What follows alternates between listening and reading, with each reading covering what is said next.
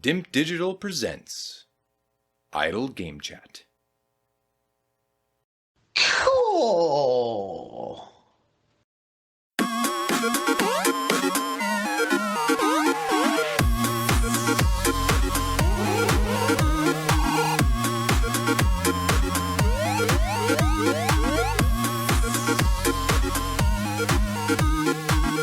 Hello, apps here from Dimp Digital. Welcome to another edition of Idle Game Chat.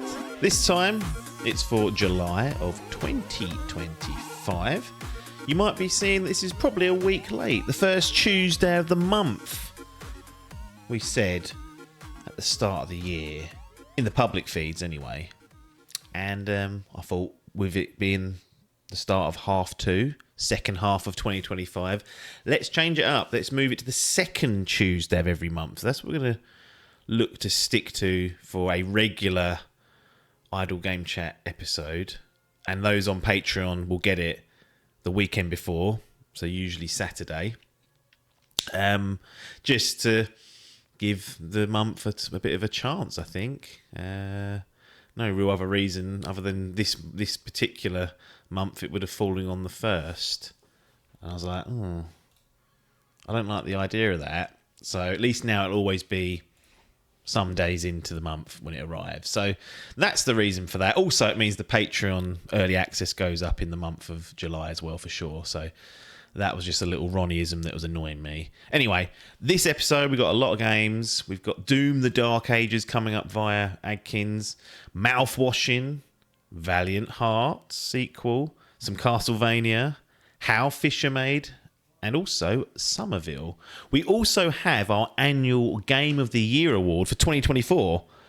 Mad, right, that we're going to do Game of the Year 2024 when we're closer to 2026 now than we are to 2024. But I thought it'd be funny just to do it quite late this year. Whether we'll do this next year, I don't know. I don't like the term Game of the Year. This does come up a little bit in the segment, so I've come to dislike that term, even though it's what everyone uses. But yeah, it's a tradition that we do. And the tradition is getting Hall on, which we don't have Hall often.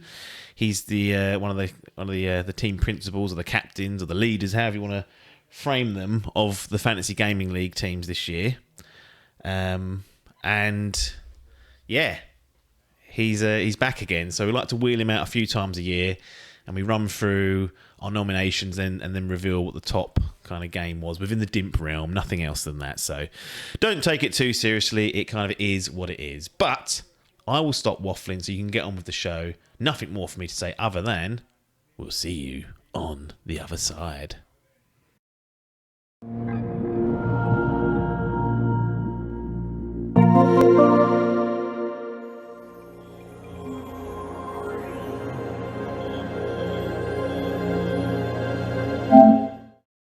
Doom, the Dark Ages.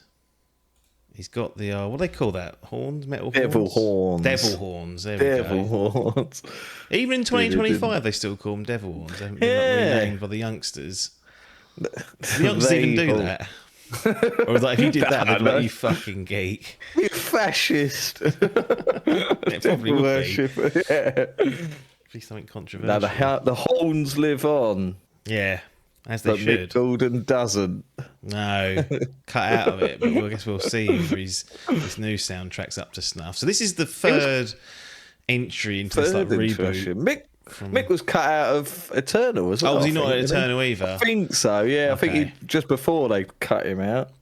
So He actually, only got he's the already one been go. binned. It's already been binned, so this is a new band. A new band got together, not Super Beat or the Saturday Kids. Unfortunately. No Dogs in royalties Yellow. coming in. Dogs in Yellow. Exactly. Or cirrhosis. It should have been called psoriasis, but spelled it wrong and it come out of cirrhosis, so that's that. This is the third entry into id sort of reboot from 2016 going back. What's the headline for Doom the Dark Ages? We're here 9 years after the release of that first one. No, is that right? Or was it 2019? Yeah. Is that right? 2016 definitely took, yeah, because they call it Doom 2016, didn't they? Yeah. So when was that? Because I Got it. No, right here. Eternal came out the same day as Animal Crossing, didn't it? It was just before COVID, so 2020. 2016, 2020, 2025. So we've had 9 years in total. 9 years. 5 and a bit of change from Eternal to the Dark Age. What's the headline for this one? My headline for Doom: The Dark Ages is the origin story, but not the origin story I wanted. Oh, So you wanted the Rocks version of Doom. I wanted the real meat and bones of where he started. Philip turning up from day dot. This sort of starts. It doesn't really say, but he's already the Doomslayer. They keep getting him out of the fucking coffins they put him in. Basically, exactly. they just. It seems like that's the cycle of it, isn't it? He does Exactly, he yeah. saves whatever's going on. They go right off you go, back to sleep, and then get him back again. That's it. So I think there are books. I think it's down to books that that there is a story of he was just a normal human being, and he is in this game. But I wanted the real like origin story, and this is a prequel to 2016, so it's set in like medieval times. I don't know how many years. Is it? Do you need to have played 2016 or, No. or is it just that in the timelines before? It's not going to lead into Doom 2016 or anything. This like one that. has the most out of the three. Has the most story in it. Like there was story in both 1 and 2, and it both had cutscenes, but this has like a real, humanizing story with like other characters. In the Not in the the old story one, he wanted though. He didn't want Last of Us. it was a serviceable story, but I wanted the origin story. Yeah. I wanted him, how he become the Doomslayer. I wanted the Doomslayer explanation. To get that story back out there. You can't go through Doom 1. I don't know if that's even what the story is in Doom OG. No, I don't even. Yeah, I think he's just fucking going mad. So I want him being just a normal bloke walking down the streets, and then his first demon kill. Yeah. But no, it's good. It's a very boots on the ground. It's like our Where's my Battlefield and grappling all. hook? Yeah, exactly. So it's very different from Eternal, and I think it could be quite divisive. Divisive. Some people play divisive, but I don't know if that's the correct way or not. No, I don't. Probably is, but it's split in opinion. Yeah, it's just. But I don't know. I think people. Yeah, I think it's not going to be something that you hate. I don't think it's not a bad game at all. But I think it could turn people off if they were very big fans of Eternal's combat, the fast pace, and that's the thing with Doom. People do get used to it. This is very, like I said, boots on the ground. There's no double jump or anything in this. You can't even dodge in this, really. So yeah, and it's very grounded as well. But it is still Doom at its core, and an interesting story and take, and one I will explain. But yeah, I wanted it to be, story-wise, I wanted it to be a bit more. That I wanted the origin story, but you get a earlier story of his. Exactly, it's like reminded me a bit like, I think, is it Batman Year One? I think he's like he's like his first year of Batman. This is basically like Doomslayer's like the first couple of years. He's already the Doomslayer. I wanted the bit before, but alas. Interesting. Have you perceived a lack of hype for this? Yes, I did. It seems. I don't know what it was, but I don't know if it's because when it came out or because we've had 3 in 9 years. I don't know what but it felt like it was a bit like, oh, Doom again, yeah, great, but I do think as well, the fact it's day one on Game Pass as well, that does hinder a bit of I've got it at Game Pass, so it's always there. Right, yeah. As much as rush. No, that's it. Yeah, exactly. Yeah, I've always got that there. And yeah, I suppose after Eternal was good, but it weren't like that fucking like, must play, can't, and sort of didn't end on something that you're thinking, cool, I need to play the next iteration of that. yeah.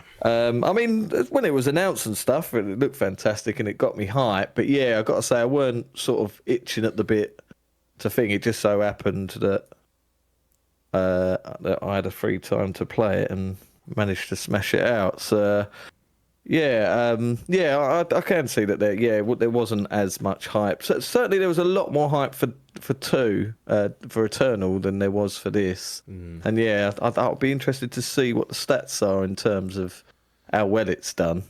It's funny because coming into Doom 2016, like I was like, oh god, what are they doing there? Because I remember they showing off the multiplayer stuff for ages. Like, what are you? Oh, cool, yeah. I was like, what are you? No, this is going to be a train wreck. I thought. Was it ID's last thing before there? Was that Duke Nukem Forever? Right. Well, the one that was in fucking thing. Well, that's probably. You might need to correct me on that. That might have not been their last game, but they had that on the backlog. Weren't they in development for like 10 years or something? And it was an absolute flop. Gearbox, so there was thinking that. Get the blame for that one. Yeah, but yeah, it come out and everyone was like, "Cool, what the fuck is this?" Yeah, I did really enjoy. It was a surprise, wasn't it? And that's what built the hype. It was like, oh no, this is actually fucking quality. And it's like, hello. And they had that execution glory kills. That was what they did before. Rage. Yeah, in 2011. Buggers, didn't they? Yeah, I always wanted to play Rage. I was like, I never did. Fallout, but it wasn't really Fallout at all. But it just had that sort of vibe to it. It had that really cool trailer, but I never bothered. Didn't it? No, I never did play that. So I wonder if that maybe hindered it. But I do agree. There wasn't as much hype as this, and it's the same people that did it because I mean I've seen the videos, same company, the same director and stuff. And this is a origin story, and it's the Dame Slayer. But like I say, it's got like more. It's definitely more narrative driven. This one, there are characters in it. And it is just like a set story of the period of time for the Doomslayer. But at its core, it is a standard Doom game, but very, like I say, grounded and boots on the ground and I'd say slower pace. There is an option here to speed your game up. There is a game speed option. So if you feel the game is too slow, then you can creep that up and fucking blast your way in. But you're not. There was a lot of traversal in Eternal, wasn't there? You had that grappling hook. Yeah. You had double jumping, dashing. There was sort of traversal puzzles. Yeah. Ain't none of that shit in this. There are not puzzles, but there are secret areas that a couple of bits have traversal, but nowhere near the extent. Like I say, you can jump. That's it. You can't double jump or anything. So so this is by far out of the three the easiest as well. There are loads of difficulties on this. So I found this easiest because I stuck this to like the default. Actually, no, I played it one up. I think I saw someone say recommend playing it on Hurt Me Plenty. So that's the one up from. So it's basically like hard, but then there is also like extra hard, and then there's nightmare or whatever. But you can change, like there's parrying in this and stuff, and you can change every little bit of the game to custom your things. I think they did get a lot of complaints going, it's too easy. So they did work on the customization of the difficulty, right? And like I say, with the speed. But one thing they did differently on this is every map or level, it comes up with the map, and the map works so much better than previous iterations. You remember it was a bit like Metroid, wasn't it? Where it's fucking like a hollow Prime, hollow map. It is the same hollow map, but with this, it shows you like you've got everything comes up on the map of all the sort of destinations you need to go to, but it will also lists every secret. So you'll get like a list on the side, and it will say like 9 secrets, 10 rubies you got to find, 11 other bits and bobs, and then there's 3 challenges you have to do for every level, and then you get a percentage at the end of each level. But yeah, what I liked about it, people probably don't like this, is it shows you everything on the map, so you just literally have to Right. go there. There are a couple of bits where you get to it and you're like, how the fuck? And then so you have to do, Right. it's not as easy as going there straight away. But yeah, there was a couple of missions I had to restart because I missed a bit and was like, fuck, because I wanted that 100%. But yeah, I quite like the fact that it was there and it was essentially like a clear down. But yeah, I sort of 100%ed the game, and that took me 21 hours. So Okay. it's nice, pretty down. Like I said, I really played a couple of lessons. I reckon you could probably do it in about 17 or something, maybe. Okay. But yeah, they are big, meaty levels with lots of enemies. That's another thing, because they took out the glory kill system, which was a big staple of 1 and 2. Oh yeah. But the reason for that is because there are so many more enemies on the screen now, and Right. if you're killing every enemy with a glory kill, even though they're only like 3-4 second animation things, then I don't know. I suppose it would slow the game down dramatically, and it wouldn't really work. But yeah, there are some changes to this to the combat, but at its core, it is very much Doom. What did you play it on? I played it on PC via the Xbox Game Pass system. So, yeah. And this So was my a poor controller little- or mouse and keyboard jobby? This is my console roots. I stuck to my controller. Too right. Yeah, because I play there, it's just... I do have a wireless mouse and keyboard, but I'm just a console guy. I love controller. But, yeah... So yeah, I played it on there because my poor little Xbox One X is so redundant now, and yeah, just played it on that new powerhouse. And I mean, that's the other thing with these Doom fucking PC ports; they are unbelievably optimized, liquid. So I had it on the maxest of max settings, 4K, and was like getting over 100 FPS. Bliss! It looked gorgeous as well, absolutely gorgeous, beautiful. Just circling back in terms of overall franchise experience, you've played the 3 that have come out, obviously, since this sort of reboot from 2016. Enjoyed those. Yeah. What before that? Had you played OG, I've played 2, 3? I don't know if we got to 4. I can't remember what we got up to. No. Oh, yeah, you had 1 and 2. You had 3, then Doom 16. There was a 64, Doom 64. Didn't play that. I've played 1. Yeah. I've played 1 on loads. I've got it on Switch, PC. Everywhere now. You can play it on your fucking Yeah, fridge you can if play want. fucking. Yeah, exactly. I played it on shitloads. Don't think I've ever completed the originals though. That's one thing I'm gonna have to go back to, because I bought 3 as well, and they released 3 BFG edition, which had 1 and 2 included. Right. Yeah. And then fucking Eternal's got some secret level where you can play 1 and 2 on it. Yeah. I bought 3 on OG Xbox and never played it. I've played a bit of it, but again, never through to completion. So Doom 2016 was the first time I've actually rolled credits on the Doom game. So I'm very much invested in this reboot. But yeah.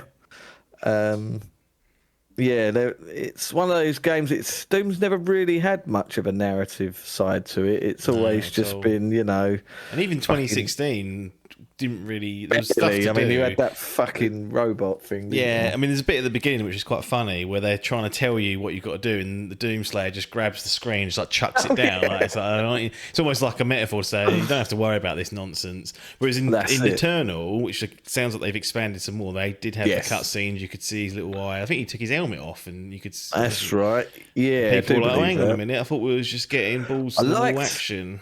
That. Do you remember you had like the little homeworld, or like the little fucking space station thing, wasn't it? Yeah, that you had. You get all your collectibles, and there's like that's a little it. thing in there.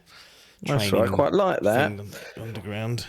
Yeah. So this, I'll tell you what this plays a lot like. It's like a Halo game basically, because it's got such a story, and it's it's just standard sort of. Like set out like a Halo game, you just go through the levels, killing everything until you get to a boss after a couple of levels, and then you're greeted with a lovely big cutscene, and there you go. So yeah, it did play very much like that, but Yeah, it was interesting to get a more narrative-driven game, although the story was very meh. So what's It wrong was with the there. story then? Well, that's not what's wrong with it, maybe. That's the wrong. I'm trying to set you up and throw you down the stairs, but Well, it what just didn't to me, connect? it just didn't sort of feel necessary, really. Just like it's almost like they were trying to go for like, not like a Last of Us, but they're trying to sort of humanise the Doomslayer, basically. And so this like it sets off. There's like these two factions that are at war: the demons. Well, there's like three Scars and factions. the You've got like wolves. you've got No, the scars, the wolves, and the fucking infected. the rattlers. Oh, fucking hell, you got them as well. So yeah, you've got the humans, which are like, the humans. And then there's like these little master alien race. Right. And then there's the demons, like from hell and stuff. So you've got the demons and the humans are at war with each other. And then there's like this other faction that have got you as the Doomslayer as their slave, and they're basically using you as a weapon. Yeah. So they just Okay. send you out, and they've got you on this thing called a tether, where like you have to do what they say. Interesting. And then it's about the Doomslayer sort of breaking free from those chains, and taking more to his human side and battling against the Doom. The thing, but what I wanted from the story is why is he doing this, and How why did is he he get ate chained these up? exactly? How did he get Yeah. chained up and all this, which you don't get? You sort of chucked into this story. It feels like there should be another game prequel to Maybe they'll this. keep going back till they get to the Maybe very that's what they beginning, might do. where he's just a wee bubba, and we find out he's actually that fucking baby out of Death Stranding. That's where he came from. They link it all That would together. be brilliant if they did something like that. But yes, as much as it was a change of pace having a narrative story, it didn't really land. To be honest, it just sort of felt a bit meh. Yeah. And like there was characters in it, but you sort of spent so little time with them, and they were just there as sort of nothing really. Yeah. And then at the core of it, then you're going through the missions just on your own, and it didn't really serve much of a purpose. You're going around killing all these fucking demons, and it's Powder typical puff. Doom. Yeah. But it's weird for the story. I mean, there's probably Doom fucking hardcores that yeah. there's exposition there that's gone over my head, and I all can't these believe what facts. they foreshadowed for the later games. They go, oh, look, that's the fucking blob out of the Eternals Exactly. demon arse. And you're like, that was it. It just looked like a fucking monster. I ripped its head off and popped its eyeballs, and then Exactly I moved on. there. Took a shit down its neck. Why is that not an animation yet?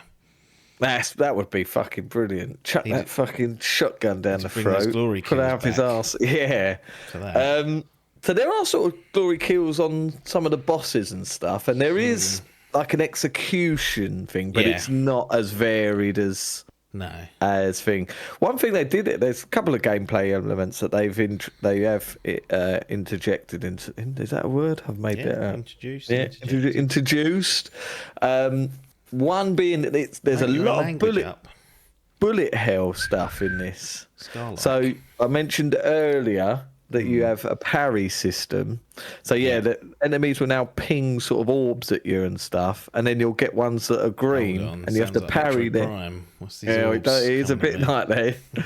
It's Returnal. Yeah, someone said that, like, just make the next, if they're going to carry this on. Because I think people are sort of, like now it's the third iteration. They're like, all right, cool, yeah, that was fine, but we don't really want another one just yet. So if they do carry on, someone did mention saying, like, just go fucking full Returnal and make it a fucking bullet hell game, and yeah, try that, but who knows. But yeah, so they've added that system, so the parrying system in there, like enemies will attack you and come up with a command of parrying. Bosses will shoot out all these fucking bullet hell things, so you've got to do a bit of traversal, like jumping and dodging, or not that you can dodge, but jumping and getting out the way and parrying these bullets. That's one big key. The other key thing as well is you also have a mount that pops up now and again, which is a dragon. So there are sort Wow. of little flying I did levels. see that in one of the trailers, and I was like, "What's going on Yeah. here?" So there's Don't you it's get in like like not a robot, but yeah, that's I the saw other that in the thing as trailer well. So they've obviously whoever directed it must fucking love those Pacific Rim films. Yeah, yeah. Because there's like these fucking massive robot things, and that you go through, and then you fight fucking gigantic demons and crush cities with them. And I gotta say, that is pretty fun because it does break up the thing. Whereas they've stuck this narrative in here, and you're rewarded with not lengthy cutscenes, but certainly lengthy for a Doom game. But now, these levels you'll be going, your box standard level of going through, clearing out fucking waves of enemies and hunting round for bits and bobs, and then continue. Now you're treated, with a level where you're flying around, exploring on a dragon, landing on different areas, and then fighting loads of enemies. Get back on your dragon, fly around, and that does break it up. And then then you're with a level later on where you get into a mech and you're having a big mech.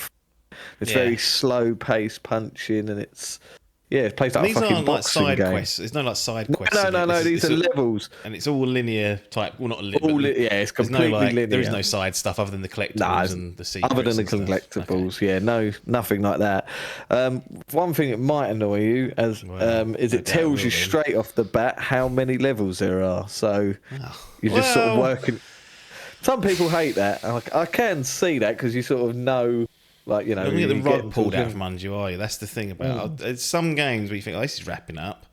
Yeah. It's not, because the fucking super boss you're about to fight has got a 8th phase, and he goes, I'm going to go to the sky now. See you later. Well, how am I going to get up there?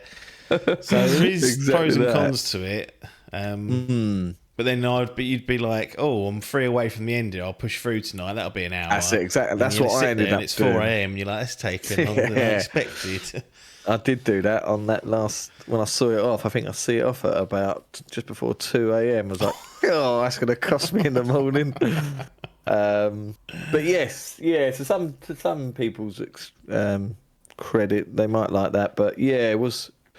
But this is certainly a lot more linear than the Eternal, because did that have it had side bits you could do, didn't it? And then I think they were called now. There was like Slayer Gates or that's right. Yes, you did, didn't you? They were fucking hard, and I did them all. I wasn't intending to. I just every level I went into it and was like, this is quite. And it's like a hard challenge basically. When you drop like 3 marauders on your head, and you'd be like, cool, yes. But there was like the standard like secrets and like traversal stuff. You're like, how the fuck do I get up there? You have to figure it out and try and work your way through it. Yeah. So no, none of that, unfortunately. No, just very linear. Tells you how much you got. There's a very hand-holdy Doom. I will say that, very hand-holdy. So it's an interesting take that, normally you get a game like this and then the iteration comes after and it's less hand-holdy. It's interesting that they done it opposite. They sort of, didn't they? Without Gordon there, they went, right, can't have another one without him. I feel like this version of the game is certainly like more of a jumping point for people people that aren't Doom fans to jump on, because it is so grounded and less to do, and very easy. Like certainly the easiest out of the 3. Probably not the shortest. It's longer than 1. I can't remember how long. I mean, I know you did a lot of the side stuff, but I feel like 1 was 10, 12. 10. Eternal was maybe up to 15. Maybe I could be making. So so probably it's the longest then as well. Then because I think if you're mainlining it and not even bothered about the 100% in it, then it's 15 between 15 and 20, I'd say. Yeah. But towards the back or after that 20, I'd say. But So I know in Eternal and Doom original, you'd play this sort of juggling act where you would shoot an enemy and it would drop fucking, I don't know, health. Yes. Then if you set them on fire, it would drop armor, and if you chainsawed them, it would drop ammo. Does it still have that kind of flow there that you have to deal with? And is it? So you still have melee. So you have now you get a mace and a flail. Flower. Flail? Flower? Flail. What they got? Flail. Oh, I forget. frail, yeah. Yeah, Frail whatever or it is. The flail? fucking stick with a chain on it with a ball and it's mace in it. So you get that. And also what you also get in this game, which is a very big upgrade and very good upgrade. Flail is a flail. Flail. Looks like a mace to FL. me, but I guess a mace is not it's not got a chain, is it? Right. That's just got a club in it. Coals. Yeah, that is, yeah. I didn't Is that grab with the a chain? fucking medieval. People at home going, Well, that's another thing. well, this mace here's got a chain on the end for what are they doing? Yeah. One thing I will say as well is when they did set this off, it was like, yeah, the Dark Ages. Right, yeah. Other than he wears a skirt. a woolly cape, Right, because he's cold. and he's got a flail. Yeah. Flail. There weren't really anything else that made it feel like a fucking Well, like medieval. the guns, they feel... Because it's obviously science It's fiction. futuristic, yeah. Right, Well, interesting. So they got like you still got all the typical weapons. The only other thing, do you remember there's the big fucking gun? Yeah. Well, like the big BFG in this is a crossbow. So I suppose that's a bit medieval. But Yeah. other than that, and I suppose you fly a dragon. Dragons are maybe. And a mech. But I don't know. Even the story that's isn't not- medieval. It's like this weird mishmash because like everything, like all the enemies are still sort of mechanized and Right, demons, yeah. and then like you're in hell and stuff. That's not medieval. No. That's just hell. So yeah, I've got to say, but sort of halfway through, I was like, well, this isn't as medieval. I'm expecting like Game of Thrones Doom. I want fucking Jon Snow turning up through, bringing his dire wolf. There's nothing there, but Event Horizon again. yeah, exactly. But yeah, so that was a bit of thing. But yeah, sorry, we're going back to combat. One of the biggest changes to this is the inclusion of a shield, which is fucking wicked. Okay. Basically, they have Captain tried America, to is it? Captain America, but they've tried to make their version of the Leviathan axe. Ah. So you pull can it off? fling it. It can pull it off, hit stuff. You can stick it into enemies and then recall it back. Yeah. Turns into a fucking chainsaw thing. It's fucking brilliant. And the upgrade system, there's like skill trees, but they're just you have one skill tree. Yeah, guns have upgrades, so you can choose sort of what they do. But you have upgrades for your melee, so what your flower and stuff does, or your shield. You can have when you parry, you can have it like send out a shockwave, or a little gun comes out, or little arrows fire and stuff. So there's like just little upgrade paths, but it's probably one of the smallest skill trees seen in the game. Very minimal, and like I say, but I've got to say that shield worked so well in this game. Like that really did change the combat up. And yeah, what you were saying, so what you had before is you had that set them on fire and they release that. That's what you have. So you have your shield will drop a certain type of ammo. If you melee them and do a glory kill, that will release health and stuff. So you are constantly juggling that, and you are constantly running out of ammo. Have you got fuel to worry about or anything like that? Chainsaw? No fuel, no, because there's no chainsaw or anything like that. No, so no, the fuel's been binned. I'm trying to think what else there was. It's just going back to this shield, this Leviathan shield. Is it better than Kratos's? no, it's not as good as the Leviathan axe. No, but it is pretty good because they do include it into some puzzles. So, like, do you remember in God of War, we had to throw it and it would freeze, and then you go through a door and you have to do that. So they do include stuff like that to it. But yeah, it's mainly for combat. So if you get, like I say, there's so many enemies now. There's loads. You get like bigger enemies, the fuckers.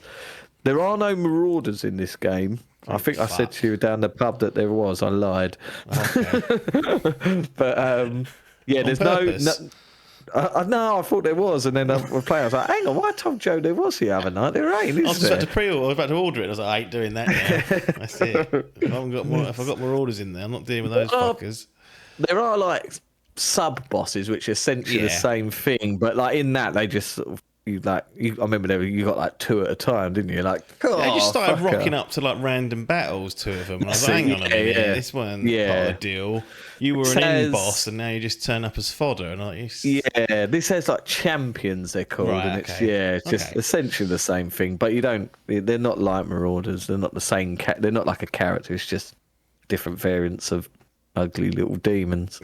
But yeah, the best thing is that shield is just using it to your advantage and fucking like you'll chuck it at something and it will spin in them. But what else you do, like I said, you get big waves of enemies. So normally when you get these little fucking mobs of little shit, you can just fling that fucking shield and that will just wipe all the shit out, and then you can focus on Big Daddy. So yeah, it really is it does make combat so fun just to go through, and like I say, because it's not too hard, you just have to keep going, basically, just sort of move. You sit in this, as much as I say it's great boots on the ground and all that, you do have to keep moving to not die. So you're not just standing still and hunkering down. In terms of the parry and the shield being a shield, what's that like? That's quite difficult, because like I say, if you fling it at at an enemy and it sticks in and then it's churning them up, someone attacks you, you then can't parry because you have to do it with your shield. So that's pretty good. But yeah, that's really good. Like the like I say, the parry system, you can alter that, but I left it on the default and there was way too much time to do it. Like I never failed to parry, but you can. If you play Clair Obscure, you're going to be learning. Oh really? One frame parries or. Oh, is it? Cool. It's not that bad. No, you can't make it that bad in this, but I never did. I just sort of, I was at a happy. Can you make it even easier? Can you open the window and make it like? You could, you could make it absolutely easier. Yeah, I go level. The other thing as well, you parry. I'll put that on. On some of the secrets, there's like extra life. So like like in Sekiro, where you die and then rather than die, you get a resurrection. You can get 3 of them at a time, and so like. For most of about half of the game, I didn't even use one. Cool, this is easy. I might up another level. But then towards the back end of the game, it did start kicking up, and I was using them. I never actually used all 3. Actually died. That's how it was. I should have probably gone up one more, but I didn't want to make it not really hard and annoying. So I was like, "Fuck it, I'm happy with this." Don't want the stress.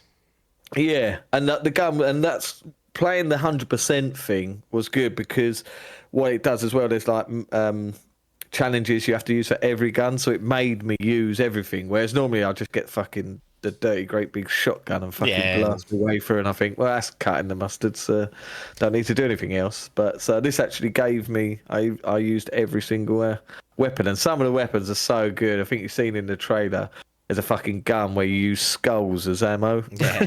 So it crushes skulls and shoots skull particles at people. Brilliant. There's fucking there's typical shotgun, the double shotgun. There's like a spike gun, fucking some bubble gun that's got like orbs and stuff that shoots out, bazookas, grenade launchers. It's a real varied spice, but like I say, it's just really has lost its speed and traversal in it.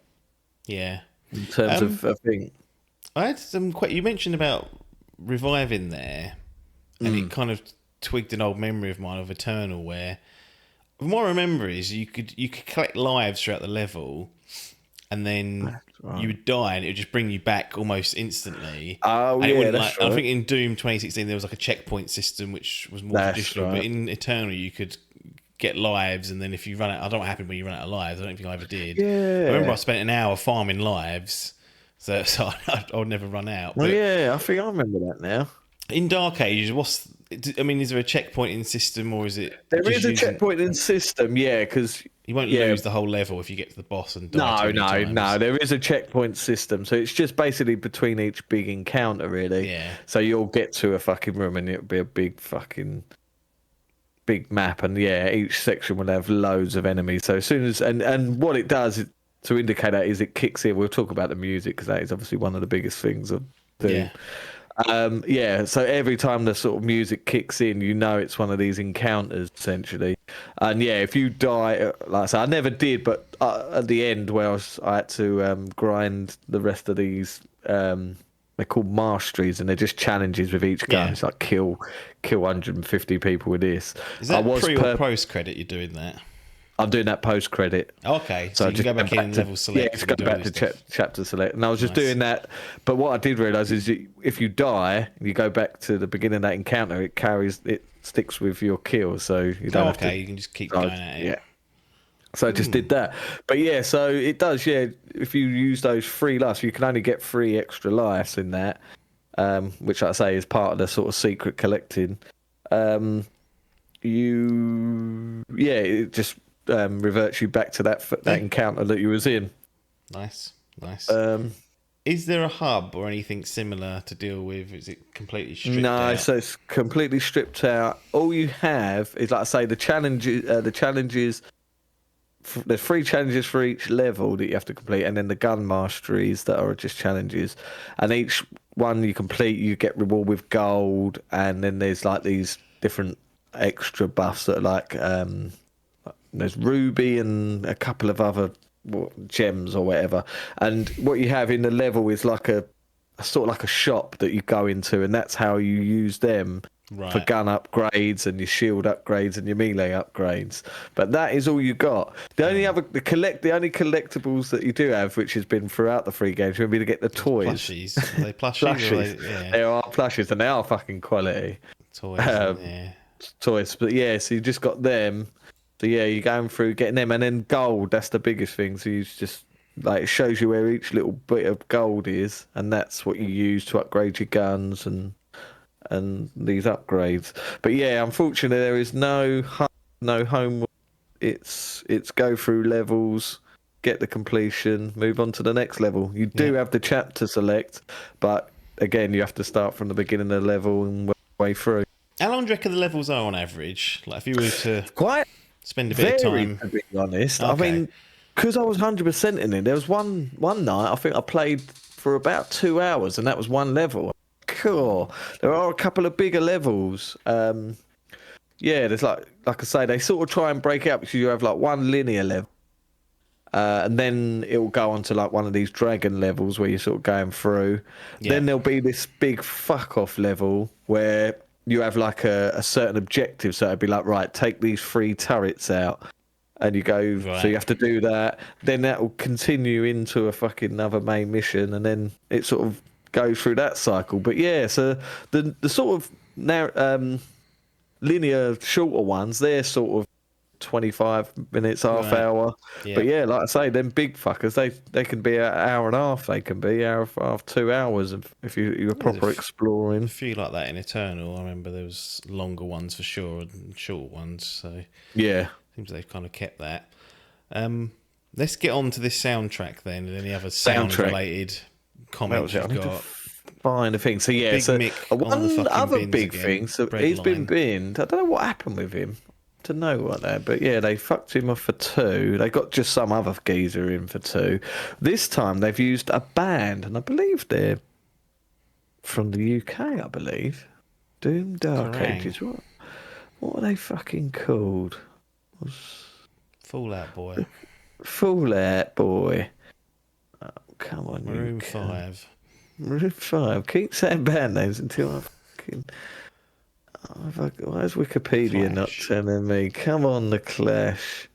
I'm going to have to Google it. Dark Ages Band. It's Doom. Kasabian. Someone used to call Kasabian. Well, there it's come up. They are called... ABBA. Finishing Move. That's it. Finishing Move. Finishing Move. Yeah, come up. They look like nerds. Is there some? Are they English? They might be Yanks. Doesn't say. They've got like. Are they just composers? Are they? I don't know. They've done the Callisto. They've done I'm saying Halo 2. They've been. Oh yeah. Snarled up in. They've got credits for Halo, Halo Wars, Crackdown, Borderlands, Flight Sim, Grounded, and now doing the Dark Ages. So this must be a production and team, I guess, that are there. I don't know how they would. Callisto Protocol lurking. I thought they were just like a normal band. No, maybe they're just a thing then. Anyway, yeah. So it's very typical Doom, very heavy metal and stuff. But one thing I did find is the mixing of this game was shit. I had to it was there in the background, but the game volume was so much louder than the music. And what they do, like I said earlier, is they use the music to kick in for when these encounters come. Yeah. So there'll always be a bit of music throughout the level, but it'll just be standard sort of, just like a guitar chugging along, just dun, dun, dun, dun, dun, dun, dun, dun. And then once you get to one of these open areas and enemy, then it starts kicking in the fucking Yeah. But yeah, at first I was like, I can hear it, but all I can hear is these fucking guns kicking off, and I can't really hear the music. So I found I actually had to go into the options and put the main music, the main fucking game volume down to about 70%, then fucking whack the music up, because I was like, right, let's have it. I mean, I got a headache by the end of the night, but that's part and parcel of these games. Always. But yeah, the music is good. It is, it's very. Very Doom-esque, but again, I don't think it's as good as Mix 2016. That was fucking iconic. Remember when he played it fucking at E3 or whatever it was? Might have been Game Awards, I think it was. Jeff got him on board. But it really does sort of play. Oh, he's Australian, Mick. That's why they got rid of him. Can't blame him for that. It? Cool. You can't blame him for that. Don't want those Aussies lurking, do you? Out shagging kangaroos, the poor bastard. But yeah, so yeah, no, this does play a big part in it. Didn't have any call. Do you remember the fucking? He completed the score for Doom Eternal. Oh, he did. The falling out happened afterwards. Oh, and so it is his music, is it, Doom Eternal? So this is the first one. Changed it, but yeah. There's someone else fucking. Did someone else fucking edit it or something? I think so. There was something about him handing stuff over and they were fucking with it. Yeah, he was like, right. He went, look, that's the king's fucking music. But yeah, so yeah, it's serviceable, but it's not what's it called? Yeah, it ain't no Mick, but it does do a good job. But whoever fucking mixed it, need to get them levels right, because if I've got to go into fucking options and sort it out myself, then that ain't good. But yeah, it was perfectly Doom, perfectly fine. Heavy metal get, and yeah, I like that they use it to sort of. It was quite funny because it really does it kicks in when they counter, and I remember fucking killing this fucking wave of enemies, but I'd left one little enemy who was wandering around, and then walked off of the area, and the music stopped, and then as I walked back slightly, it fucking kicked back in again just because he was hanging about. Then you put him down, and the music slows down again. But yeah, so yeah, it does play a big role. But yeah, I got to say, yeah, I think this one iteration really is the change to the combat. It's the use of the shield.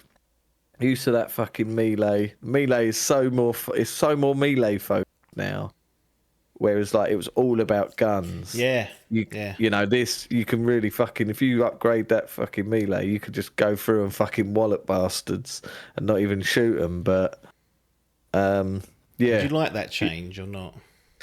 I did, to be honest. It was nice. I think people won't like it as. Like I say, the traversal of it and the sort of challenge of jumping around, and I don't know, it felt quite sort of free flowing, didn't it? And you can use it to your advantage, jumping around and swinging around the map. You're like fucking Spider-Man in that second game. I did quite like it, to be fair. Yeah, I did. And like I say, I think the inclusion of that fucking shield was quality. You had that fucking Predator sword last time, didn't you? Do you remember that? Yeah, that's got. You ain't got that. Oh yeah, stapling his fucking tongue. They're letting them bodies. Why don't they hit get drowning Paul to do the fucking? Well, they're not. He's dead, isn't he? The lead singer. Oh god, yeah, he literally did drown, didn't it? I thought it was a tour bus crash. Yeah, wait, no, he choked on his own sick in his tour bus. I think. Oh right, I don't know if it was off his head. Well, sure, that's happened because everyone's getting. Unless that was just one of those things. Drowning Paul. What was his name? Dave Williams. He popped his death. He was found dead in his band's tour bus travelling with the Ozfest to play. So he died from heart failure. Too much cocaine, I reckon. It was undiagnosed. Yeah, I'm sure something was I heart thought attack. again, this is before it wasn't before the internet, but it was before it. Well, what year was that actually? Attitude era, that was, wasn't it? Because he died shortly after that. Died He was 2002. so he died in 2002. Yeah, when did that song come out? Because that's been... Remember it's SummerSlam 2000? Yeah, they did use it, didn't they? Yeah, interesting. Well, I remember someone at school saying, "Oh yeah, he there's a bus tour crash," and I was like, "Oh." Really? And I never bothered to look it up because that wasn't really. You didn't have a fucking phone in your hand to check it there and then and go, "Oh, you liar! He choked and he had heart failure according to this." And Atkins said it's cocaine based, so. Nothing to do with his tour bus crashing. Here we go. Drowning Pool, Sinner, the album. Sinner. Bodies come out May 14th, 2001. It was used on several professional wrestling promotions. I fucking love that The album. theme for WWF SummerSlam. Yeah. And also the revival of ECW from 2006 to 2007, in addition of One Night Stand. Cool. It was also used during the Anarchy of the Arena for AEW's Double or Nothing. But yes, they should have played this in fucking Doom because it was. I asked an AI to tell us what happened with Mick Gordon. Here's what it summarised. Gordon comprised the iconic and critically acclaimed soundtrack of Doom 2016. He was rehired for Eternal but faced extreme time constraints, demands for 60 tracks in 4 months. Gordon delivered partial stems, audio layers, for the base game, expecting them to be mixed later on. Bethesda / id Software outsourced the mixing to an in-house audio designer, Chad Mossholder, without Gordon's approval. The result was a compressed, distorted audio described by fans as muddy or brick-walled. Bethesda promised a collector's edition OST for digital edition buyers by May. After months of delays, they released a poorly mixed, glitchy soundtrack in March 2001, largely handled by Mossholder. Fans noticed uncredited tracks by Mossholder and glaring audio I remember flaws. that. Mick Gordon's response. In November 2022, Gordon published a detailed Medium post accusing id Software of breaching his contract, falsely blaming him for delays, and using his name to sell the OST despite his disavowal. He claims id's executives are toxic and trying to smear his reputation. Id's reaction. Studio director Marty emailed staff calling Gordon unprofessional, leaked in Gordon's post. id Software / Bethesda stayed silent until December 2022, issuing a brief apology but denying Gordon's key claims. In 2023, Gordon released Doom Eternal: The Ancient Gods Part 2 original soundtrack independently, proving his unused mixes were superior. I mean, that's I don't know how the AI is coming up with that, but he no longer works with id / Bethesda. Fucking long is that? Doom Eternal must have been in development for at least 3 years. Surely. And they've gone, 4 months in. You've got 4 months to write 60 odd songs. Off you go, puppy. Maybe there's a thing where they have to see the game and know. Right, even the composer might want to see how it's. Yeah. But yeah, I don't know. Fuck me. Poor old fucker. But yeah, so that's what happened there, the debacle. And that was from Deep Seek this time. I like to use different ones. Oh, was it? I've noticed if you use these things, they don't half lie. Yeah, there are things it tells me. I'm like, that's wrong. And you tell it, and it goes, just shrugs its shoulders, and I'm like, well, people keep using them, and I'm like, you got to check these little bastards. I got to say they will cock up, wouldn't they? Getting basic F1 stats wrong. I'm like, hang on a minute. If I know that, you should know that. But that's what Deep Seek reckons about Mick Gordon and Mick Gordon. I do remember the thing about being uncredited. So it must. No, it was after Kojima was uncredited on. There's loads of stuff now. I think when they done that Last of Us Part 1, didn't they? They didn't credit Bruce Straley either. He's like, right. Oh, then they done the remake of it. Yeah, I've got a feeling his name's not on that. And they're like, fucking hell. Well, Bruce, you weren't involved in the remake. You're out. Yeah, cucked him out. There was an interview. Did you watch it with Colin Moriarty with Druckmann? Oh, Druckers. And he said something on there, and he was like, "Yeah, I wrote every script for the first game." And I was like, "Well, did you?" Bruce cut out. He stung the bastard. But yeah, Mick cut out. But yeah, soundtrack holds up. It's fine. It's serviceable. Does the job. Not going to be winning. Well, it might. Maybe it will win best soundtrack. Who knows? But it won't actually. Claire Obscure will. Oh, is it really? I was going to say that will fucking pound those awards. What did they make? It's the people. Was it Final Fantasy people or what? Was it just a new team? Soundtrack. Yeah. Or did this game?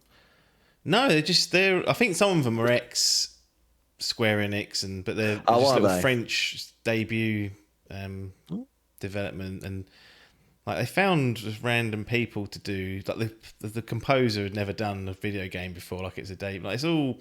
If you read into it, it's quite interesting. But again, how much? Fucking been greenlit for a film, isn't it? Yeah, I mean a lot of stuff's been greenlit for a film though. Yeah, that's There's true. all manner of dross out there. There's a film coming of that, and I'm like, well, that won't work, but we'll see. That won't see the light of day either. The Dark Age. Any other business? No, I think we covered everything. To be fair, like I say, something I want to ask, but I might wait until we get into grading territory because it might burn your ass. I wonder if it's going to factor in. Okay. Stuff that annoys that Adkins' brain when there's potential bugs. Elements of it. I don't know if that's I forgot about that. The bug. Has it been? So I'll tell. Well, there's a bugged achievement. Has it been resolved yet? Not as far as I'm aware. No. Okay, so there hasn't been it hasn't been an update. So I essentially have platinumed this game on Xbox. But yes, a bugged achievement of something of unlocking all upgrades on your shield and melee, which is something that you can easily do by 100% the game, which I have done and not received the achievement, therefore hindering my 100%. Unbelievable. But yeah, and then you said go to PlayStation and do it, and I told you that it's the same over there. So I don't know how that's happened. It's weird. No mix, no QA, it seems.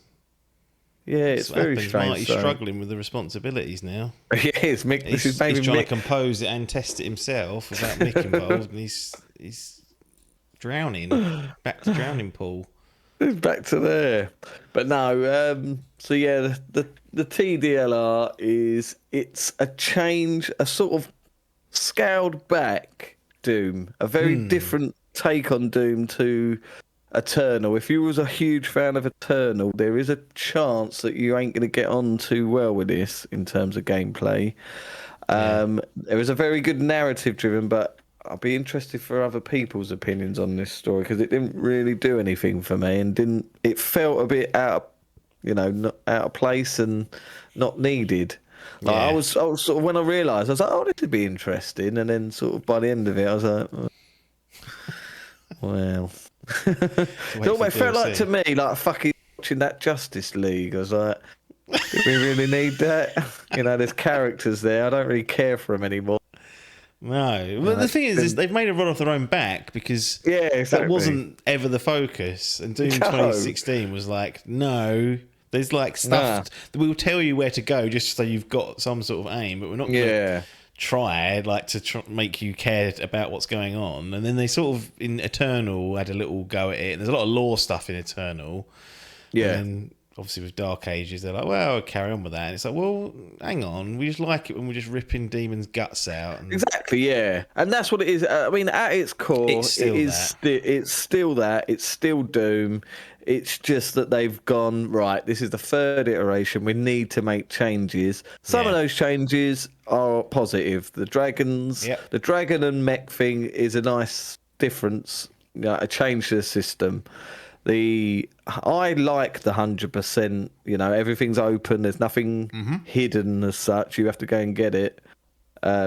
Nothing's missable, basically. Well, it is, because I had to fucking go back and do a couple of levels. But essentially, they've gone for this. They've made it more grounded and more approachable for new players to jump on. Some of these changes are a bit of a swing and a miss. Some of them are welcomed. Yeah. So have a go and see what you think. But if you want the same experience you got from Eternal, you ain't getting it here, boy. No. And Fair that's enough.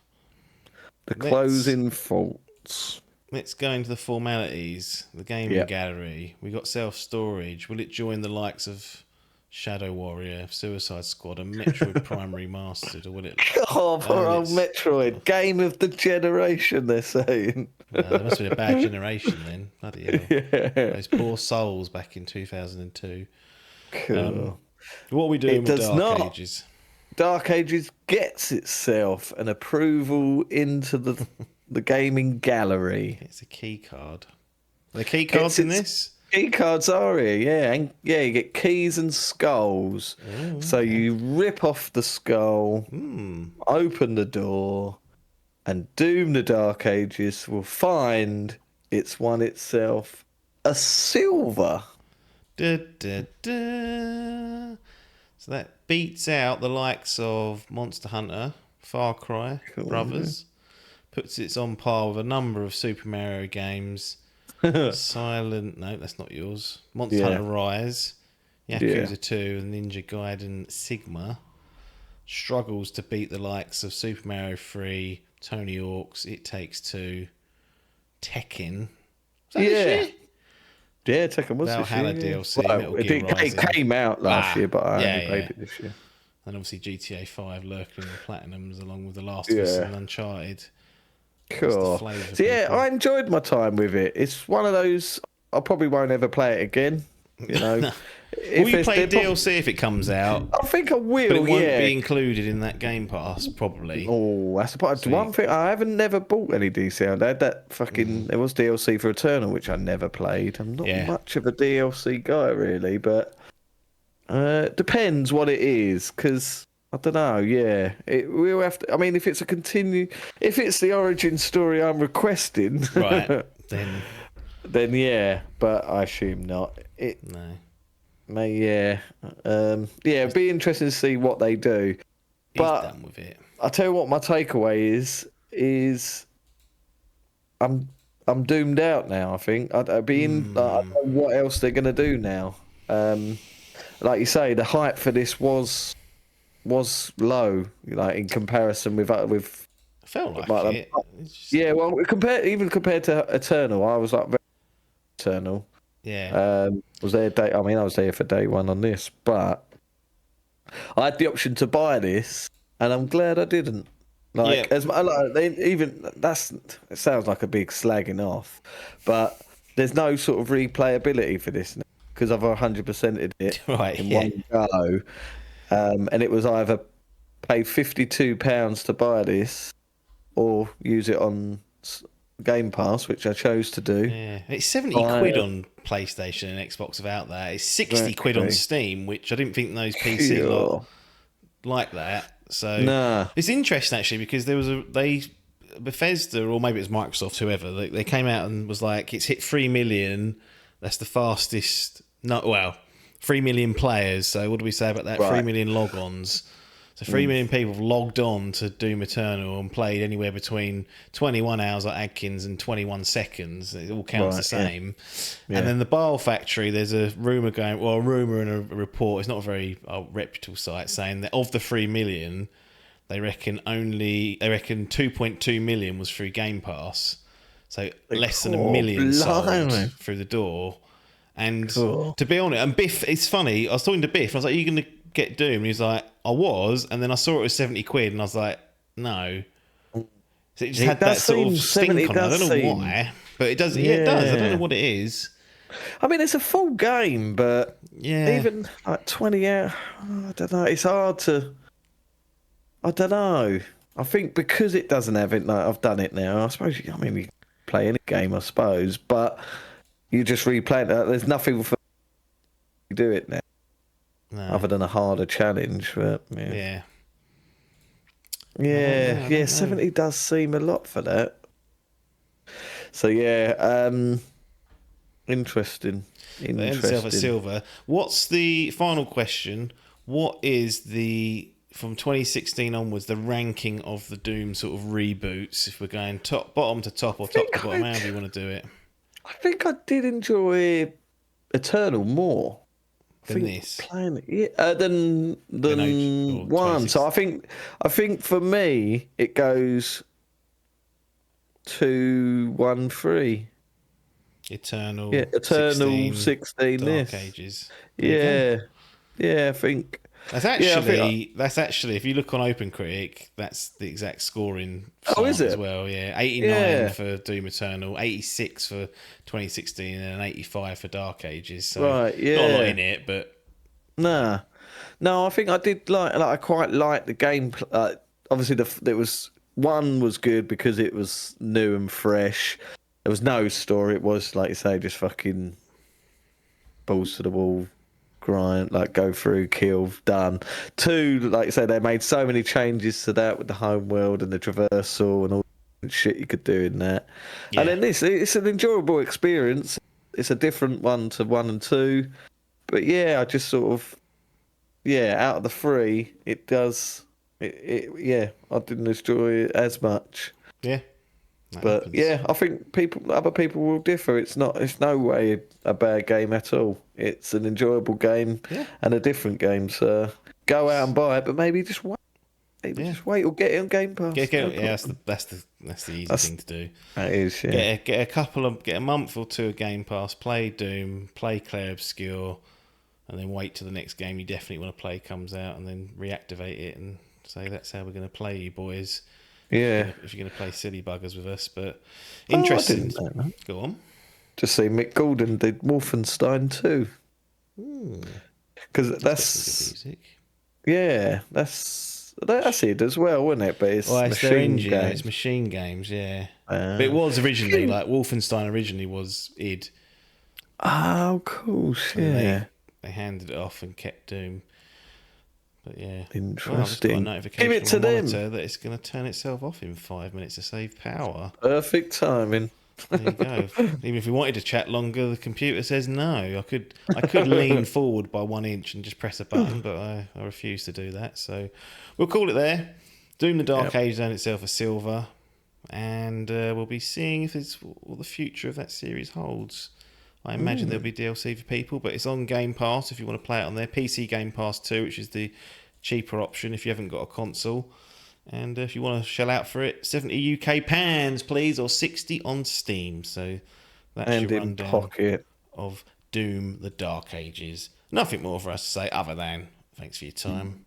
And ta-da, get those devil horns up.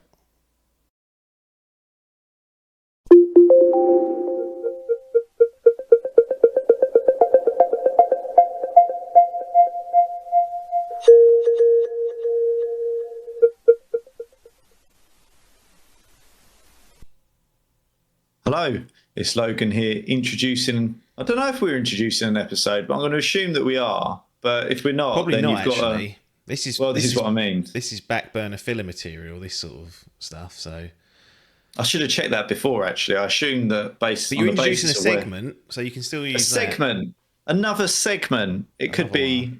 Was the previous segment us? Who knows? No one knows until you come to cobble it together. But we're back again, reviewing some games I don't know anything about, which appears to be a common feature.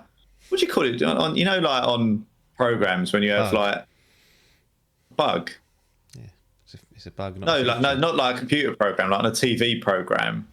I'm trying to think of an example, but on Top Gear they'd have like the call wall, or they'd have you do the celebrity element. There's like a segment to a show, a regular segment, and I would say our regular segment is reviewing games I don't know. Yeah, that is. Because I don't think there's a game. What was the last game that we played? It must have been the Division 2, like the one where we've both actively played that game. Question probably was the Division 2. Fragpunk wasn't it? Spyro I didn't play. You played it. It would have been like last year. Astro's Playroom. No, that's not even that's the old one, isn't it? It wasn't Astro Bot. So that's. Have I reviewed Astro Bot? Helldivers. Helldivers, yeah, it probably was, yeah. Helldivers. That was early 2024. So I was going to say that was over a year ago. I think that was like February to May. Just somewhat, but I think I put you onto that. Yeah. And then you're going back to the doldrums of Division 2 Warlords of New York expansion. Oh my god. Oh my god. All the memories come flooding back of that horrific, memories. Awful experience that we both had in that. You did it. You bought it for me. Well, I didn't know ignoring it's it. going to be that poor, did I? Wow. Generally speaking, we'd had a reasonable time in everything prior to that. And I don't know if that's true, actually. That might be my memory faking things. But I don't think we generally hated the Division 2. I think we were like, okay, well, this is all right. This is what it is. And then that come along and just soured the whole experience. I remember that final boss on that, where you were getting right aggravated with him. You were so done with it at that point, and he was a little bit annoying, I remember. And it took us a couple of goes, and you were getting right aggravated. I was trying more than once at something. I don't like it. So. yeah, same here. Because there's always that thought process where you think, I'm going to be here for the next hour, just rinse and repeat in this. And it's not fun. It's not ideal at all. But anyway, here we are this time round, and you've chucked me a list of 5 games that I think the only one that I recognise on this list is because I recognise the words Castlevania. But Valiant Hearts is another one that you've chucked over. Was that? Yeah. Now, this is where I'm going to get snarled up. Oh, no, I think it was this War of Mine that I'm getting confused with on that. Right. Do you remember there was a game where it was like a story mode and you had a woofer and it was like a 2D side-scroller game in World War One? That's this one. This is the sequel. It is. So Valiant Hearts: The Great War, which came out in 2014. Yeah. This was the follow-up to it. So, yeah. So Coming Home. How have I missed that? Well, you missed it. I thought that was great. You missed it because originally it was like one of those Netflix tutters. So it came through Netflix. Then they suddenly realised, and then I think it was you could play it as a mobile, obviously, because it's a Netflix title. Then obviously someone said, "Look, no one cares about playing this Netflix games that way." Game. Yeah, we ain't doing it. So if you want to get some cash out of this, retrofit, and then 2024, I think March, it came out to Switch, PS4, Xbox, and the like. So Steam, all that sort of stuff. But yeah, a bit of a. I remember when I saw this announced. I assume we're starting with this game. I don't know if that was in the order, but we might as well now we've started. Yeah, we might as well start with that. I remember seeing it on Netflix and I was really annoyed because I was like, I didn't look like I loved the first one, but I thought that's a nice palate cleanser, like. Yeah. The Great War is about It was World good, War though. One. Yeah, I really enjoyed playing that first game. I genuinely was like a little bit sad when it finished, and I don't often feel like that about games. So yeah,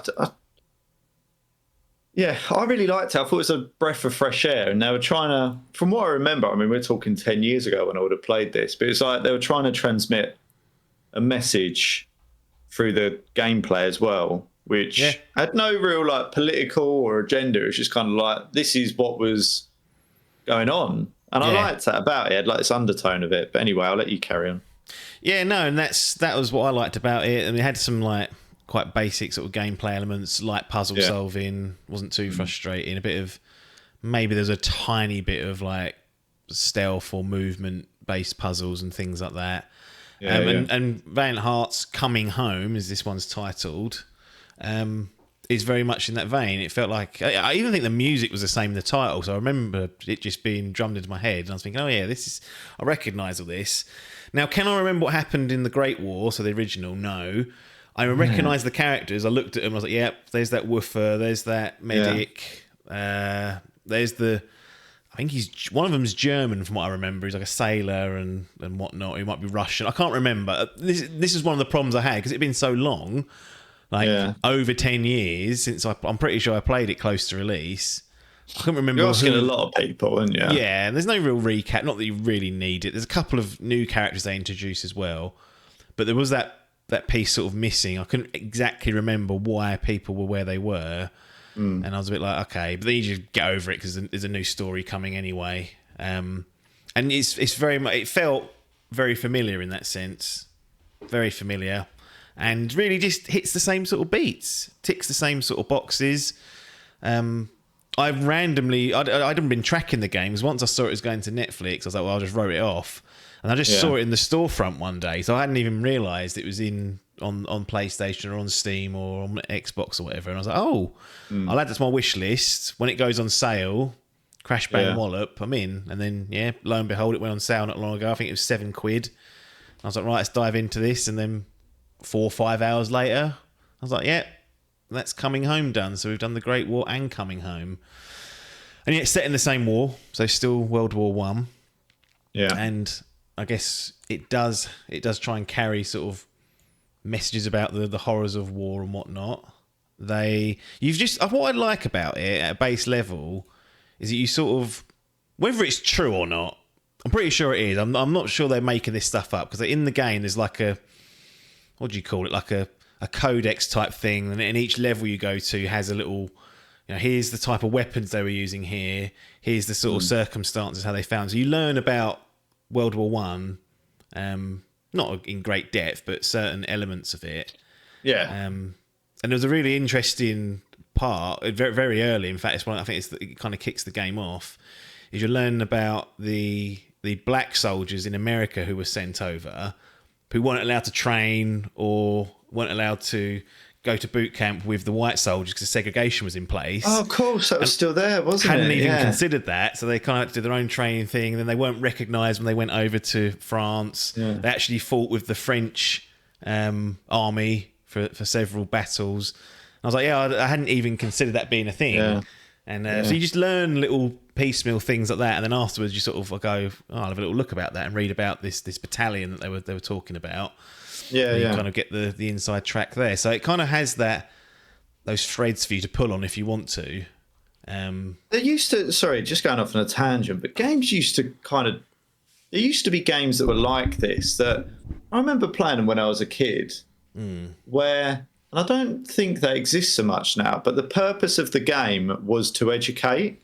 And I'm not saying this is the purpose of this game necessarily, but it's something that just got me thinking. We don't have, at least on consoles and PC, I think they're much more prevalent on tablets and things for kids now, but interactive games where and I remember my dad kind of figured out when I was a kid that I ain't going to sit there and read books. I ain't that way inclined. So if he needed to get me doing something educational, I think it was called Dilbert's something or other. There used to be that, and there used to be several other things as well. And I remember having all the encyclopedias, interactive encyclopedias and stuff that talk to me about things. And that's the way that Richard found a way to basically Dilbert's desktop games I've got here. That's it.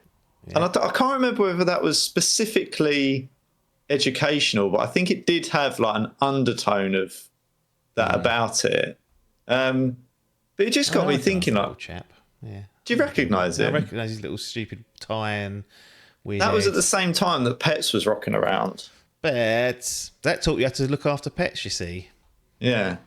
Which is, again, 10 humorous games. Cads. I remember doing that. Pets. And I think that had an underlying... Maybe I was wrong. Maybe I've conflated too, because it does just look like games, in all honesty. It's teaching you how to puzzle solve. But more recently, I can't remember exactly which games do it. I think it's all of the big mainline Assassin's Creed games. But post-launch, they've released an educational mode where you basically go on a track around the map, and it talks about, has narration on that certain geography point, certain parts that are referenced in the game. So that's the more recent version of what you're talking about there, in terms of trying to function in some sort of learning based parts in it. I've never actually gone through any of those. I would like to learn about ancient Greece. And it is ancient Greece, Adkins, not just Greece. So you can't have that on the Fantasy Gaming League 10 years ago. That's still there. Or he still remembered it. Egypt. He never forgets. We never forget. So how am I supposed to? Egypt, and I think there's one for the Valhalla, so the Saxons and whatnot. So they're interesting things that they do, because by that point the game's already sold. No one's going to go, I've been waiting for that, that tour. I think it's called something tour mode. I'm waiting for that. Now I'll go and buy the game. But yeah, it's not that common. And I suppose Valiant Hearts attempts to do that in its own way, and it is about a subject matter that, because I don't know about, well, you went to the same school as me, but it was all World War II. Oh, the whole fucking thing. Nazi Germany, Yeah. Russia, if you're lucky. That's all they wanted to teach you in history. Tudors, maybe in the I early did years. A-level history as well, and I used to really like history as a I've always found it interesting, like always fascinated me. Somehow they managed to fuck it up so bad they make it. I think that they try and cover Russia, which is just not particular. Like, it's brutal, like Stalin and all that, and the gulags and everything that went on over there. But like compared to World War II and everything that went on there, like it's nowhere near as interesting. You kind of there's always a nod to World War One, but it's never, as you say, kind of covered in that much detail. Yeah, I think because I ain't gonna don't. Well, don't there ain't that much to. I say there ain't that much to cover, but basically they were sat in trenches for years, taking pot shots at each other whilst getting eaten by rats and dying of disease. As far as I can figure out. Then they invented tanks. The way in which it started was just mess. Like, I don't know what it is about some sort of royal families being killed and whatnot. It wasn't as simple as Nazi bad, Axis bad. Do you know what I mean? Like, Allies good. Like, they're trying to take it. Like, that was a very easy narrative beat to drill into people. I think the First World War was a bit more complicated.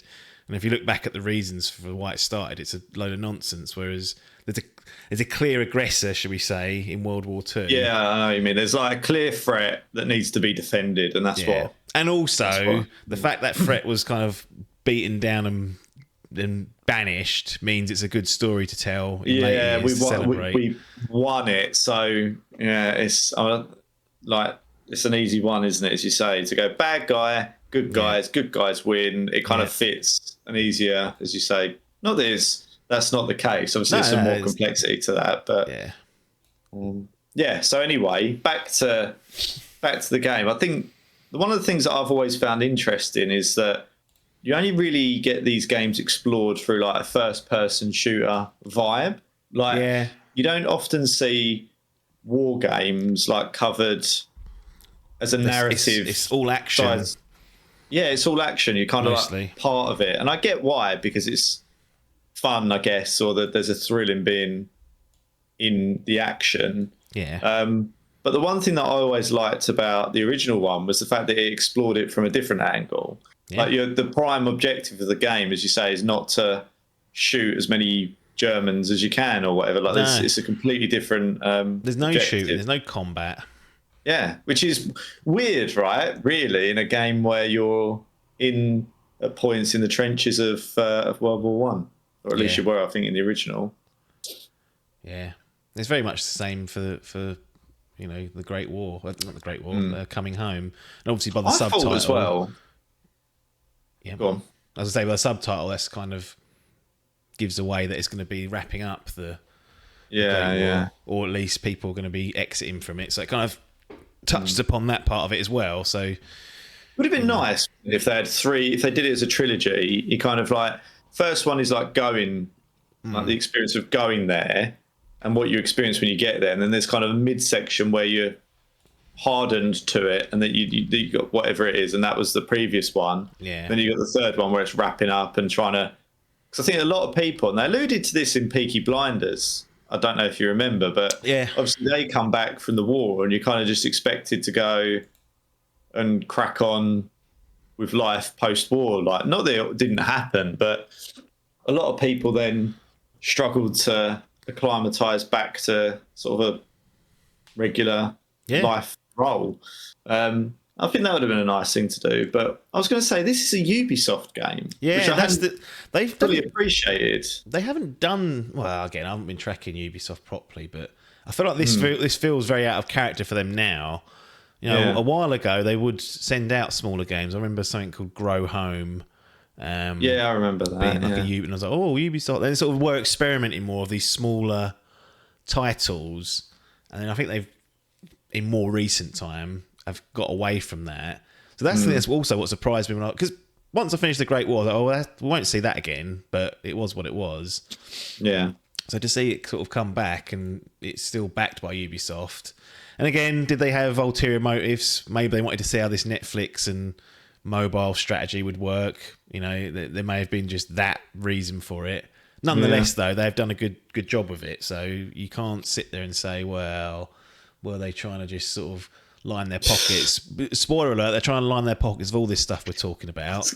So you can't really get up on for that. That is the objective. They unless give you it's a game, egregiously expensive or something. It's like that's the trade-off. It's a balance of art and capitalism coming to a head, which I think is the case for a lot of artistic endeavours. Anyway, any movie or TV show, it ain't There's there got to be a return, an ROI, basically, isn't it? They invest time, effort, and money up front, and with the hope that they'll make that back and more at the other side. Yeah. But yeah, I get what you mean. It always felt like on the first one that there was going to be something more to that. Like, it never felt like it was a one and done. So I'm glad they did it. But I did realise this come out at some point and wrote it off because of the Netflix piece. I can't quite remember because it's not something that I'd have not been keen about playing again. Yeah, it's one of those. It just got lost in the shuffle. I think a lot of people just either weren't aware of it or saw it and thought, "Wow, it's on a platform or in a way." Like, I don't want to. So much going on now as well. Like, it's easy to get lost in the noise. Exactly. Whereas I don't know, beforehand, it felt, I don't know if it's true or not, it kind of felt easier to pick these things out. But nowadays, especially for me, when I look at the choice that I've got, I mean, I've literally got, other than now the Switch 2, dating this, awkward. Didn't really want to do that. No, the Switch 2's out. Everyone's listening to this while the Switch is out. They're loving life. So, other than that, I've literally got everything available to play. And I think because of that, you kind of get caught in a slight... I mean, the thing is, I guess everything's kind of available everywhere. I saw on a headline this morning saying that 50% or something of PlayStation's biggest selling games this year have been from Microsoft Studios or something like that. And it's all just becoming... Yeah, they're the highest. They're the highest. Like, the biggest publisher on PlayStation is Microsoft now. Yeah, and so you just kind of get even lost more in choice. Yeah, I mean, I don't think it's necessarily a bad thing, but I just kind of get lost in a bit of game paralysis at times, where I go, "Well, what am I doing here?" Like, back in the day, when, like, 10 years ago, I don't think I even had a PlayStation then. That could be a lie. No, that might be a lie. What, 2015? When we were doing Destiny. I don't know. Destiny come out in 2014, I think. Or 20. Yeah. So I was an Xbox. I started out on Xbox and that, and then we all pivoted, didn't we, at one point onto PlayStation. I think it's probably 2015-ish, maybe 2016 that I must have got my PS4. Yeah. But at that point, I only really had an Xbox. So yeah, that was where I was. So is what it is. Essentially, if it weren't out on that, then I weren't playing it. But because I only had Xbox, I was just basically scouring everything that would come out because they used to have the arcade, didn't they? Before Game Pass, it was Xbox Arcade, and you could scour that for the indie tours and play stuff like that. So I think, but now with Steam, Epic Store, Amazon Games, EA, Game Pass, PS PlayStation, Plus, monthly games.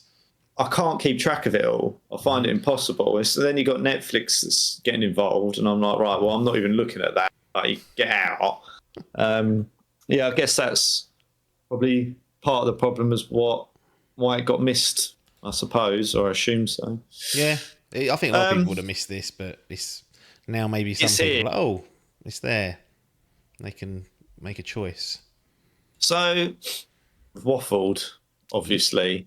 But where do you want to take it? Because it's not really a mechanical game. I guess the key thing from what I know about the previous one was the narrative and how that hits, the length, the pacing, and that kind of stuff. Because I felt like that was all pretty good in the previous one. And you said that it kind of all kicks off from that. But I guess there's two questions. Does it, from your memory, do you feel like it hits the same beats? And two, does it feel, if they haven't moved anything on, does it feel like anything's aged poorly that you might think they should have done that a bit better by nowadays standards? I don't think anything's aged poorly because I think the game stays quite sensibly in its lane. You know, there's nothing really there that you say, cool, you can't do that these days because the restrictions on the game being a 2D, you know, very, very light platform and puzzle game means that there's less to go wrong. There's not a lot that's moved on in that space. Yeah. It kind of is what it is. So from that perspective, it's fine. What was the first question? So do you feel like it, in this day and age, or in comparison to the previous one, Right. do you feel like it hits similar beats? I think it hits similar beats. I don't think it's as potent though. So it definitely aims for the same sort of beats, but it had less of an effect this time. I don't know why. I don't know if it's any better or any Numbed worse. to the world these days, Maybe. older. Cynical, sick of it. So I don't know. It wasn't like I was like completely switched off. It was still interesting, but probably didn't have the emotional feeling. I think actually that's something to do with just playing so many games from the first one to this that have hit those beats in different ways that now it's a bit harder. It's a bit harder to sit there and go, cool, that stung me. Because there's a lot of games that, for better or for worse, can do that these days. They do a really good job of it. Yeah. But it's interesting nonetheless. The only thing I would say that I found a little bit annoying was some of the puzzling elements weren't overly clear on what to do, which is a problem in almost any puzzle game. But there's a couple of scenarios, and I was a bit like, what's going on here? What are we asking us to do? Because they don't talk really. There's no like dialogue. It's sort of like a lot of them muffle words and they've got a voice. And you'll go to someone and they'll show like a picture of what they need. It might be a fucking, I don't know, it might be a bolt or something or a tool they need. Coffee pop. Yeah, and it's like, well, where's that? The levels aren't massive, but still, when you just miss the obvious beat that you need to finish off, you're going around in circles, going back to places. Have I done this? That happened a couple of times, and it just drew frustration. Do you think that's because they want you to explore? Like, is that a deliberate going to have a little look around? I think I was on a different wavelength for some of the puzzles. That's all. I don't think there's any. They weren't trying anything different because the other 20 puzzles were fine. So I think there's just sometimes the play. I do sometimes find that when you're doing stuff and you just go. You like the developer and me are just not on the same page with what we were thinking here. Yeah. And when you get to the end of it, you're like, right, it was obvious, but it wasn't because my brain was thinking another step ahead. Yeah. And it's like it's easy to get stuck in that. And that, as I said, that's a complete personal thing, as is this entire conversation. But that was the only thing I call out is that if people get frustrated by that, if you end up on the wrong wavelength like me, there ain't a lot of tools to help you through it. There's not like a hint system where it's going to show you where you need to be or go to the screen. You're going to be left scratching around going, I don't get this. Help. Yeah. Sometimes with these puzzle games, I find that because when you start them off, there's usually an education system that goes, this is how this is going to work. Here's the rules, essentially. Yeah. And then you go, okay, now I understand the box that we're operating in. Yeah. And then randomly, you're still operating on those rules and it will change it. Yeah. And you go, well, at no point have you ever said to me that these rules are going to change. You've led me to believe that this is the box. It's like playing fucking hide and seek and you agree that it's in the house and then they fucking hide in the garden. You go, well, no, we agreed where we're going to be looking for this. And I've found that sometimes in puzzle games and that gets up my nose. It might have even been Jusant that did something like that to me, where all of a sudden I was expected to do something that it hadn't introduced at all. And I remember having to message you going, what the fuck are we doing here? Because I've been here for 15 minutes staring at a brick wall, and there's obvious pointer to me as to what I'm doing. And obviously I know you don't want to give spoilers or something like that, so you were giving me these cryptic clues, and I was like, I don't fucking care. What the fuck am I supposed to do? I'm literally stuck. And then, funnily enough, it's like one of those things where you try something outside the box, didn't you? And it works. And you go, oh, fucking hell. Might have glitched it. You never know. No, I can't remember what it was. It was something really stupid. But I was like, right, okay, we're doing that now, are we? But yeah, it does. See, that's it does interesting frustrate me that you go back to sometimes. Jusant. That had obviously a heavy puzzle element, and it was physics-based, it was Yeah. climbing. We've covered it, so find it in the feed if you want to hear our thoughts on that. But you obviously have that little creature with you throughout. Yeah. And that really got to me, having that little thing to essentially what I thought I was looking after or felt responsible for. So any sort of peril that would come towards that little blob was starting to bother me. There's that sort of stuff nowadays I find that gets me like annoyed or think, right, if something goes wrong here, I'm going to be crestfallen at this. Yeah, I know what you mean. Yeah, after Thingy the Pig, it's never been the same. Oh, yeah. What's his name? You'll remember. Ruben. Ruben. I won't say what it's from, but no. yeah. After Ruben. If you know, you know. We were all changed by Ruben. Which is stupid in the context of what I've just said, because that's it's Minecraft, by the way. It's Minecraft story mode. Yeah. And that really bothered me, whereas I've just sat through a World War One, history lesson with just death everywhere, complete devastation. I was a bit like, yeah, I can see that as horrible to live in. You expect it. So Maybe. if you're in World War, that's part of the problem. It's like how the game... You do get numb to it. Yeah. Because even on every level, you'll go through the trenches and there's just bodies everywhere. Yeah. And the first time you see it, you think, fuck me, that's horrible. The next time, you don't. I don't know, maybe we're thinking too deeply about it, but some sort of meta, effect that is No, it's true though. living. Like even when you think about it, when you play, Call of Duty, or whenever you play any of these games, there's a story mode. People are going to die. There's going to be death, destruction, and explosions, right? And because you gear yourself up to that. And I suppose you kind of do this in general, right? Like, when you're all there that there's a possibility any one of you can get die, shot, blown up. That wouldn't be a shock. But if you were walking down the street with your mates and one of your mates got like that, so there's a different set of expectations, I think. And games sometimes get me like this when you're playing something where you don't expect that element of peril. No. And I think that's where it sometimes gets you, is they build up a certain character. It's like Game of Thrones, first season of Game of Thrones. Like you go, what the fuck's that? What's going on here? Like, this is not what I was expecting this early on, because I've been set, when you get big actors in, you expect them to be sticking around. And then, so sometimes games and series can do that to you. But yeah, I think if you're in World War One, you kind of know what the crack is a bit, and you kind of numb yourself to it a bit, right? Yeah. Yeah. True. It wouldn't have been So is there anything else you want to say about Valiant Hearts before we move it towards it? Because I think, if any, I don't feel like there's too much to say, and we've spent 40 minutes discussing and putting the worlds to right, I think, without really attending to the game. No, that's what you get. No, well, that's what people tune in for. No, I don't think so.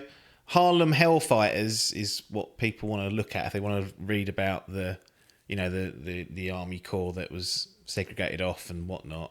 That's a real life unit that took place in World War One. So I'd say play the game first and then look at all that stuff. But yeah, nothing. No, I think I've said what I need to say, and it's just the formalities now. Cool. So off we go. Gaming gallery time.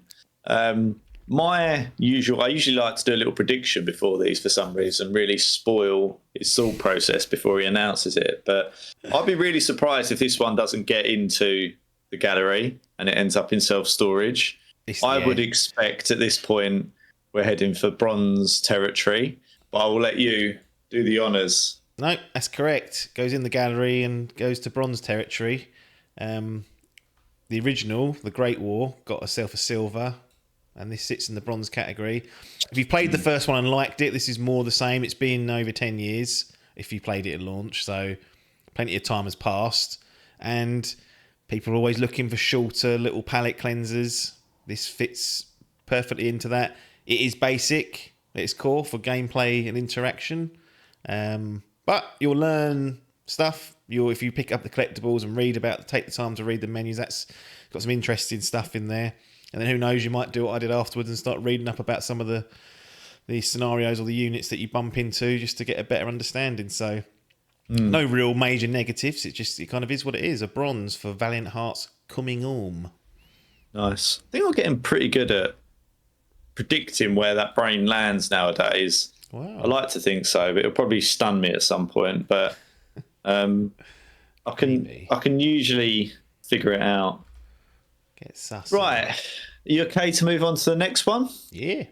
Straight into it. So, well, I say the next one because you gave me a list of 5 and said you choose what you want to talk about, and then caveated it with the fact that 2 have to go together. So here we are. So the 2 that you sort of clumped together, which I don't know, I assume it's for time purposes rather than any other similarities. How fish is made, which is a weird sentence in of itself, or 4 words that sort of don't really make sense, but we are where we are. And then mouthwashing. So I'll be honest, I don't know where to start with this. So I'll let you just explain, probably why they're put together. Yeah. And I'll let you decide whether you want to attend to them individually or whether there's a commonality that you want to address. Because I don't really know. I don't know what the crack is with them. Right.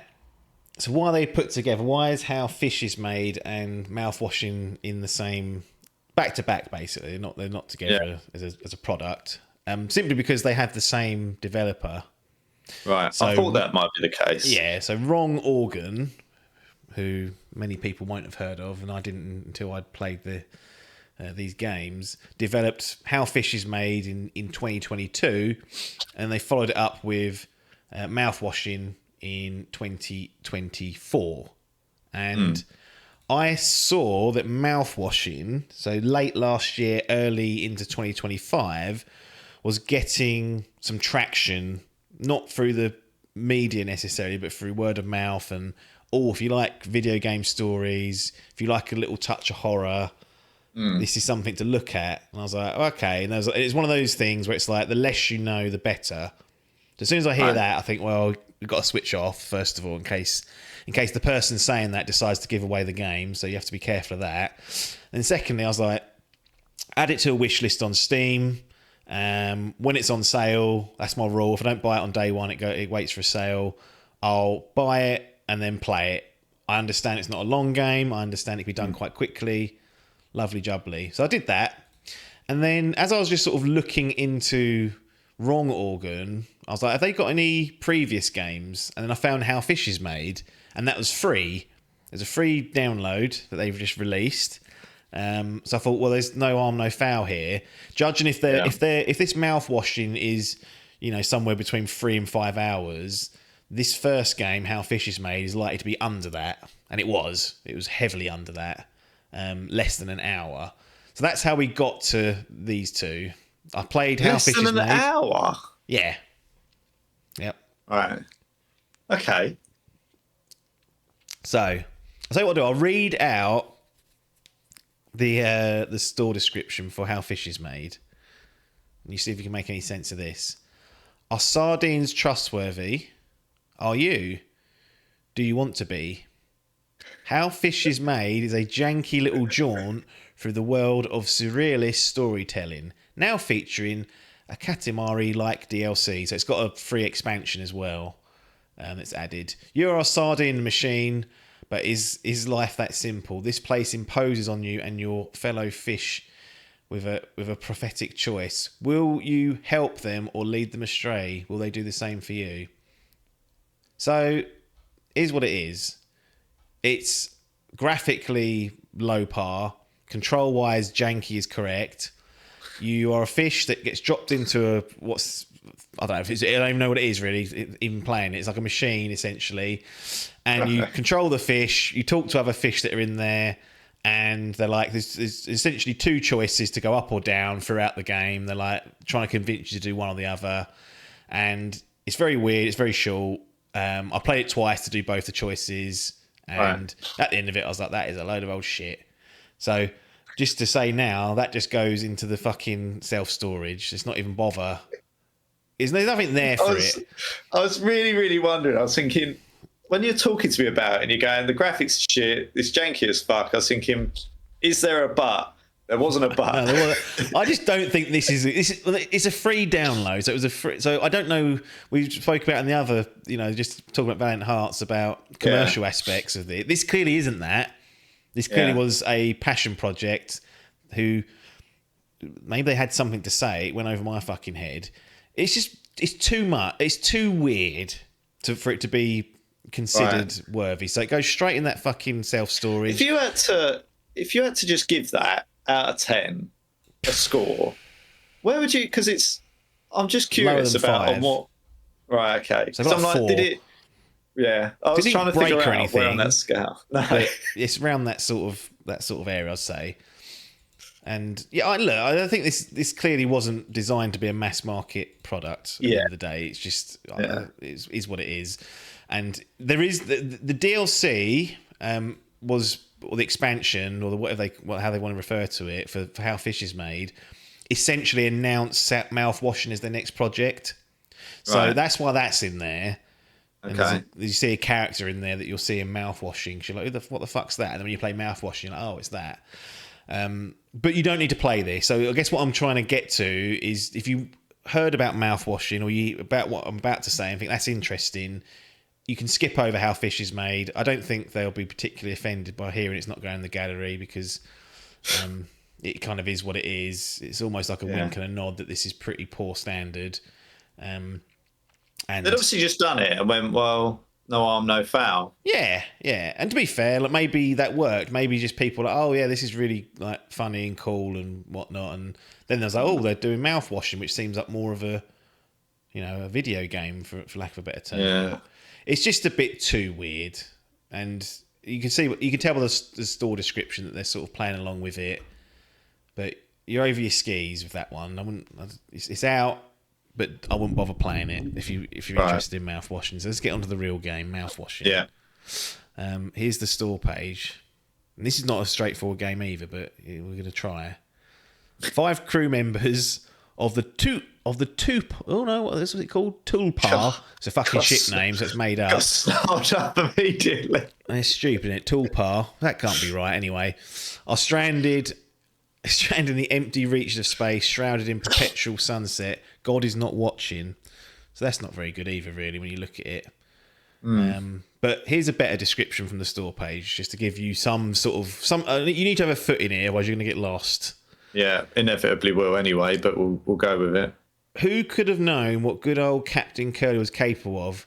Guess he thought his crew dying alongside him was only right, but some men can't even kill themselves properly. Maimed, limbless and unable to speak but alive, Curly is now at the mercy of the crew he is doomed to a slow death. Descend into madness, follow the lives of the crew as they weather starvation, isolation and each other. People was never your strong suit anyway. So essentially, there's been an incident on this ship that the captain has caused. The rest, he's completely fucked from the accident and can't do anything. The rest of the crew are basically sentenced to, we've got air for 3 months. We're stuck in the middle of nowhere. We're all going to slowly die. And it's that story. It's that story of the crew and how that kind of affects people, what sort of scenarios can pop up and turn up. And first person game, so a bit more, interpersonal, I guess, a bit closer up. No dialogue audio, but dialogue is, written on the screen. So it's a budget game at the end of the day. I think it was a tenner at 11 quid at full price. I got it on a sale. So that's, again, the set expectations of what you're paying here. Yeah. I'm expecting fucking Ubisoft Creed levels of production. So it's very, very, very reliant on the story. And I will not delve much further into it because I think that, again, this game's at its strongest when you go in with that little, that's an interesting hook. How these crew members going to survive or not throughout that period of time where the ship's just sort of lost in space, running out of air. What's going to happen, and what sort of stuff can occur? So is that just exploring the dynamics? There's no, and I don't know whether you want to go into this. Is it death is, or that is imminent? Like that is inevitable? Yeah, the scenario is pieced together that they've got a finite amount of air, Right. and food and water. Okay. That's going to run out. So, what do you do? So with you that? And having you've got to the do fucking anything- captain who's done it there, still alive. Yeah.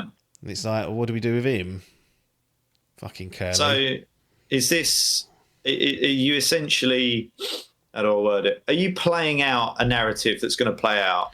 yeah, And you're just like an observer. There's no. You don't Yeah. play a part essentially in no, that. you partake, but you don't influence the story. Yeah, got And I ya. guess Okay. that is one of my criticisms of it to a certain extent. 'Cause I think it would have been really fun to explore choice and consequence, but it doesn't seem to, at least on my playthrough, didn't seem to be here. And yeah, I've got Okay. 2.5 hours on record, so that's the length of the game that we're looking at. But there's a lot of achievements I didn't get. There's a lot of stuff that I probably didn't see that you wouldn't see. It's one of those games that's packed full of little nooks and crannies and bits and pieces to find. I'm sure there's lots of stuff you can do if you sort of test the boundaries of the game to a certain extent. But yeah, you're a participant along for the ride of this, and it's gonna play out how it wants to play out. Gotcha. Which has its strengths and weaknesses. But I think in a scenario like this, which is it's clearly intense, you're all stuck on this fucking ship, doomed to death. Oh look, here we go. In the storefront, 0 chance of rescue. The ship will run so out it of does power set in 6 that out. months, and food and rations long before that. Gotcha. But yeah, I think having a little bit of choice and consequence may well have been, a good thing. But also, that's a very different game at that point. That Clearly there's- becomes a real complex story arc Yeah. there that's involved. Yeah. And what's Okay. here, I would say, is good. So it's not like, it's a rubbish. It's actually it's pretty good. So, I think people will be into it once they kind of get involved and just, it is a bit weird. It's a bit janky looking at times if you look at the videos of it and whatnot. But for 12 quid, 11 quid, what do you want? What do you want? Okay. Well, look, is there anything else you want to say about that, or how fish are made? Fish is made. Fish is made dead to me. That's never going to get thought about Yeah. again, other than it being on this spreadsheet that I keep of the scores. No, again, mouthwashing. If you're interested in narrative games, immersive sort of storytelling, and paying attention to your surroundings, there's not really a great deal of puzzle solving to do here.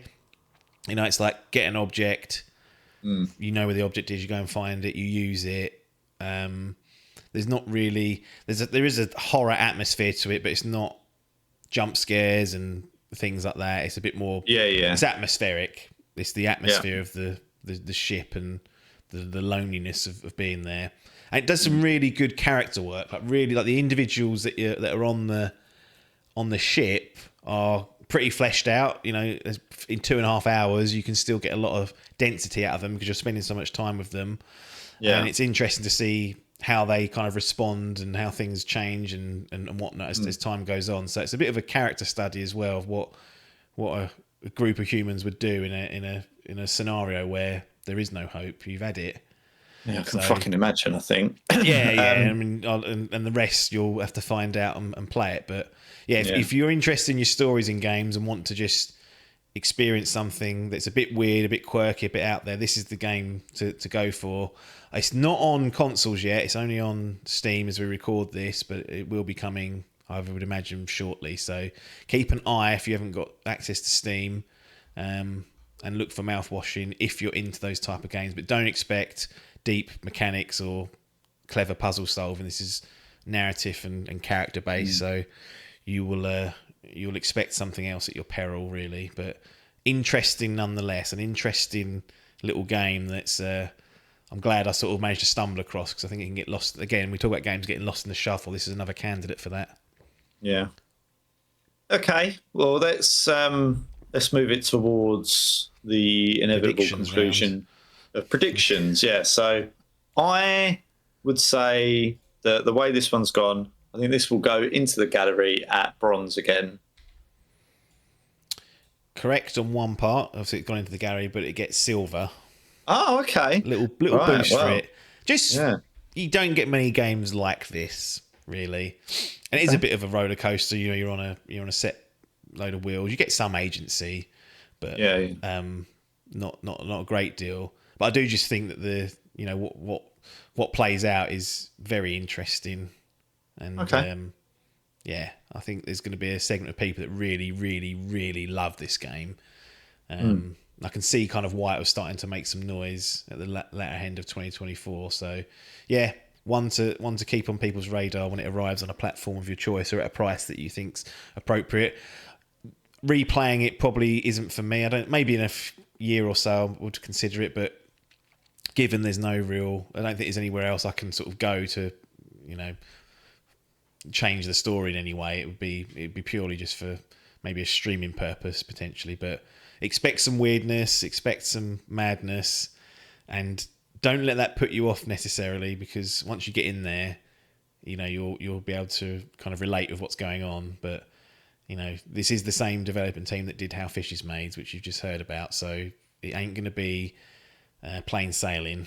I think Logan's now looking at videos or something of it, and no, I just thought I can't. Sometimes with these games, what I need to do is I like to let you explain it so that I can try and get a picture in my mind of what you describe that generates an image in my brain of what I think this is, and then I like to sometimes with these games I like to just go to the Steam store page and see what screenshots they chuck out, just to see how far basically wrong my brain has generated this picture of it. And it looks like a PlayStation 1 game. Yeah. It's the only way, and I'm not saying that's necessarily inherently a bad thing, but I hadn't, for some reason in my head, when you talk about these games nowadays, it goes, it will go, for some reason my brain will go, Bethesda style. And I'm like, clearly that's unreasonable. And I then go, okay, notch down from a game like that. But yeah, it's it does say in the description, it's obviously being funny about, content description, mature content, violence and things like that you might expect, blood. And then at the end it says all this worse on PSX style characters. So they're clearly aware it's a style choice of going for PlayStation-esque. I hadn't even read that. How funny is that? I hadn't even read. The good thing is it runs absolutely like liquid, so it doesn't actually play like a PS1 game, because they all ran fucking trash mostly. Anything in 3D or first person ran at about 15 frames, whereas this is nice and boosted. But yeah, it is a stylized game, a retro looking game, but lots to be had for people if you're a bit of a sicko or interested in stories. A bit of a sicko. All right. Well, look, let's. I think we're probably going to have time for one more. So I think, in the interest of my OCD, we'll go down the list. Yep. And go to Castlevania. Now, I think you gave me the wrong title, right? This is Castlevania Requiem you're talking to? Yeah. Is that what you said? Yeah, Castlevania Requiem, which is basically two games in one. It's Symphony of the Night and Rondo of Blood. Right, gotcha. Yeah, they released this a fair old time ago now, actually. Yeah, I think back in 2018. And I'd never played either of these when I was growing up, because they're from where are they from? I think Rondo of Blood is from 93, and Symphony of the Night was 97. What? So these like the old classic old ones, are they? Yeah. And Symphony of the Night's widely seen as one of the greatest games ever made. And while we have Metroidvania as a subgenre now, which is Metroid and Castlevania fused together, partly because Symphony of the Night came along, and that was that. So there's two games in here, very, very different games as well, which is interesting, because you'd expect them to be some sort of gameplay continuity. And other than them being 2D and side scrollers, they're very, very, very different games, but they share a bit of a narrative arc. So I think that's the reason why they're bundled together. My understanding is Rondo of Blood wasn't really released in the West either, so a lot of people probably hadn't played it even back in the day. But Symphony of the Night, PS1, was everywhere. This is one of the great watershed games of influence. So at some point I was going to get round to doing it. I played Rondo of Blood first. Obviously, that's the first game that came out, and it's also in the narrative timeline. That's the first game that takes place. And then I played Symphony of the Night second, So yeah, you can ask away. You can let me babble. Why? Well, I wanted to play Why are Symphony of the Night at some point, and this was the only way to really get it in a modern package without emulating. Right. And Rondo of Blood, I was less interesting because it wasn't really seen as one of the greats, and it wasn't widely available back in '93 in the West, so wasn't really spoken about. But I was like, well, given it's in a package, I've got to play both of them. And Okay. I've had this game bought for about 3-4 years. It's not like I got it and then played it. I got it and then sat it there for ages, thinking, it's like going back to old games. You're gonna have to deal with a level of bullshit. That's why I was like, why? Because generally speaking, Rondo of Blood's fucking hard as well. This is the problem, right? Fucking hard. And people forget this. Yeah. Games used to be really fucking difficult. Yeah. And on top of their base difficulty, you're dealing with aged mechanics, aged graphics, sometimes aged frame rates, like aged generation. Like nothing ages well. I was watching a clip of GTA Vice City a little while ago, and I was like, this look like your brain has generated like the shooting mechanics in those original GTAs were awful. Yeah, right. But your brain doesn't necessarily think about that at the time because it's got no other reference point. Like it's got what you've got to remember is the past 15, 20 years hasn't existed. So it's never. I say never. Like I just don't think I like the idea of going back. Like I think, I'd like to go back and play some of them Sega Mega Drive games that I could never complete. No. I think now I'm a better gamer than I was when I was young. Yeah. I'm not sure whether that's the case, genuinely. I mean, I just don't know whether I would be able to do them. And I don't think I've got the patience anymore to do it because there'll be things in there like, I remember like Sonic, like the original Sonics. Yeah. You'd fucking game over. Yep. If you game overed, it literally meant it. Like you don't get the opportunity to restart or do anything. Like you have to start from fucking World 1, Level 1 again. And it's you just find out you got to fucking collect these fucking gems and these bonus levels, and you miss 2 of them, you get the shit ending, and you go, hang on a minute. Where are these fucking gems? Yeah, to be honest, but one of my frustrations, particularly with Rondo of Blood, was the lack of modernised. Well, I say modernised. Yeah. I always compare that the gold standard these days is like the Nintendo Online, where you play the old games on that. Don't know if the newer console generations have this, but certainly on SNES, NES, I think the Sega games that are on there as well, they have a rewind feature. Yeah. So if you make a mistake, you essentially can just rewind it and just redo that little segment of the game rather than losing a life and then over time having to start from scratch. This doesn't have that. Neither of the games have that. It's less needed in something like Symphony of the Night because it's got a save system. Like it's in '97, so actually it's not that old in comparison. Like we're talking a PS1 level game here, but it's got you can go there and save your progress, so you haven't got to start from scratch ever unless you forget to save. Whereas Rondo of Blood is like you've got a number of lives. Once they're gone, back you go to stage 1. Yeah, it's brutal. It is brutal, but it does have this is Rondo of Blood. It has it's like a quick save option, which you can. So if you need to exit the game at any time, you can, and it will save. It'll kind of save a status of that screen that you're on. Won't be exactly like the enemies won't be where they were, but it'll just sort of from the start of that screen where you were, your health.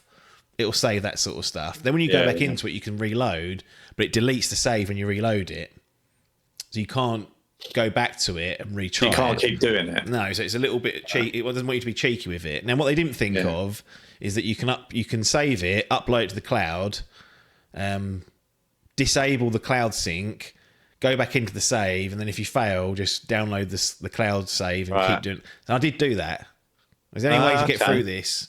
Yeah. Well, then in one night, 5 hours I was there from about 9 or 10 till early hours of the morning. I was fucking drinking this strong IPA as well. I was absolutely caned by the end of it. But I got through it. It was got through using that little scummy technique. There was huge frustration throughout. But Honestly, can I just say, I don't know, like, knowing your personality at this point, like, you've got really two conflicting elements to your personality, which is this: you've got a very, very short fuse with stuff, but you've got this really determined, like, I'm not going to get beat by it. Whereas my short fuse goes, like, will override that and go, this is bullshit, and I just won't do it, right? Whereas your short fuse, like, pairs off. It never seems to. I can't think of a specific game or circumstance where your frustration or your anger at a game has overridden your persistence to get it done. Yeah, not more recently, but I'm very careful about what I buy now as well. Yeah. You go into those games knowing, like, something like, I'm thinking like Neo 3, which has been announced. I never played Neo 1 or Neo 2, so I was a bit like, that's probably going to be too much for me. The Souls games I got through, but you can make them as easy as you want to a certain extent by over leveling, or you can always summon someone in, and usually when you summon someone in, they're fucking gods, and you can just put feet up. So you can. But you did Bloodborne. Like, there's a lot of good gamers, I would say, like, or experienced people, like good gamers, experienced gamers that didn't beat it. And you, but they don't like to summon. I've got no problem using the game's mechanics against it. Well, it's not against it. It's it's kind of how it is. I'll use it. If you've given me that to use freely as I need to, then it's okay. There's a circle of people who think that's cheapening it and cheating it, but I'm like, well, it's there. It's there for a reason. Yeah, exactly. It's actually part of this. To me, it's more egregious to look something up on the internet, like a puzzle or to find something or to progress. Not there. That's not in the game. No, it's not a mechanic in the game. So the same people that say, "Oh, you had to summon," and it's like, "Yeah, you fucking used the fucking map to find all your gear, didn't you? And a build guide." Huh? Yeah. Who's the cheat now? It's a great point. I think it's completely valid to say that. Like, you use, as you say, you'll go to the internet for help and tell you how to build something, get a shortcut that way, but you'll go, "Oh, I did it without any." You go, "Well, you haven't. You've already enlisted someone's help by going.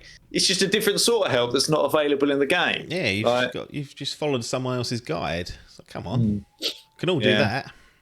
Yeah.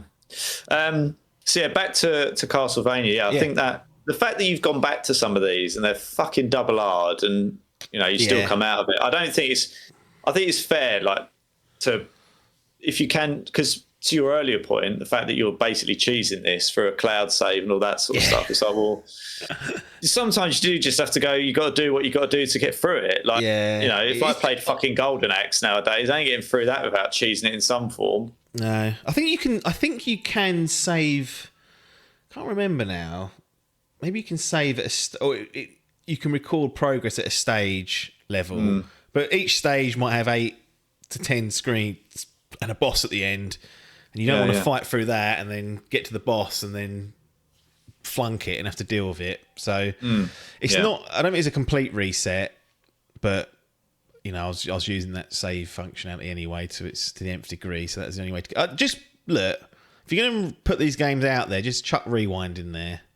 Yeah, I think that's a great shout. There must be an acknowledgement that people nowadays, if you go to play a game that's nearly 20 years old, like, there's going to be certain things that you take for granted that aren't there, and I think most people have adjusted their play style for that as well. Like, when you think about you got so accustomed to having a checkpoint, or you think, "Oh, I'll go for that," or "I'll do," like, you just do things and play things in a certain way, expecting that to be there, and then if they're not, you go, "Well, yeah, I've got to completely re-engineer my approach to doing this," unless you're specifically like a retro gamer. Yeah. I was never good at these games back in the day. I was never any good at them back then, so it's never I've always been really bad at these, like, most games, to be fair.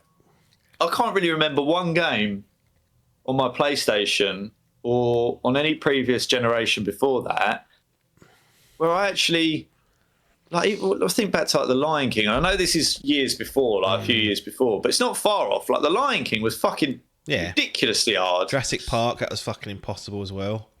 like honestly, I don't rent these think games and go, what the hell's this? Yeah, Barely get past the first 2 levels, and over the weekend it goes back to Blockbuster or Choices. And the thing is, you can turn the fucker off. Like when I was playing on the Mega Drive, at least, like as soon as I turn that off, you lose everything. It's all gone. Brutal. But yeah, so what I guess I'm getting at is why, if you've had these games bought for the past sort of 3 or 4 years, have you decided now is when I'm going to do it? I actually don't know. There's plenty to be doing. There's plenty to be getting on with at the minute. I don't know, actually. I just, at some point... Fancied it? I saw something, or did I watch the anime? I don't think I did that. I don't know. I actually don't know. I think it's one of those things that's annoying me that it was sitting there. Okay, fair enough. I just thought, is there something that's coming out where you were like, right, I need to get this done before... But you just sort of went, right, it's in the backlog now, why not? Just get it ticked off and work through it. No, so Rondo of Blood is just like a 2D. You go through, you kill things, you die, you don't die, and then you get to the end of it. And like, there's actually a lot more to it than what you think. Like, you can take different routes through the castle, and I'm overselling that slightly, but you can kind of like go and find secret areas, and there's chunks and chunks of different levels and bosses to encounter. It's got a lot more depth to it, I guess, than I first gave it credit for. Because I thought you just go through stage 1, 2, 3, 4, 5, 6. Clearing rooms down. Yeah, but actually, if you're clever, but if you experiment or move around, you can exit stages in different areas and end up in different places. Ultimately, you end up at the same finish point, but your journey will be slightly different. So, seeing that unfold, I was like, that's actually quite interesting, in that it's got a lot more depth to it. Because the assumption is you've got set stages, always the same. But you can kind of find new areas to do stuff. It's really hard. Do what you need to do on the save system. Soundtrack is fucking banging though, so that is helpful when you're in early hours of the morning getting annoyed. But then you just hear that excellent music come powering in. But you've kind of seen a lot of these games before. That was like the makeup of a lot of 2D games at that time. Hard to, lots of enemies, get through it, beat it, done. Symphony of the Night, on the other hand, is a much more complex game, even though if you looked at them both screenshots, or if you looked at them both in gameplay, they look very similar, and they are to a certain extent. But Symphony of the Night brings in the RPG elements that you'll see in modern games now, and also I guess Metroidvania is the only way to describe it these days, but you get to a blockade, you need an ability or a skill or an item, you backtrack, you find where that skill or item or upgrade is, you then use that to progress, and you're constantly doing that throughout this big map. And at the time, it was very, very rare, and only really Metroid had gone into that sort of level of thing, and Symphony of the Night comes along and brings this along and adds the RPG elements. So actually, when I was playing this, I was like, this feels so much like a Dark Souls or a Bloodborne or a From Software like modern game. You've got all the skills that you invest your leveling up points into, which is similar. You've got a lot of equipment, armor, weapons, items that you can equip, dequip, and they've got different perks. It's all this sort of depth to it, and you've got the element of, okay, I can't progress here. I need to go back and find something and work my way through it. And as I was playing it, I was thinking, this is very, very a big influence, I would have thought, on From Software, or at least on even on modern games. And they've just brought it into a 3D place. So this is like playing a 2D version of those games, and it's much more palatable in the fact that it's got save rooms that you can go to. It's got other amenities, like there's a bit of a fast travel system for certain like areas of the map. It's obviously, I said the From Software influence is there. It does have this whole, you're not really going to, you got to be a bit lucky to understand where to go and what to do if you want to unlock the full kind of experience. Because it's one of those games where you can finish it and finish the game and go, that was pretty good. But if you do if you get certain items, carry out a specific, I say ritual, I don't literally mean a ritual, but you do a certain action, it could then lead to you unlocking a whole new section and almost not quite a second half of the game, but close to. And then you've got a different kind of challenge to face there. I will say that element of it, this was seen as like a genius move back in the day, where it's almost like a game hidden within it. It's not, even by I think the old standards, it's actually the second part of it is really tedious and annoying, and to get there, honestly, I'll be very surprised if many people did that naturally and didn't at least find out on the playground from someone, or it was in a guide somewhere, because it's not clear. And you find this with many games like this. It's not overly clear what to do, where to go. Hindsight, you go, oh, of course that's obvious, but when you've got 6 million items you've picked up, how are you supposed to know what means what? And so that it's one of those type of games. It's highly praised, though. Saying any bad words about it is kind of illegal these days, but I think people have got to be real that they're living with nostalgia and knowledge of how it went. I think if you were to drop this same game in today's standards, people would have a few problems with that element of it. He could have just cleaned it up a little bit. But nonetheless, it was interesting to kind of experience the game and see what all the fuss was about. And I was like, yeah, you can see the influences today in my eyes of the things that they have done well, or maybe not so well, depending on your opinion, if you like those type of games. But you can see where this game has influenced games after it. And it was interesting to kind of just go through that and see how it stacked up. But it definitely, I don't know who I'd even recommend it to. Obviously, if you've played the game before and you want to go back and you love it, it's a no-brainer. But like for yourself, it's a definite not recommend, because you're just never going to get on with it. So it's a bit more of a history lesson than probably Valiant Hearts was earlier. So it's more of a gaming history lesson for me, just to experience it and be like, oh, okay, I understand, but I'm not going to be crying if they don't release Symphony of the Night 2, which they never will. So it's not even a scenario to worry about.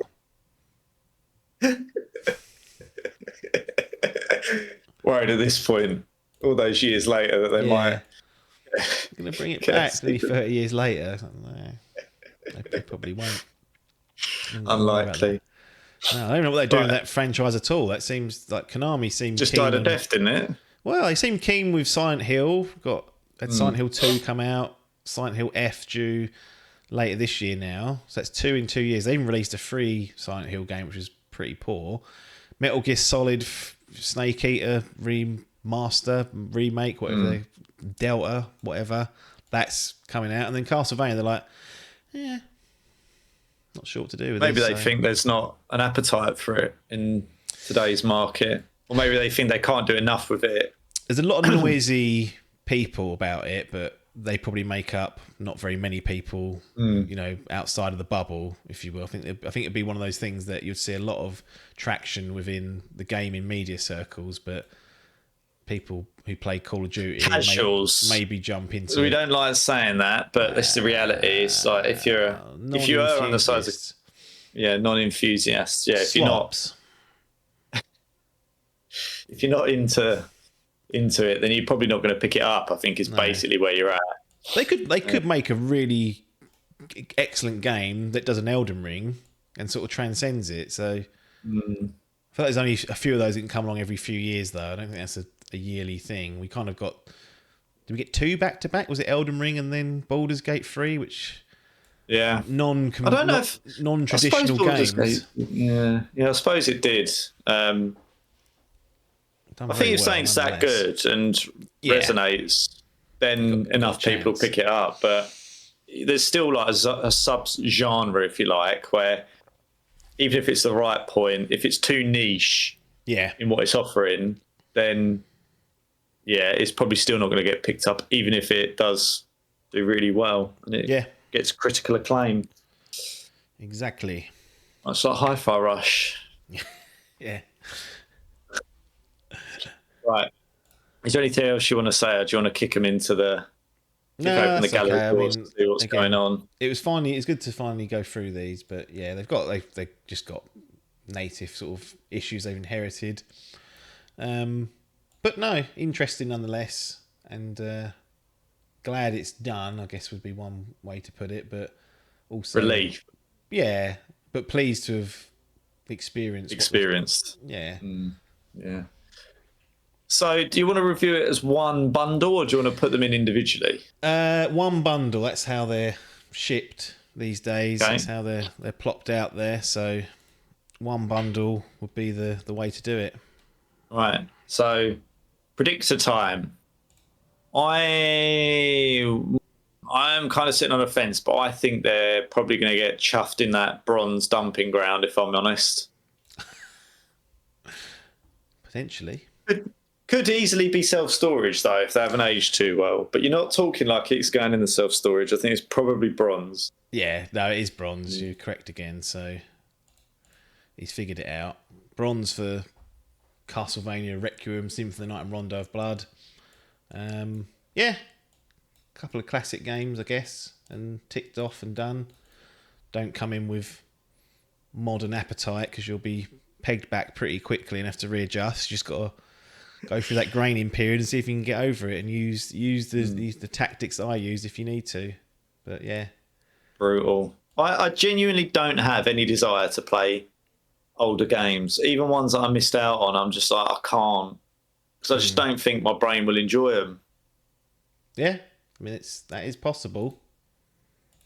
But I know that's not everyone's approach, but generally is mine. No, I mean, I think it's sometimes it is counterintuitive to do it, but I do often come at the back end of it and think that was worth it in most cases. Yeah. Even just for my own, I just think, well, So go and watch an old film. You're not going to get the same level of CGI or no, perhaps even sometimes story writing, but you go, right, well, see what it's all about. Scratch that, see what it's about, yeah. Yeah. Well, oftentimes I think it's worth it, even if I didn't enjoy the product that much. It's just like interesting. I find it just interesting to go through the process, if nothing else. Put together the genesis of gaming in your mind.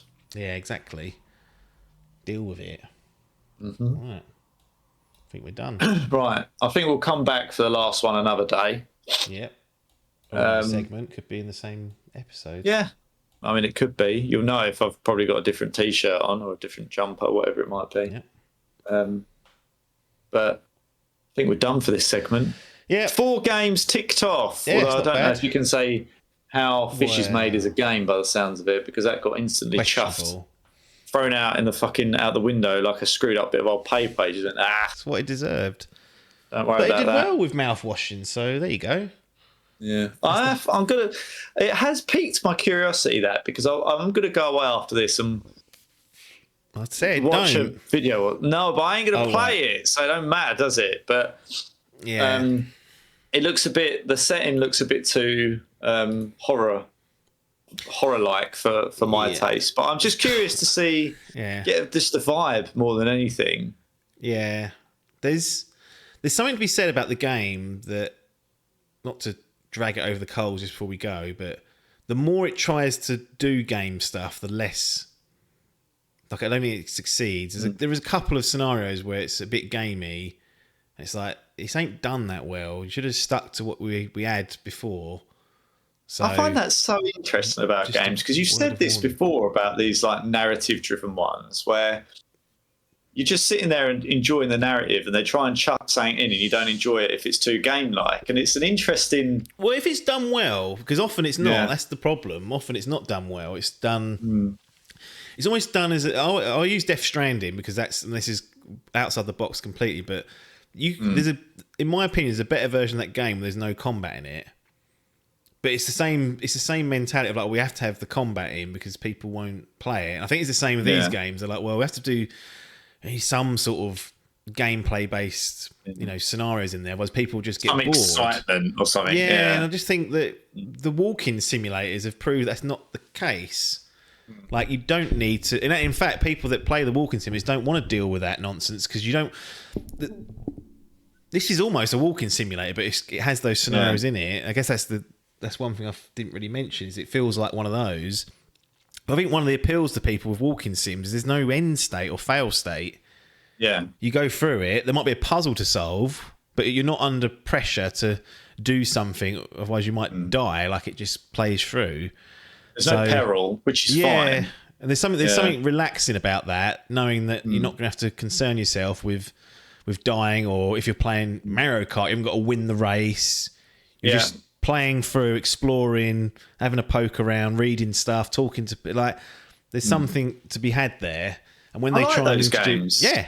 yeah, this is Like- more in that vein. It just has a Yeah. few elements where they, at some point, was like, right, let's just try this and chuck this bit of gameplay, and you're like, I don't want to be was happy going back with to what you're giving me. checkpoints. I was on a nice flow there, and now you're chucking me back in. I'm having to deal with whatever this is. So Yeah, there's a few things like that I just think you could have just stayed out of, but who knows? People say it's not a game if you're not fucking doing something. But my agree is Pushing you're their wandering boundaries. around having a read. Yeah. I don't think there's anything wrong with those. That just like world exploration. Jusant was that, and Yeah. that was fine. Bit of puzzle solving, no peril. Like crack on and figure the game out. Love it. Like there's so many games where everything has got a consequence. There's so many of those games where now every time if you don't do this, you're going to lose. If you do that, you get killed. If you do that, you fail. If you don't do it within the time limit, you fuck it. If you don't do the quick time event properly, you have to stop. Like there's so much of that now. It's just nice just to not.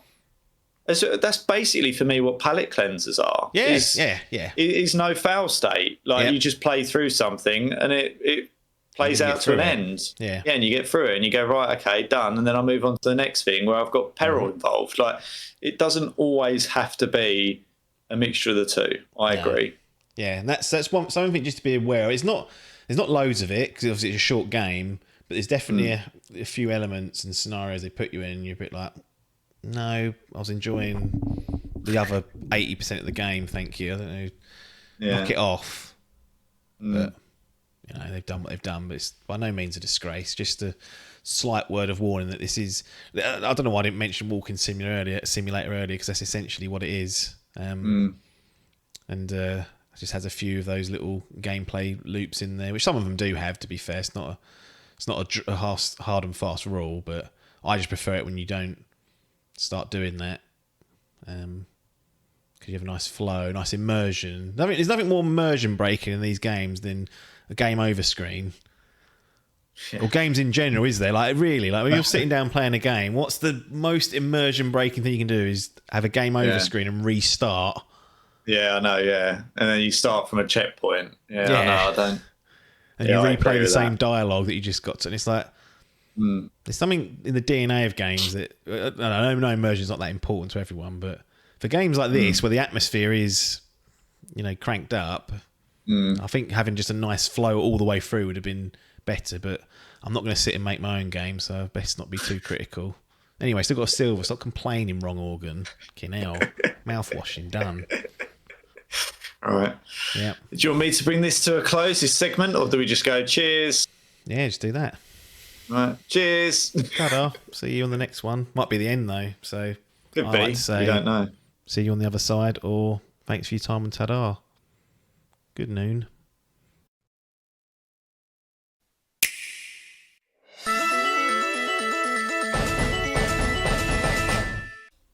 Sommerville. Pac-Man's here. I've not played it, so this is all on him. Adcock, not Adkins. Here's the store page. In the wake of a catastrophe, you must find the means to make your family whole again. Sommerville is a sci-fi adventure grounded in the intimate repercussions of a large-scale conflict. You embark on a journey to find the whereabouts of your family in the wake of an alien invasion. Live through the personal struggles of a young family separated in the final moments of a global conflict against hostile alien civilization. Discover firsthand the full impact on others of this catastrophic event. Explore the devastation left behind by the invading alien force and those who resisted, learning more about their motives and methods the further you play. Solve the puzzles of an altered landscape drenched in alien sediment. Flee, hide from or negotiate. Interesting.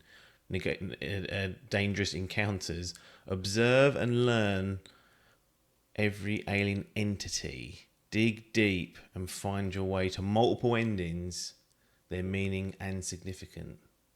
And this is done by Jump Ship, who are an independent studio. The guy, I think his name's Dino Patti, was ex-CEO and co-founder of Playdead, which was Limbo and Inside. So I think that's what got this, just to be honest about it, that's the only reason this got on people's radars. I was like, oh, Playdead dev splits off, creates his own thing. Those two games are excellent. This looks similar, surely going to be excellent. That's Sommerville, the description. I can't remember how you ended up playing this. I think you came to me for, I've got the PS Plus Extra subscription. It's running out in 3-4 weeks. Palette cleanser, any suggestions? And I think we threw a few things around. And I was like, you know what?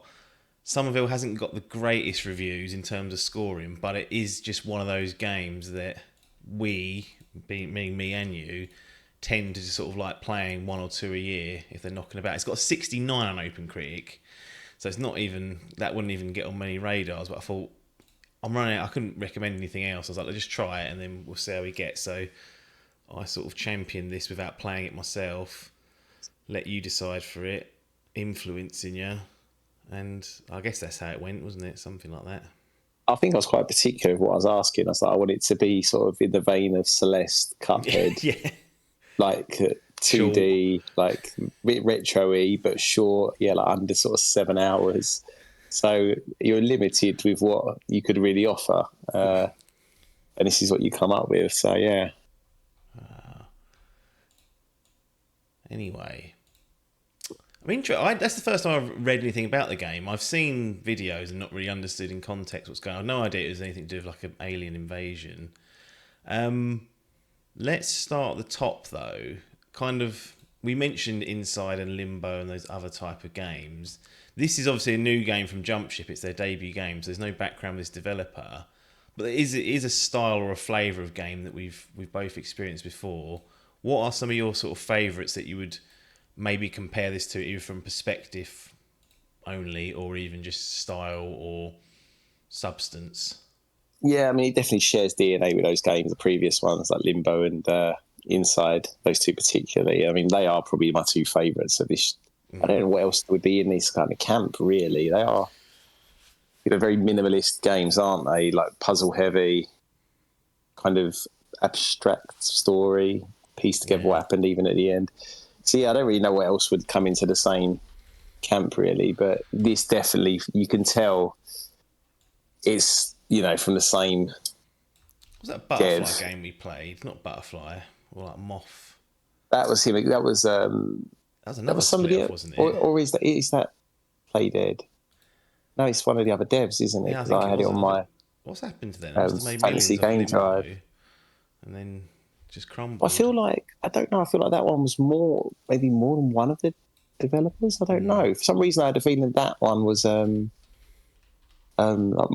more closely tied to the previous games. Yeah. And kind of came with a lot more recognition, maybe because it was just better. But we got it. I can't find what it's called. See, this AI is not up to snuff. Just chucked in all sorts. It's coming. It's like I'll look in it's in our gallery somewhere. Was it last year we played that? Yeah, I think so. Cocoon, of course. Cocoon. There you go. Yeah. That was more puzzle based, though, wasn't it? And it wasn't like 2D flat. It was more. What's the word for it? Isometric. Isometric. It felt that way anyway, didn't it? But yeah, that was I guess it's those sort of chill games that are from a limited perspective. Usually, puzzle solving's the way. The combat's normally quite limited if there is anything. Yeah. And yeah, those are the sort of games we're aiming at. So Cocoon's, I guess, another one that you've played through recently. I didn't play it. That's still on my list. Yeah, I need to play that one. Well, I've lied to everyone then. So it's Limbo and Inside. Just Limbo Inside, yeah. Planet of Lana, did you ever give that a go?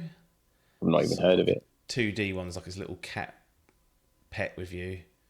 Sequel's been announced, so again, I'm giving you more games to look at here that you didn't ask for, and the audience as well. But yes. So talk to me about Somerville then, because the ratings aren't as high as what Limbo or Inside are, and it may be unfair to completely compare it against that because there's sort of one dev there lurking, but unfortunately, when you put that in the store page, you put ex-CEO and co-founder of Playdead. You're asking for the comparison. You're literally asking people to go, oh, that's Limbo and Inside. So what's Sommerville all about other than I mean, aliens? it shares like the positives would be the world.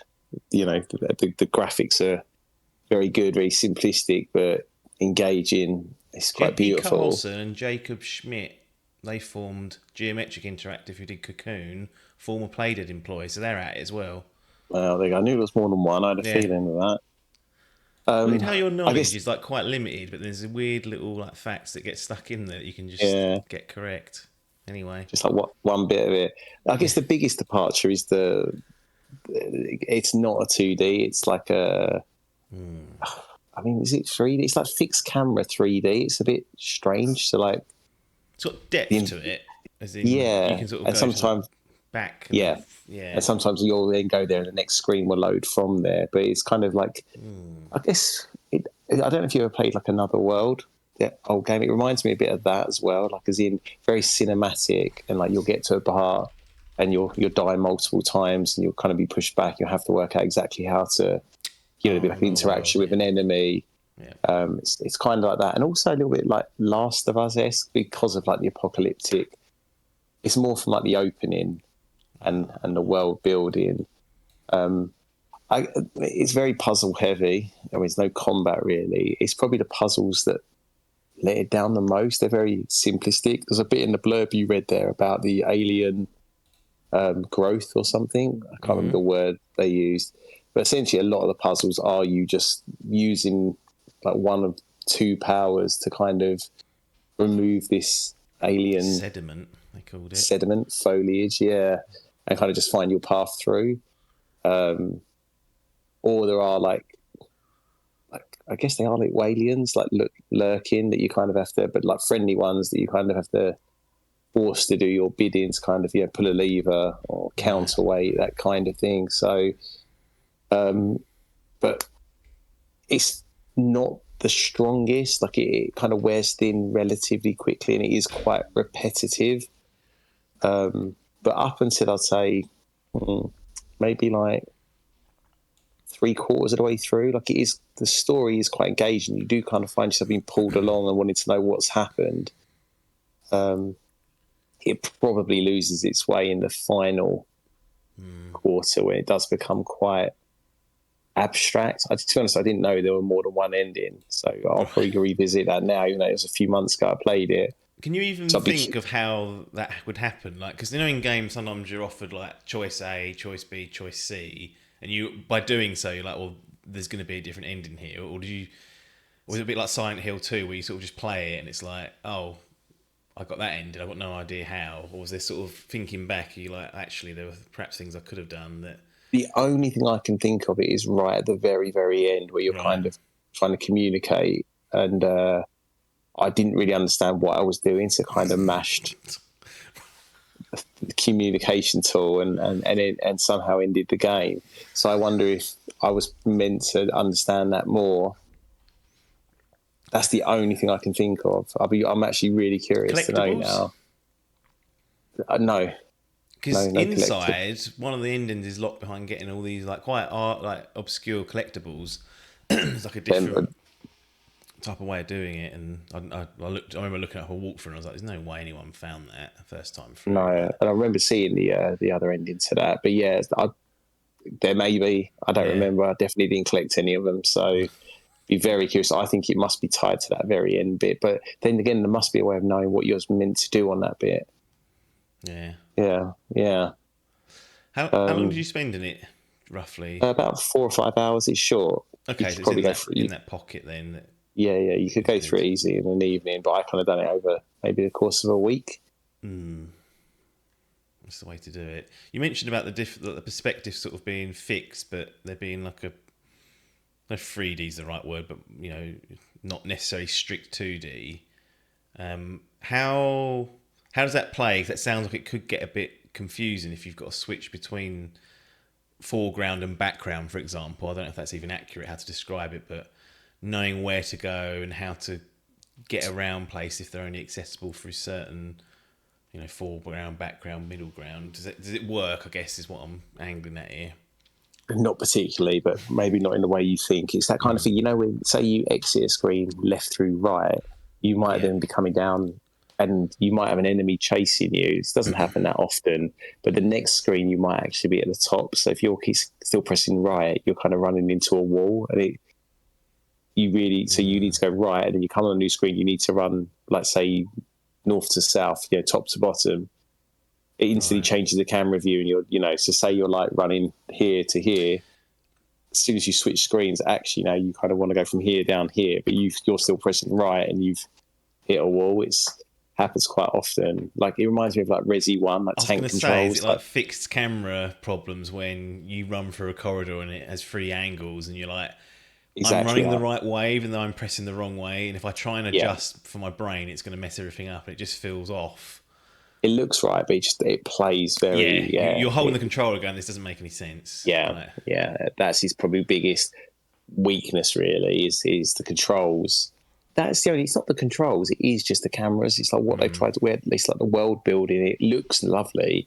Yeah. And then it's not a huge issue because, you're often replaying screens, but it's just, it's not seamless then. You at no point... do you not realise you're just playing a game because, the way it jarringly changes. I would say that's probably the weakest element of the game, if I'm honest. In terms of the narrative, obviously, forgetting about the last quarter or so, like the world building, the lore, perhaps the story about this family, etc., etc. How do they overall deliver on that? Is it up to snuff? Because Limbo and Inside's mental, you're like, what has happened here? It's hard to follow as well. But that's kind of a staple of these games. But does Sommerville offer something a little bit more palatable? Because it sounds a bit more, even though it's got aliens and stuff. It's like, family members split apart. It's like immediately you can be like, right, I know there's a purpose of what to do here. It's definitely, apart from when it does become a bit obtuse towards the end, it is the most cinematic, traditional story driven game these guys have done, these offshoot people have done. In that it plays like a movie. Like, there's an event, you end up on your own, you're clearly looking for nothing's conveyed, but you're then, I guess your family think you're dead. You're not. You then go off looking for them, and then, like the blurb said again, you're kind of coming across other survivors. You're seeing the impacts of this ongoing war, and so it is. You like I said, you are just kind of driven to know what the hell's happened. Are your family alive? Where are you? Where are they? And some of those things are answered, some aren't. I mean, probably they all are in these alternate endings, or I just wasn't smart enough to really know what that ending was even about. But that's the strongest bit, because I did feel compelled to know, and it's kind of done. There's no talking, no words. It's just kind of conveyed, through actions and world building. It's clever and it's really nice. On a technical front, parking aside the perspective issues, how does it? Because these games often have quite striking art styles, something that's unique, normally quite beautiful in their own way. Does this follow the same sort of suit there? Do they nail it from that perspective that as you're running around, you're like, this is a nice looking game for what it is? It is. It's probably the weaker of those three that I've played, like Limbo, Inside, and this one. But just because I guess it's trying to do more because it is in 3 dimensions. Yeah. But it is still, it's his own thing. It's clearly a lot of love and effort's gone into it to create something unique. And for the most part, it definitely works. It's just, I feel like Limbo was, so stark. It was kind of beautiful. And then Inside, I guess maybe it was similar, wasn't it? It was still kind of a bit grimy and that, and you kind of went to a lot more places. But, this is. I guess it's also a world we know as well, if you know what I mean. Right. It's like it's more familiar than. Yeah, and I feel like it's even potentially. whatever that Might Limbo even be- Shadow World was. It might even be set in the UK. I don't know. Where are these guys from? Are they European? Don't know where they're from. It No has idea. that. It's like a rural start, and it's like little gates, like farmland. It looks very British. I don't actually know if it is, but it does kind of. It's quite. In my head, I was playing it, and I was like, Danish. "Yeah, well, So yeah, not far, well, just across the water in it. exactly." I'm Sort of UK yeah, light over there, that mainland Europe. same gates. So I'm saying it's. In my mind, I was in Great Lots of Wakefern starting. Actually, does Denmark have farm? Got haven't they? Yeah, I'm throwing Too in. cold, surely. That's more Finland than Norway, actually, isn't it? Denmark's pretty. Denmark's the most southern of those Yeah. Nordic places, isn't it? Nordics. They still Scandinavian. count I then Denmark as Nordics. don't know. I mean, I'm going to say yes. I'm going to say it's Sweden, Norway, Finland, Denmark, and even throw Iceland in. Yeah. According to Google, which is now everything's AI assisted, so the first thing you see is the AI's little summary before you search results. Denmark is considered a Nordic country, which includes Denmark, Norway, Sweden, Finland, and Iceland. So you were correct to include At them. last. Read a book a week, so not going to get me there.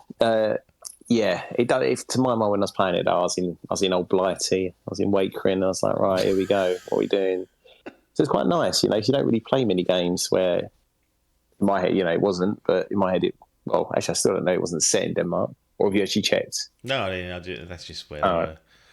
Probably in Denmark. But yeah, it felt like home. It's nice. You mentioned that there's no dialogue in it. Is there any subtitles or anything like that? Is it one of these silent ones that's told through No. visuals and maps and noises and sound, I guess, is the other tools they usually use?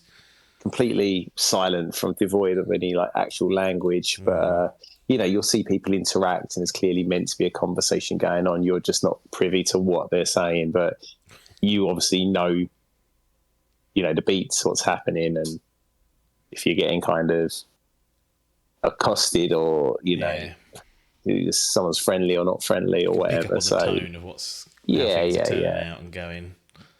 Exactly. Did it run okay? Did you have any problems technically? Any glitches or save issues or anything like that? We have to. No. All easy. I can't imagine it was pushing the PS5, even the base PS5, in any meaningful way. So no apps, no issues at all. In terms of controls, you mentioned it's a bit weird the way that the perspective changes and that you're pointing in a direction that doesn't make sense, but the character's going the right way, so you leave it. Are there other elements to this, like platforming, for example, and picking up items and moving them around? And how does that feel, if at all, that's an issue there? Is it quite a flat kind of world? So no real platforming, but there are, again, it's probably a weakness, really. It's like the puzzle. So you might know what you eczema. So you might know what you think the solution to the puzzle is, but and even to my mind, so for instance, there was a well, and I had to wind the well up, get the bucket out of the well, drag the well over to water, I think, to fill it up to do something. But basically, they did want me to do that, but they just wanted me to do it in a different way that I was doing it. There was another crank or something to pull it along the floor. So it's not. I don't expect it to be like Breath of the Wild. I don't need 11 solutions to each puzzle, but it was a bit odd in that I was like, I've got, I feel like I've got this solved. Yeah. But you're restricting me to do it exactly the order you want me to do it, or I don't know, there's only one way, and it felt like it would have really benefited giving you maybe in those cases a second way. Just it wouldn't even been a second. It wouldn't have been a different solution. It would have just been allowed them to use, I don't know, A or B to move item C, but it didn't. And it was kind of a couple of times I ended up having to use Google, and it was like, oh no, I've got the solution. I just haven't done exactly the way they want. It was a bit annoying, really. Yeah, that is a pain. That is the double-edged sword of puzzle games. It's like, can I figure out what they want me to do? and not just what they want me to do, how to do it. Because, like you said, Yeah. if there's even a sniff of doing it a certain, skipping a step or shortcutting it or just going directly, and that doesn't work, then when you find out how to do it, you're like, well, I was right, but you wanted it to be done in this particular format. Interesting. Yeah, I mean, that's unfortunate, but sort of you can run into that to any game, can't you? You can sit there on an Uncharted puzzle for 30 minutes and go, I don't know what's Drake up to here? What are we up to? Shadows is the chess piece. What are we supposed to do? And if it keeps happening, usually it's a problem with the game. But if one or two, normally give them a pass. Yeah. But depends on the game, I guess. I assume there's no weapons or anything, any other ways of interacting or interfacing with the game. You've mentioned there's like a communication tool. I don't know if that's used for puzzles or for certain elements, but is there any other ways in which you can prod around and explore or discover or interact with what they've created? Essentially, I think you get two different like powers that are both like the alien technology that you kind of inherit. And it'll be like, once you get the second one, it might just be a case of kind of working out which one to use, clearly you're limited with just those two. So we like environmental things, kind of navigating the environment and then interacting with like, there'll be certain things that might need electricity, and you've got, I think from memory, it was like a sort of electric power and then like a fire sort of power. And it's just that's it really. So that's what I mean. The puzzles are relatively simple, and they do become quite repetitive, like especially with the clearing element, because you're like, it's not really a puzzle. You're just, you can see this one type of fauna or whatever it was, and you just kind of move it out. Yeah, and you're just like, why am I doing this? Why am I doing this over and over and over? Like, it's a bit, and even that sometimes it'll be like you clear it, and you think you've got it all, and there'd be a bit like Power Wash Simulator. There'd be like a little bit, just because you didn't do that. That then hasn't like. You might be trying to knock, like a plank down, and it's been held up, and you're like, I've done it, and nothing's happening. So then you kind of wander off and go on and try and figure it out. And then you're like, hang on, let me go back. And you're like, oh, there was one, pixel left, and now it falls down. Yeah. Even though it wasn't even touching the item. So there's a little bit of that in it, which is, again, a little bit frustrating. But I'm kind of being quite negative on this, but I actually enjoyed my 5 hours with it. Did you get lost at all? Not a lot. You can't get lost really. It's linear. There's only ever like. There's no like backtracking or things like that you have to worry about. It's like you just continue on X path and you'll get to where you need to go. I think from memory there might be a couple of those puzzles, very like Limbo-esque or Inside, where you might just have to go back a screen or two. And there'll be an item to drag and that kind of thing. But that is the only backtracking you're doing really. Do you have to write down notes for like Elden Ring side quests or? Ain't that. No, that's okay. That's good. That's good because we haven't got time for that. You mentioned you've been a bit negative on it, and then you said "but," and I cut you off. So it seemed like you wanted to pivot to something a little bit more. You didn't want to just kick the balls completely, and maybe just say, "Look."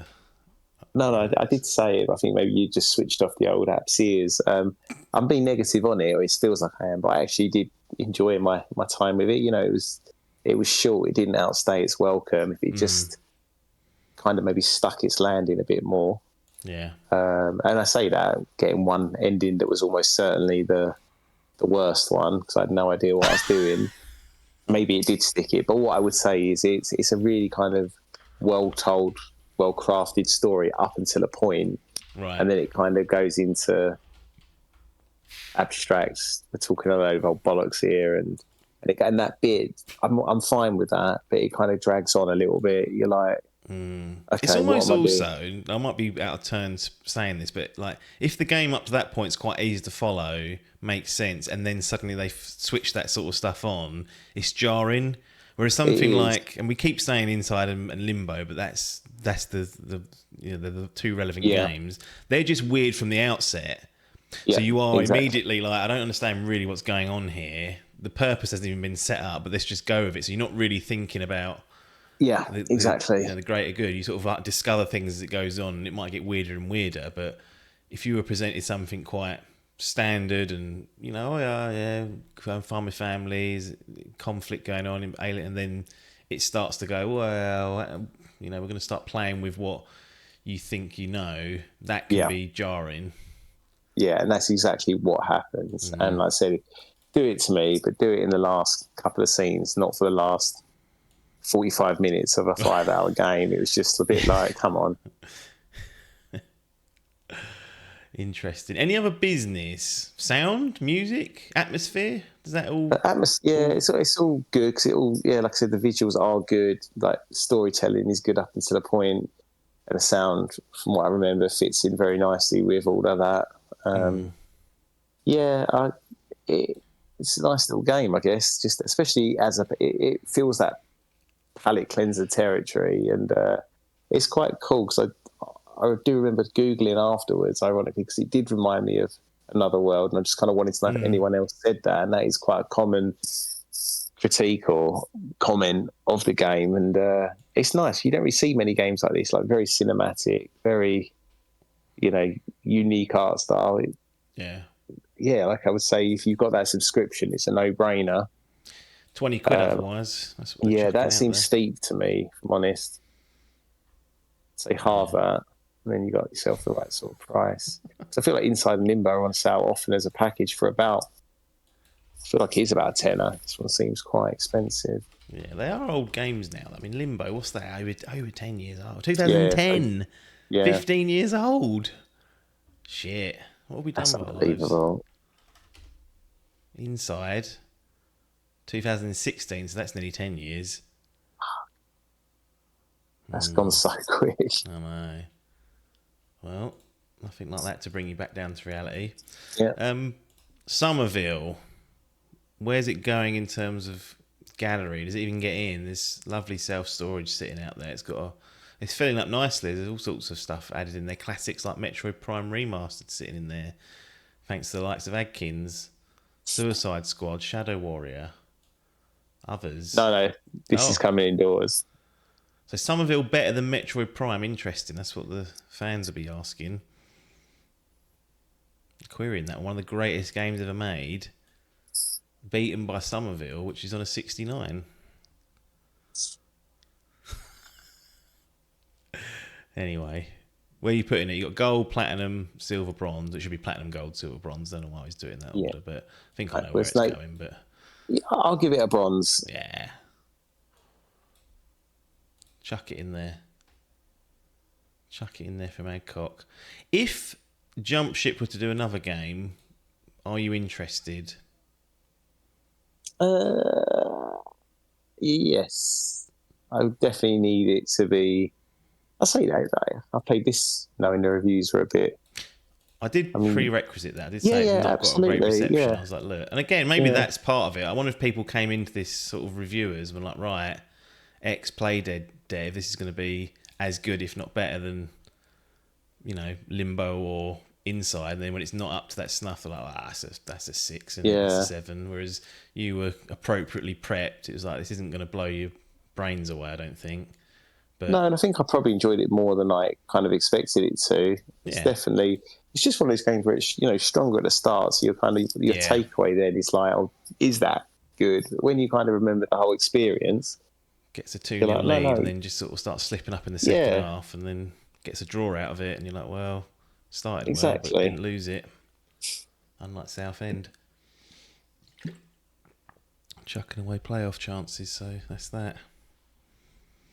Yeah, Southend. It's a 2 up at half time. Yeah. Concede a last minute penalty for a 2-2. Yeah. When it could have been so different. Yeah. I don't even say it's a shame. It's a nice little game. It's just it kind of. Is it somewhat underrated then? Would you say, given? Yeah, because if you got that in the fantasy game league, you'd be livid. You'd be like, that's complete. Yeah. I know that kind of exaggerates our version of scoring because that's just not good enough. But generally, you see anything under a 70, and it's like, oh. Yeah, but I think you could probably bump that up by, was it 69? I'd say you could probably bump that up by 5 or 10 points if you're a fan of those other games, personally, because it's all right. Maybe 79 is a bit high, but sort of 75 feels like right. It's if you're interested, I would say you're probably gonna find something here. Yeah, good. Somerville in the books, nice bronze. Not to hold you to any commitments, but what's going on in the gaming world now? Because you're sort of more stop-start than you have been for a while, so... It's been tough at the moment, yeah. Switch 2 lurking and whatnot, but that is a Switch 2. But yeah, so Switch Mario Kart's been played some more last night. Got my I took down a 150cc circuit, played a little bit of the open world, done like a time trial, gate check thing, and I've had a few goes at the is it the knockout? Is it called like the which, to be honest, probably my favourite of the game modes. Enjoyed that. I've only come third on 150cc. Yeah, it's hard, but I think that I won't go too much into Mario Kart because we'll do it on a separate thing. Yeah. But the way the tracks are now, like lots of long stretches, obviously, even in the Grand Prix, you're not playing circuit, you're playing one circuit, driving to another, playing one lap for, so it's a bit weird. Yeah. Knockout mode's seamless, so you're playing this long stretch of 4 rounds, essentially, but you're driving across the map, and I was like, that feels like a better use of the way things are laid out. Yeah. So I've enjoyed that more. I still think knockout mode could have been start at point A, get to point B, get there however you want. There's no set circuit for you to follow because in knockout there's a track that you can't deviate off, but there's an open world there, and I was like, why is that not being used for something like a big rallycross or something? But we're asking a lot of Nintendo they've already given us something which is a change of world. But you're getting on with that then. Yeah, playing that, and I've also, I think I said to you, I borrowed the I don't actually know what it's called, but Zelda, the 2D or top-down one that came. Echoes of Wisdom, is that it? Yeah. That's where you play as Zelda. Yeah, I've borrowed that, or I'm going to borrow it, so that I'll probably play that and Mario Kart. But it's nice. Where I've had a break now, finally, it's weird because I should be so keen to unbox the Switch. It sort of sat there rotting for a couple of days. And I set it up, and I was like, this is actually really nice. Like, it's nice to have a new console. It's exciting. Yeah. And, it's nice to have a new game. I'm not like a massive Mario Kart fan. But I went with my nephews today. One of them's back over from Australia, and I played some 4-player there, split screen, and oh, nice! It is a lot of fun, that game. It really is. It's just trying to do it on those stupid Joy-Cons when you're using that as the only, controller, not even putting them together on that little arm that comes with it. Yeah, like that is not the way to be playing. No, but at least the options there. I guess that's one of the things I think's good about it. Nice. Well, I'll definitely get you back if you do go through Echoes of Wisdom, because I've actually... There's too many games to play, so that's the short version of why that's not going to play. But that does look interesting. There's lots of things you can do and experiment with, like her powers, and just break the game, like make it ridiculous. So I'm interested to see what you think about that, because it seems like it was a different take. There's no playing as Link. You're playing as Zelda, and she's like... As we know from the game, she's fucking powerful, and I think that game gives you a sort of a sniff at that. So good to sort of see Zelda not trapped in a dungeon with Ganon doing God knows what to her every few hours, and then you're going around collecting Kurok seeds while that's going on. Time slipping away, but that's the way he designed the game. So we'll get you back for that, as and when, if it's done. Now you said it out loud and it's on, you can't sort of get away from that. Yeah. So that's that. Anyway, good to catch up, good to speak to you. Somerville with a nice bronze. We'll be back with Adcock as and when he delivers us a nice new fresh opinion on some video games, but we'll see you all on the other side.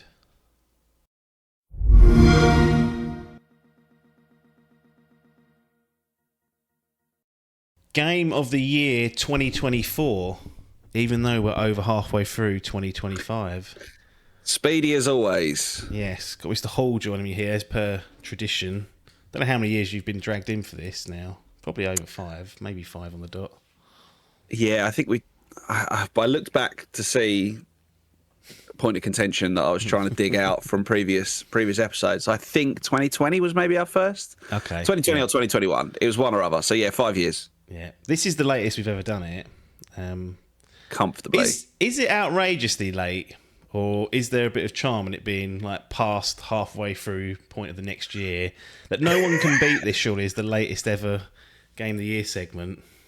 I liked when we used to do it, we started off doing it in like January, February, and the thing is, it means that the games that are late releases in the year get punished, as they do in all the major awards. Yes. Because people haven't had enough time to play those December releases. So they always get kind of shunned, and obviously they don't qualify for the following year. So it feels a bit unfair on games that are released. So I like to do it a little bit later, just to give us all a chance to have the full years, have 3 or 4 months of even the December release games. That said, mid-June. Well, this won't even go out till July. So. Oh, poor. Absolutely diabolical, really, isn't it? Yeah, I know. I think I've tried to do it in I was trying to think, get it out for April. Like Q2 starts, the last chance to look back on the previous year, is a 3-month period there to catch up on anything that people are desperate for. That seemed reasonable. Yeah, blown it. Yeah. But well. Here we are. They're going to get it anyway.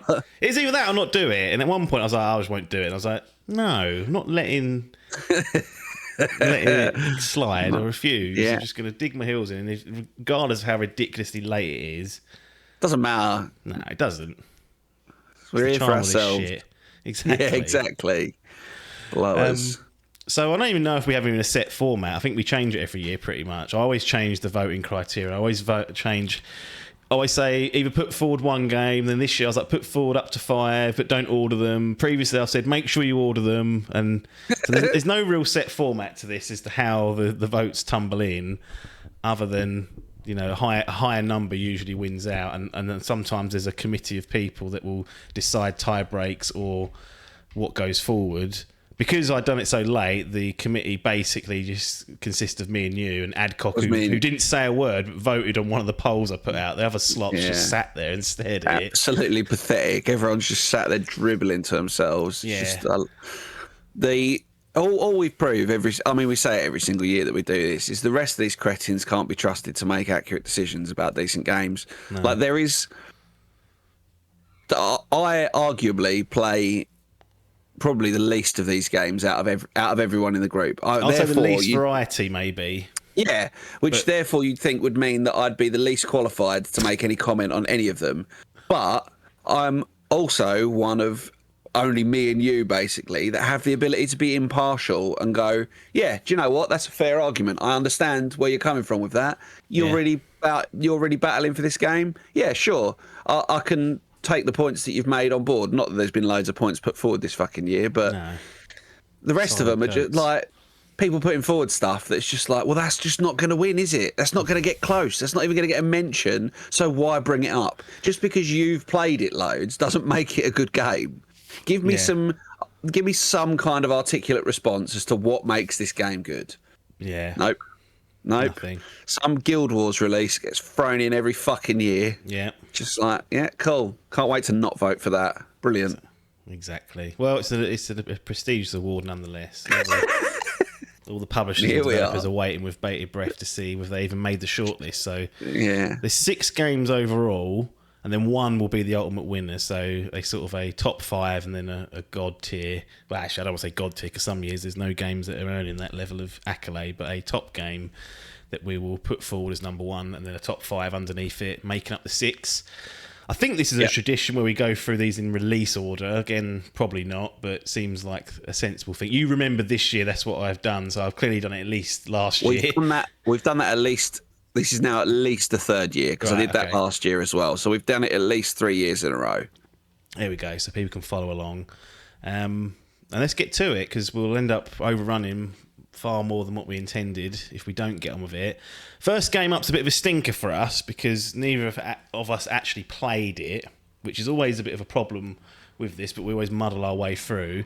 But it's Tekken 8, January 26th, 2024. Bandai Namco got itself a nice 90 on the Open Critic, and therefore for a Fantasy Gaming League team if they picked it. PC, PS5, Xbox Series consoles. The main thing I remember seeing about this when it was first revealed is just how fucking good it looked graphically. And the showcase they put out, and then Adkins and Salmon, I believe, were spending the time playing it. And I get the feeling that these fighting games, you've obviously got Tekken, Street Fighter, what's the other one? The other Mortal Kombat, and whatever one of those. I don't pick think one. Adkins or Salmon will ever choose Mortal Kombat over Tekken potentially. So they've got their favourite, and it seems like it's Tekken. Yeah, once you were kind of drilled into one at quite a young age, it's kind of you follow the series and that's it. You're almost glued to it. And for me, it was never Tekken. I was always a Street Fighter guy, so I never really played the Tekken series. But to your point, this one was. I mean, to be fair to Bandai Namco, when you look at the last X amount of releases for Tekken, they all perform well. They all do. Yeah. Like you say, the trailers for this looked fucking incredible. It did look absolutely epic when it was first being announced. Yeah. And seemingly by all accounts, it's been as well received as the previous entries. Yeah, I remember speaking to Adkins about it on one of the pods, and he was gushing over the story, like the campaign that they had plopped in there. So outside of the mechanical stuff, where the game's just awesome to play, and it's got all the layers of depth that you'd require. There's a story. Obviously, it's 8 games deep, so he's been attached since the very beginning. Yeah. He's got that context. And I was asking him about that, and he was like, yeah, you will lose a bit of the campaign if you don't have an awareness of what's going on.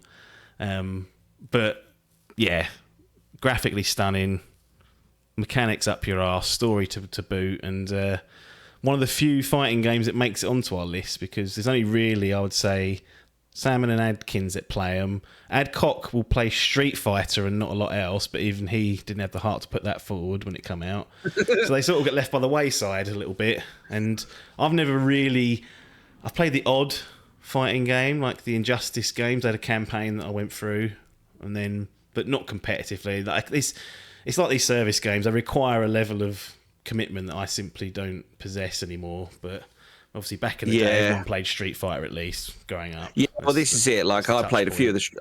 Exactly that. I played the Street Fighters growing up, and then even the last few entries is just I've fallen by the wayside. I almost got back into playing the Mortal Kombats because I remember it was Mortal Kombat X, I think, that had like a trailer that made it look absolutely incredible with the fatalities and bits and pieces, was like enough that I owned it, but I didn't play it very much. And it's one of those, like you say, it's one of those genres that seems to have such a hardcore group who absolutely love it and stick to it. But those of us like ourselves, I mean, we say this every single stinking year on this podcast, but my time is more valuable now. I don't have the opportunity to sit and play thousands of games anymore. Like I pick a few that I play a lot, and that's pretty much me done. I don't delve into stuff that I think, oh, that looks like it could be good. I'm just not going to ever play a game that's my reaction to. And like I say, this looked epic, but having the same thing, spoken to Adkins and got a little bit. I mean, the story to it, to further that point, like, I mean, I have done what I always do and get the old Wikipedia entries, and there's like fucking 2.5 page synopsis about like the story and everything about it. So it was obviously way more involved than I consider a lot of these fighting games to ever be, because like you say, I'm normally like fly here, punch this person, fly there, beat the shit out of this person. So yeah, they've obviously put a lot into it. USSR. Yeah, exactly. Yeah. So yeah, fair play to them, and obviously, well, I mean, to make the short list is impressive. It shows you that it's obviously made an impact on some of the Dimp boys, but never going to be your or my cup of tea, unfortunately, and one that I don't know if you've got any intentions of going back and looking at it at all, or whether if the success of this means that when Tekken 9 inevitably comes, that'll be something that you might dabble in, but it's not something that I'm going to jump into, I don't think. No, it's probably not. I mean, again, when I was speaking to Adkins, it was more about is it possible for me to even play the old ones and catch up on the story? Like, that's what I was thinking. Yeah, and it's seemingly not. There's like a recap set of videos you can watch, but it's never quite the same. And that's why I was hoping that, I think when Mortal Kombat, the latest one, come out, they were like, oh, it's a new timeline. I was like, well, that's a good opportunity, but the person who makes the new timeline aware of the old timelines. I was like, well, that's not new then, is it? Because there's always stuff that slots in. Yeah, you never get reboots to happen, and then I'll jump on board, because I actually enjoyed the campaigns of Injustice. Like, they were actually pretty well done and enjoyable. Fucking annoying sometimes. I never really got good enough outside of button mashing to get through the slops, but Yeah, it's one of those things. If there's an opportunity for like a Tekken reboot or some sort of collection pack that plays on modern hardware that I can rattle through, And maybe, just to fill in a few gaps here and there, but the likelihood is very, very slim, unfortunately. But it's good to see a game released in January still remembered, because again, that's another bias that usually creeps in throughout the year if the early games are cut. punished. Yeah. We're in a situation here where at least half of them are in half one, so they've actually Q1, so they've made it all the way through and had some staying power, because there's sort of a sweet spot in the middle of the year and like early autumn that get all the glory, and then the late ones either don't get played or they get extreme bias. So Tekken's landed itself in. Moving on, Helldivers 2 is next, 8th of February 2024. Arrowhead, Sony/PlayStation published, 83 on OpenCritic, so that is actually the lowest on our list. PS5 and PC only as we speak, and probably will remain that way for the foreseeable future. But this was a rare moment in Dimp lore where it felt like everyone other than Paper, which is quite funny to look back on him sort of leaving himself out of arrogance, really. He didn't want to commit to this, was just playing Helldivers for, 6 to 8 weeks? Like it was one of those games that burnt really brightly for quite a short period of time and then just died one day. But I did 100 hours, I platinumed it, and I had no regrets about spending that amount of time in Helldivers 2. It was just so fucking fun to play. I couldn't believe what was happening at times. We had like 8 people trying to get into these fucking games. We had to split parties up, and it's been a while since it's captured everyone like that. I can't remember, like, exactly to that point. I can't remember the last time that we, as a collective group, when we've got such an eclectic mix in terms of the game styles that people like, etc. I can't remember the last game that captured everyone or almost everyone within our group of friends to the level that this did. Yeah. It was it's such a stupid game. Like, it's so ridiculous. Like, the way that it plays is brilliant. It holds, it controls reasonably well. Like, it's good enough that it got us through. Like, the stratagems are great fun. The fact that the friendly fire is always on just made it That's the hilarious. USP almost. Exactly. On paper, that's really, really annoying. But when you play it, it's a massive part of the game. And what's good about it as well is that it had 10 layers of difficulty ranked from 1 to 10 effectively. Yeah. 10 when you get up to Super Helldive. And you could play at 1 and be the most disorganized bunch of morons the universe has ever known, which is what everyone is to begin with in this game. Like, there is the learning curve is definitely there, but it's not too steep that it puts people off. Yeah. And then by the time that you're up to Super Helldive at level 10, you've got to be reasonable at the game, otherwise you just won't get through it. But as you say, that 6 to 8 week window, it was all anyone was playing. We were all glued to it. There was every night there was WhatsApps and Discord messages saying who's on Helldivers this evening, what time we're jumping on. Yeah, exactly. How we're going to split up into groups. It suffered, and part of the reason I think probably behind the 83 rating is just at the time of release there was just a lack of content for it. There was 2 enemy types. Yep. Every planet that you landed on was similar. Yep. All the missions were the same style. You know, there was only sort of like 4 or 5 different objective types that you could do. And there was bits on the side. That was it. There was like the secondary objectives and bits and pieces, but it became more about the camaraderie than it did actually the gameplay. It was definitely like you wouldn't put 100 hours in solo, put it that way. Oh no. So yeah, it lacked. And I know that since then they've done updates to bring in new enemies and new environments, and it looks great. But the window is past. Like we said, it came out start of February. I've got zero intention of going back to it, even though the update looks like good fun. Maybe if 4 or 5 others were to say, "Oh, we're going to jump back into Helldivers," I don't think I'd want to miss out.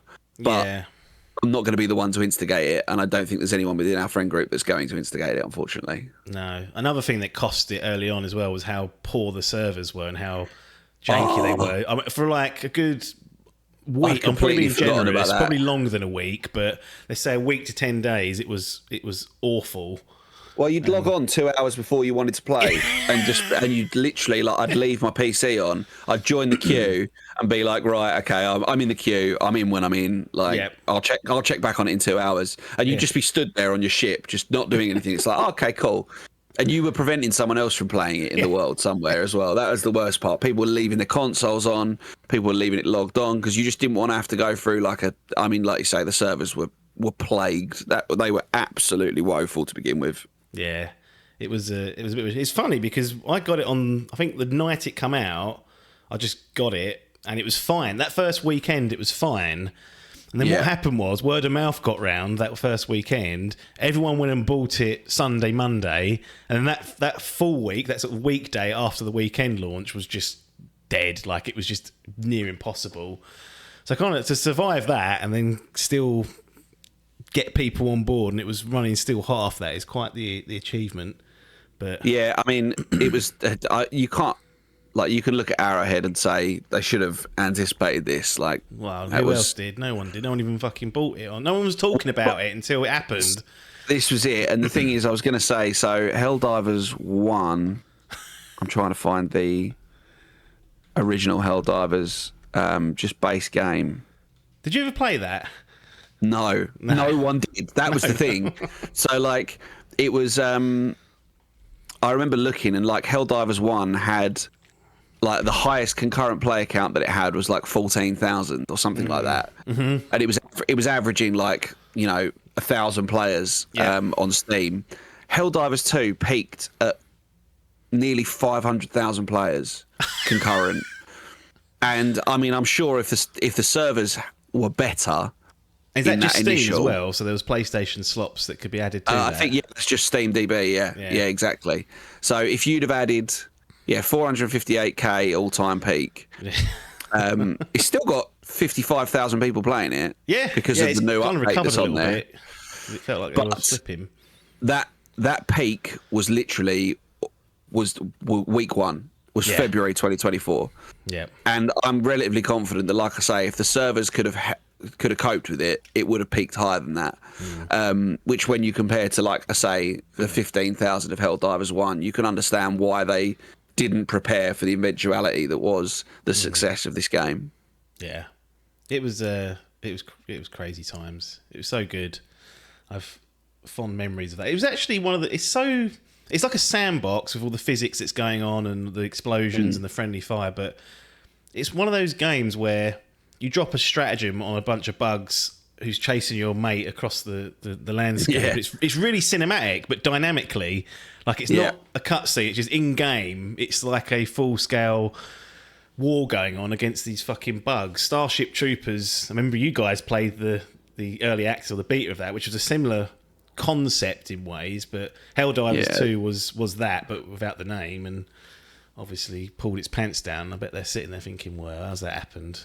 Yeah, like you say, the point to the cinematic bits as well is what I would say is that once you did get in, like chucking stratagems, you weren't experiencing massive hitches in the gameplay either. Like it wasn't stuttering, it didn't cause massive lag spikes when people would have these fucking stupid stratagems that would blow up an enormous area. And like you say, it'd be great. You watch the planes coming overhead and fucking dropping bombs, or the orbital lasers and cannons coming down, and it's absolutely epic to be a part of. Like, you proper panic when you're in amongst it.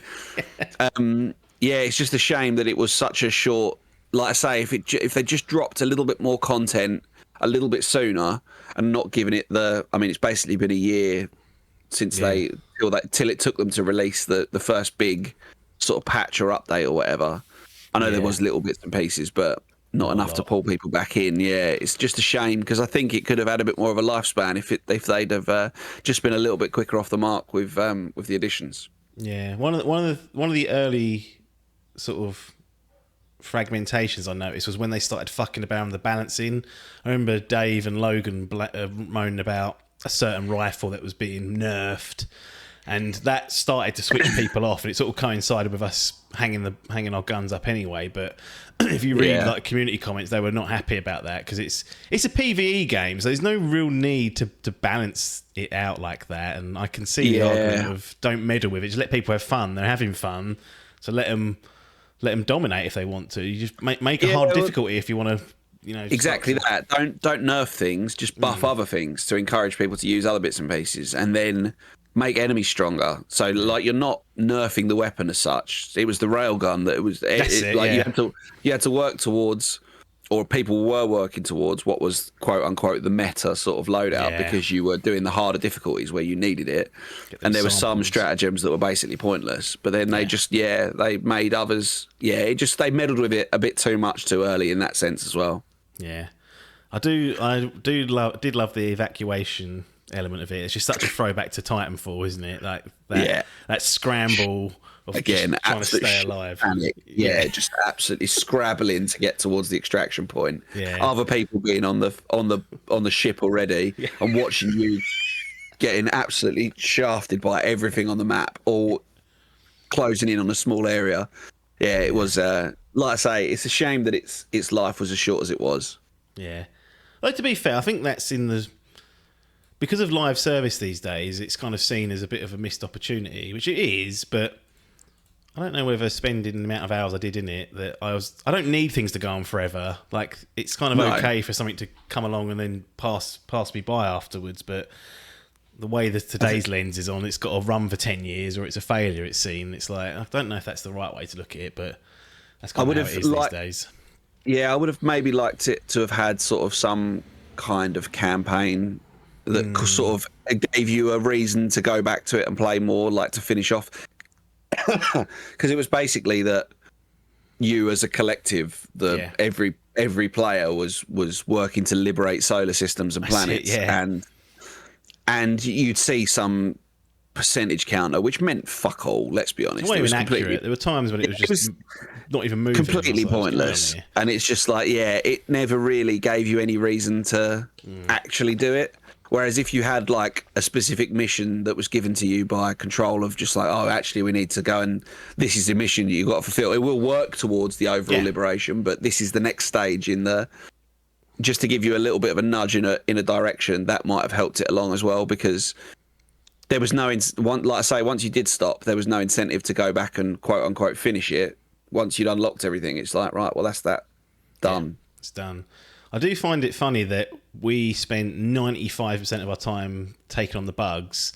There's a whole other enemy type that we just never tried to master. Like, we didn't even... It was a lot harder, which is probably why, but we could have, in theory, spent another half the amount of time trying to master the machines maps, because they played a lot differently, and it was you needed a different loadout, a different strategy and whatnot, but we were happy with bugs because they're a little bit more forgiving. Not these Terminators fucking dropping bombs on your head. But yeah, it's what it is. Maybe one day we go back to Helldivers 2, but unlike Helldivers 3. Helldivers 3 VR. Oh god, no. Oh, absolute vomit induction. Yeah, that'd be awful, wouldn't it? Game number 3, Final Fantasy VII Rebirth, February 29th, 2024. A leap day. So is that leap day, isn't it? It's the 29th. It is, yeah. Square Enix. A full exclusive for PS5 throughout 2024 and has come to PC in January of 2025. Probably going to go to Xbox and Switch because Remake is going or gone, depending on when you listen to this. And Rebirth, the second part of what's going to be a trilogy remake of Final Fantasy VII, sits on a 92 on OpenCritic, so a high scorer here. I think I spent 110 hours in this.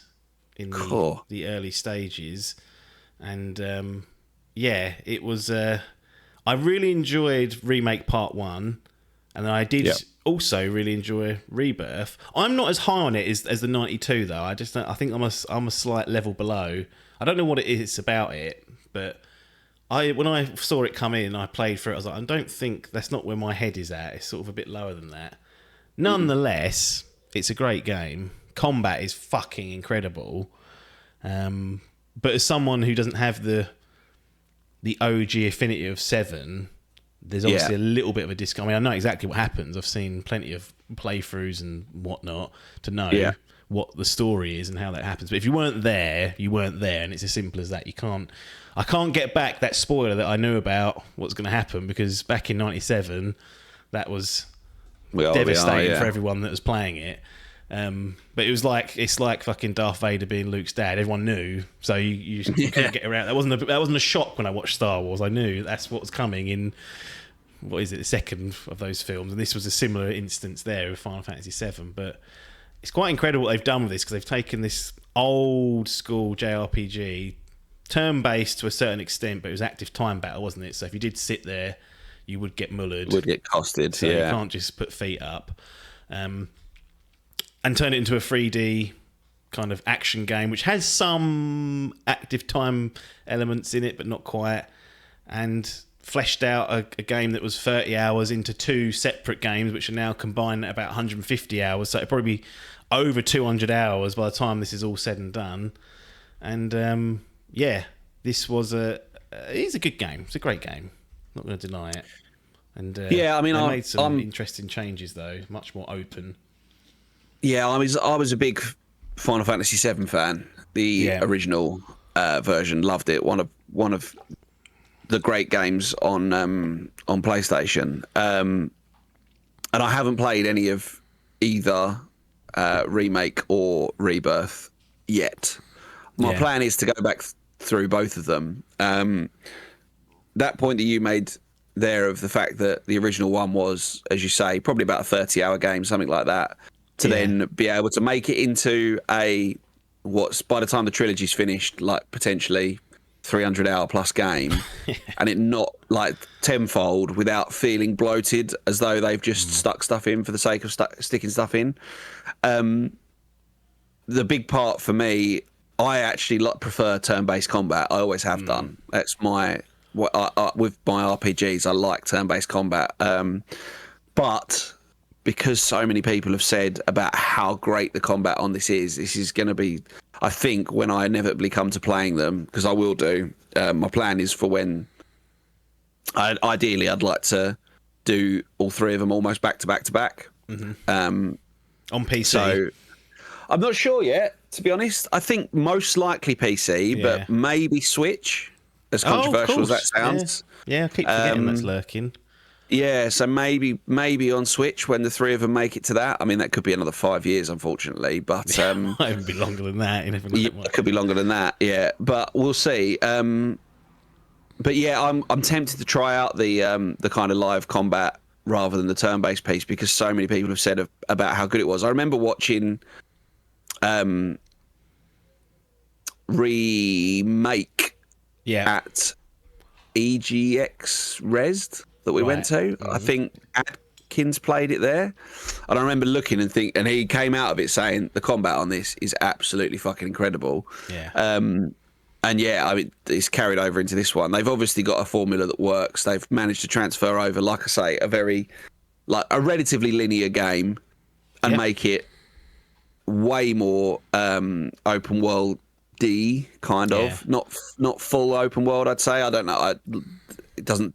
From what I've seen of this, it doesn't look to be full open world. It's kind of got the elements to it, but I mean, you knew it was going to be received well. The third one will be received well. We'll still be in the category for Game of the Year,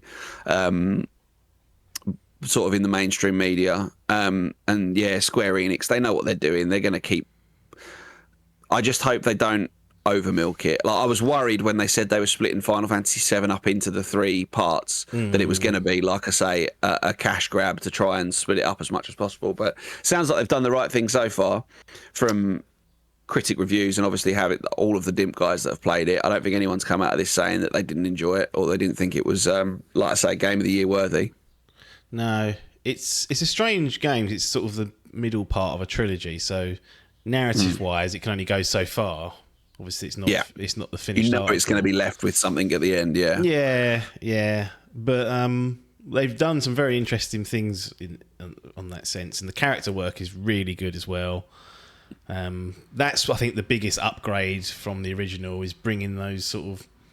They behave and act and sound how you'd expect them to, because a lot of the time you'd be using your imagination with 7 because it didn't have any voice acting. It was text based. It was, the pixels, all that stuff. Yeah, they were cartoon characters. Yeah, you were filling in the blanks. Whereas here they've kind of brought them to life, and you spend a lot more time with them, and there's a lot more dialogue and interactions and things like that. So, yeah, it's got the golden saucer. Obviously, is it the golden saucer?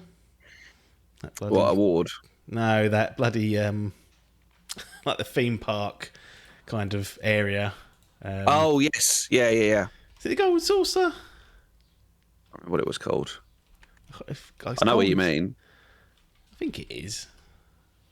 Gold saucer. There you go. Yeah. Yeah, it's the golden saucer. And that's got all the Again, mini games in it and all the stuff you can do.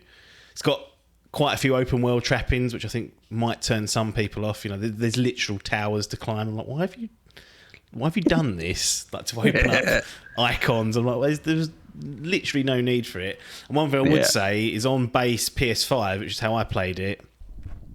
Put it on performance mode to get the 60, so the combat's fluid. But my god, the resolution was a dump. This is one of the few games that the PS5 Pro has kind of fundamentally Struggle upgraded. City. Yeah, it was horrible to look at. You get over it eventually, but it was just nasty to look at. Obviously, it's on PC now, so those that are sniffing around it from that can kind of brute force their way through it. But nonetheless, a good entry. I like the fact that you've got this sort of cast of characters. I think you can have 3 or maybe 4 in your fighting party at once. But the other party members sort of hang back and take pot shots at the enemy, so they're still engaged in the fight, rather than most RPGs or JRPGs with party members. They just they're doing nothing, aren't they? They're on the bench waiting for you to call upon them or to put them in when you die. Whereas in this, they're shooting, they're doing chip damage, not doing any major kind of bits and pieces, but. Yeah, I always just like that little. They thought about that they're going to be running around in the 3D world with you. Just make them do bits and pieces. So, yeah, Rebirth earned its place onto the docket here. Next game, this could either make or break Hall's heart because it's he doesn't know about. I didn't know what made the cut. No, only out of like 2 games, so he's going to find out here and now because of the release order, but. We're going to jump to the 6th of September 2024 for Astrobot. So we'll circle back as to why that's significant. But Team Asobi, another PlayStation game. So actually, Helldivers Final Fantasy Astrobot, all PlayStation only. Exclusives, with one on PC. 95 on OpenCritic for Astrobot, highest of 2024, took the championship.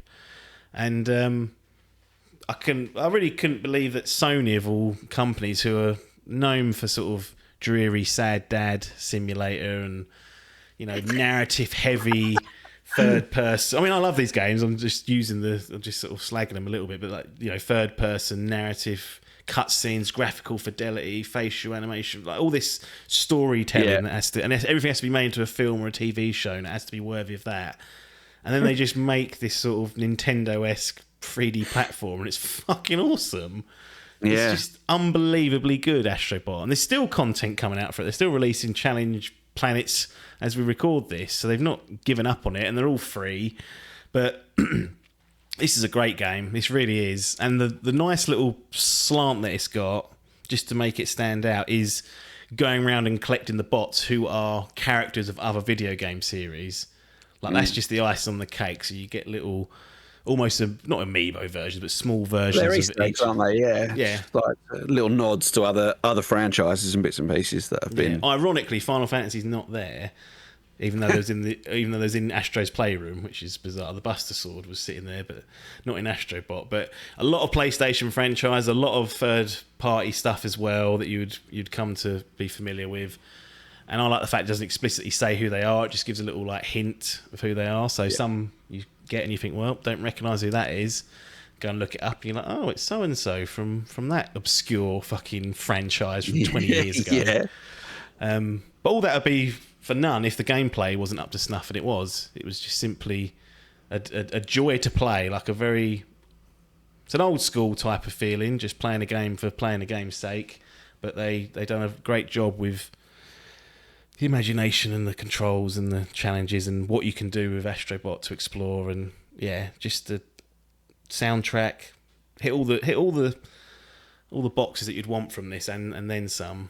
And I know that a lot of people have been playing it and enjoyed it, but a lot of the children of Dimp have also been partaking. They've been enjoying it. So it's one of the few games that Sony have released that is actually family appropriate, unlike The Last of Us Part 2. There's people getting their heads blown off every 5 minutes. So I know a lot of people have been helping out the youngsters on the bosses, but letting them play for most of the stages and getting through it. It's just a nice surprise, I would say. Yeah, I mean, I haven't played it. I didn't play Astro's Playroom. Free packing, that was. Yeah, and I think, as someone that hasn't played it, I've got no right to have this opinion of this game, right? Shit on it. But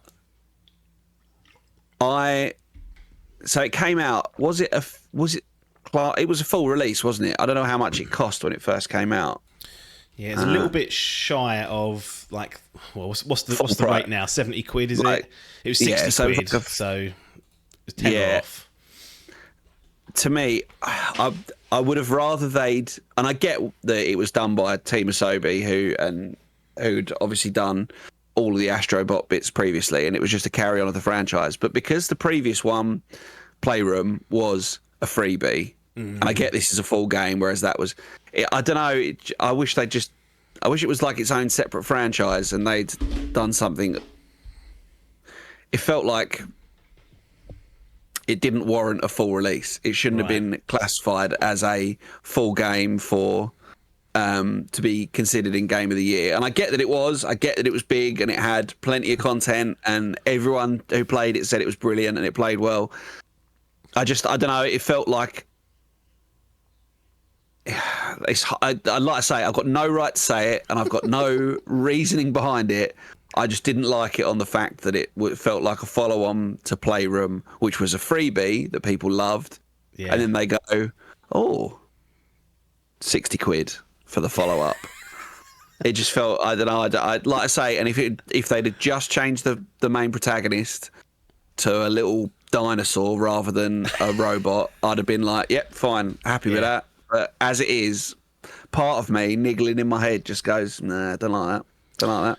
Well, hopefully I'm sure it'll go on sale at some point, so maybe it'll arrive at a price point where you feel comfortable. I literally just looked online just then, and it's still going for like fucking 50 odd quid for a physical.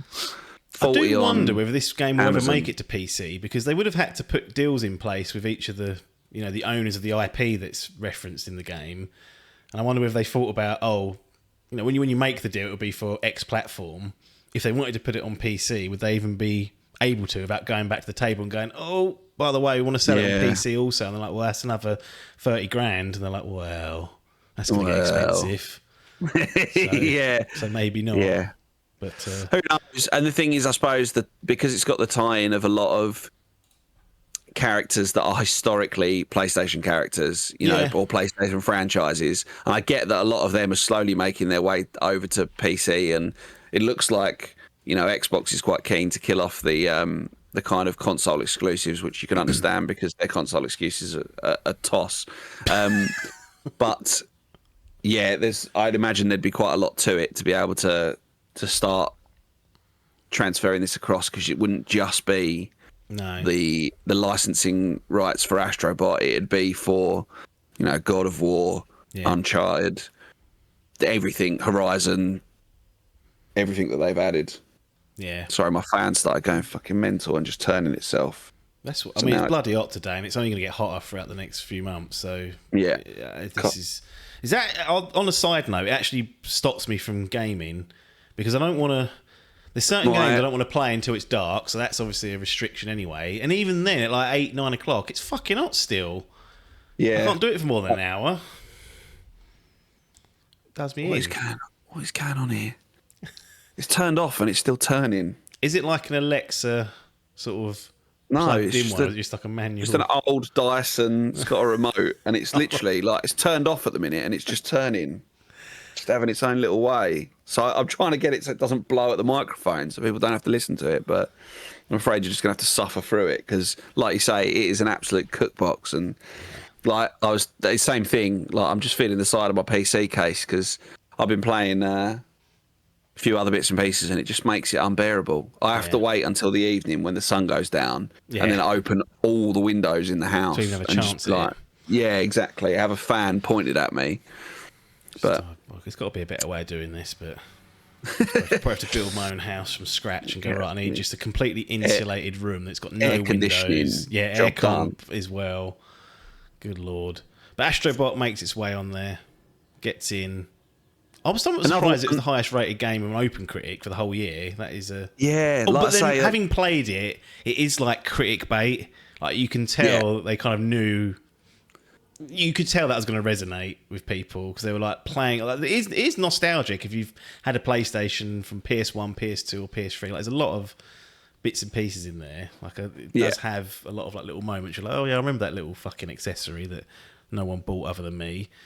So it is sort of like a look back at PlayStation's history as well. So, but yeah, and the thing is, fair play. It comes down to the same old classic of just good gameplay wins out, doesn't it? Like good fun gameplay, like you said, to the point of a lot of the Dimp kids. But again, everyone, I think excluding myself, that has a PS5 has played this game. Yeah. And everyone's bought it, and everyone's come out of it saying that was fucking brilliant. That was really, really fucking good. Yeah. So yeah, it's hard to argue that it's on the list. A little bit of a surprise that I think it reviewed as well as it did, but as you say, having played it, evidently a lot of people deem that that's a fair score for it based on personal experiences. Yeah, I mean they knew what they were doing, getting into the minds of these bloody critics. I mean, it's overall an Open Critic, which goes back to, they go back to now, all time 2013. So we've got like 15 years of data. Astrobot sits at number 8, all time. That's great. That's crazy. Mario Odyssey's still top of a 97 though, so that's going to take some getting at if it's ever going to be beaten. But that's the critics for you. That's mad. But it's the 8th top game on Open Critic is pretty wild. Yeah, it's above Last of Us Remastered, God of War, Persona 5 Royal, Metroid Prime Remastered on the top 12. But it's below Odyssey, below Baldur's Gate 3, Breath of the Wild, Red Dead 2, Tears of the Kingdom, GTA. Hello. I mean, GTA 4. What's that doing on there? I think this is one of those weird ones where it's only got 6 reviews. So it's in some seriously seriously esteemed company though, isn't it? In fairness, yeah, it's fighting with them. But Odyssey stands on top as the GOAT of platformers. So will it be beaten by Donkey Kong? Might do after seeing that reveal. Probably. That looked fucking good. It did. It looked very good. And it's in your team, so you're very, very happy to have that sitting there, tracking to be an easy 95. Yeah, I love that. Thank you. Next one, October the 8th, 2024, Silent Hill 2, Bloober Team, Konami property. This was a PS5 console exclusive and still is as I record it. So again, another play, like Xbox just showing got nothing here of their own and barely anything that's third party. Few years though, hasn't it? Yeah. I can't remember the last time. Games like this, they shouldn't, this is not a Sony. Why are you keeping that Sony exclusive? Why are you crippling yourselves on sales by not just fucking throwing it out there on everything? Yeah. Probably Xbox going, we want to put it on Game Pass. Maybe. No, fuck off. More likely, Sony went, we'll pay you $5 million to keep it up. I mean, all right. Yeah, yeah, you can give it to them in a year's time. Yeah. I've seen some excuse where developers are like, it's really hard to make it compatible with the Series S, so it's taken a bit of time. I think Black Myth Wukong was one of those, and it's taken like a year for it to be developed. Yeah. I'm not sure I always buy that. I'm like, there's some underhanded deals going on, I would say. But Silent Hill 2 and 87, going back to the survival horror roots. Did you ever play any of the old Silent Hill games back in the day? Because I actually never did. I played a little bit of Resident Evil back in the 90s, but Silent Hill passed me by completely. I think I might have played Silent Hill 1, like the original. Yeah. I don't remember enough about it to be able to say with some assurance. And I certainly wouldn't have played it for very long, because when it came out, we'd have been that much younger. Yeah. And they are fucking, like, even the old ones are fucking terrifying games. And they're hard as well. Like, there's puzzles that you don't understand that make no sense. It's like, there's a lot of garbage you have to work through. Yeah, it was. But Bloober Team did Silent Hill 1 remake, correct? They're doing it. That's their next project. Oh, what was the other Silent Hill remake then? There was Silent Hills, which Kojima was doing before he fell out of Konami. Okay. There was a like Shattered Memories, which was done, but not by Bloober Team. They had done like Layers of Fear. Here's the thing: going into this game, I had zero expectations because Bloober Team had done Layers of Fear, Observer, Layers of Fear 2, Blair Witch, The Medium, Layers of Fear again. Like they were not tracking to they weren't making sterling games. They were making like okay games, but not fantastic games. Yeah. They even made a game called Basement Crawl, which on Metacritic has got a 27. So it annoyed me when people were like, "Oh, this is a perfect marriage," and I was like, "Hang on a minute, it's Bloober. What? They've made nothing completely amazing ever. They've been bang average, good, or extremely poor." And we're giving them this Silent Hill 2 game, which is like a cult classic. I'm like, this is they make first person games. This is third person. I was like, oh my god, this is just going to be. This will be like Alone in the Dark. Like that came out in 2024 and was not up to snuff. I was like, that's what it's going to be. Lo and behold, they actually fucking pulled it off. It's quite unbelievable. It's fucking scary for what it is. And Bloober Team, I'm not going to say sorry because you deserved every bit of flack that you were going to get because we can only go on your data that you provide us, which wasn't very good. Yeah. But to be fair, they pulled it out of their arses. And now I'm like, okay, fair play. You've made an excellent survival horror game. You've somehow threaded the needle of a game that doesn't have massive fanfare, but has a very loud, passionate fan base. Yeah. And you've satisfied a lot of people, newcomers like me, most of the old school voices. Like, and this is a good modern take on it. Like Resident Evil 2 remake, this is not far away from that at all. And that's one of my favourites. So Yeah. they have done a magnificent job in creating and modernising this game because I don't care what you say. No one wants to go back and play Silent Hill 2 on PS2 or whatever it was. No one wants to go back and play fucking Resident Evil 2 on PS1. Like, sorry. No one's going back and playing the early 2000, late 90s games. Like they're not holding up. No. And this especially is the if you haven't played them. Like if you've got the nostalgia and you've got the muscle memory of them, you might. Maybe, yeah. Anyone new, no chance. I'm not having it anymore. Yeah. These lies Struggle that City. come out with. So these remake projects are great because they're modernising all these old classics. They are great. They are. I do. Part of me, and again, we've said this on previous Game of the Year podcasts. Part of me does at the same time go, "Come on, give me something fucking new." We've Final Fantasy VII Rebirth, Silent Hill 2. They're both remakes or remasters, however you want to call it, of older games. And 2 have made our final 6 for Game of the Year. Yep. Are we really at the stage where there's not that many new IPs or there's not that many new titles that we're having to invest in these? Like, they're being done well, so I can understand them being there. But at the same time, like I say,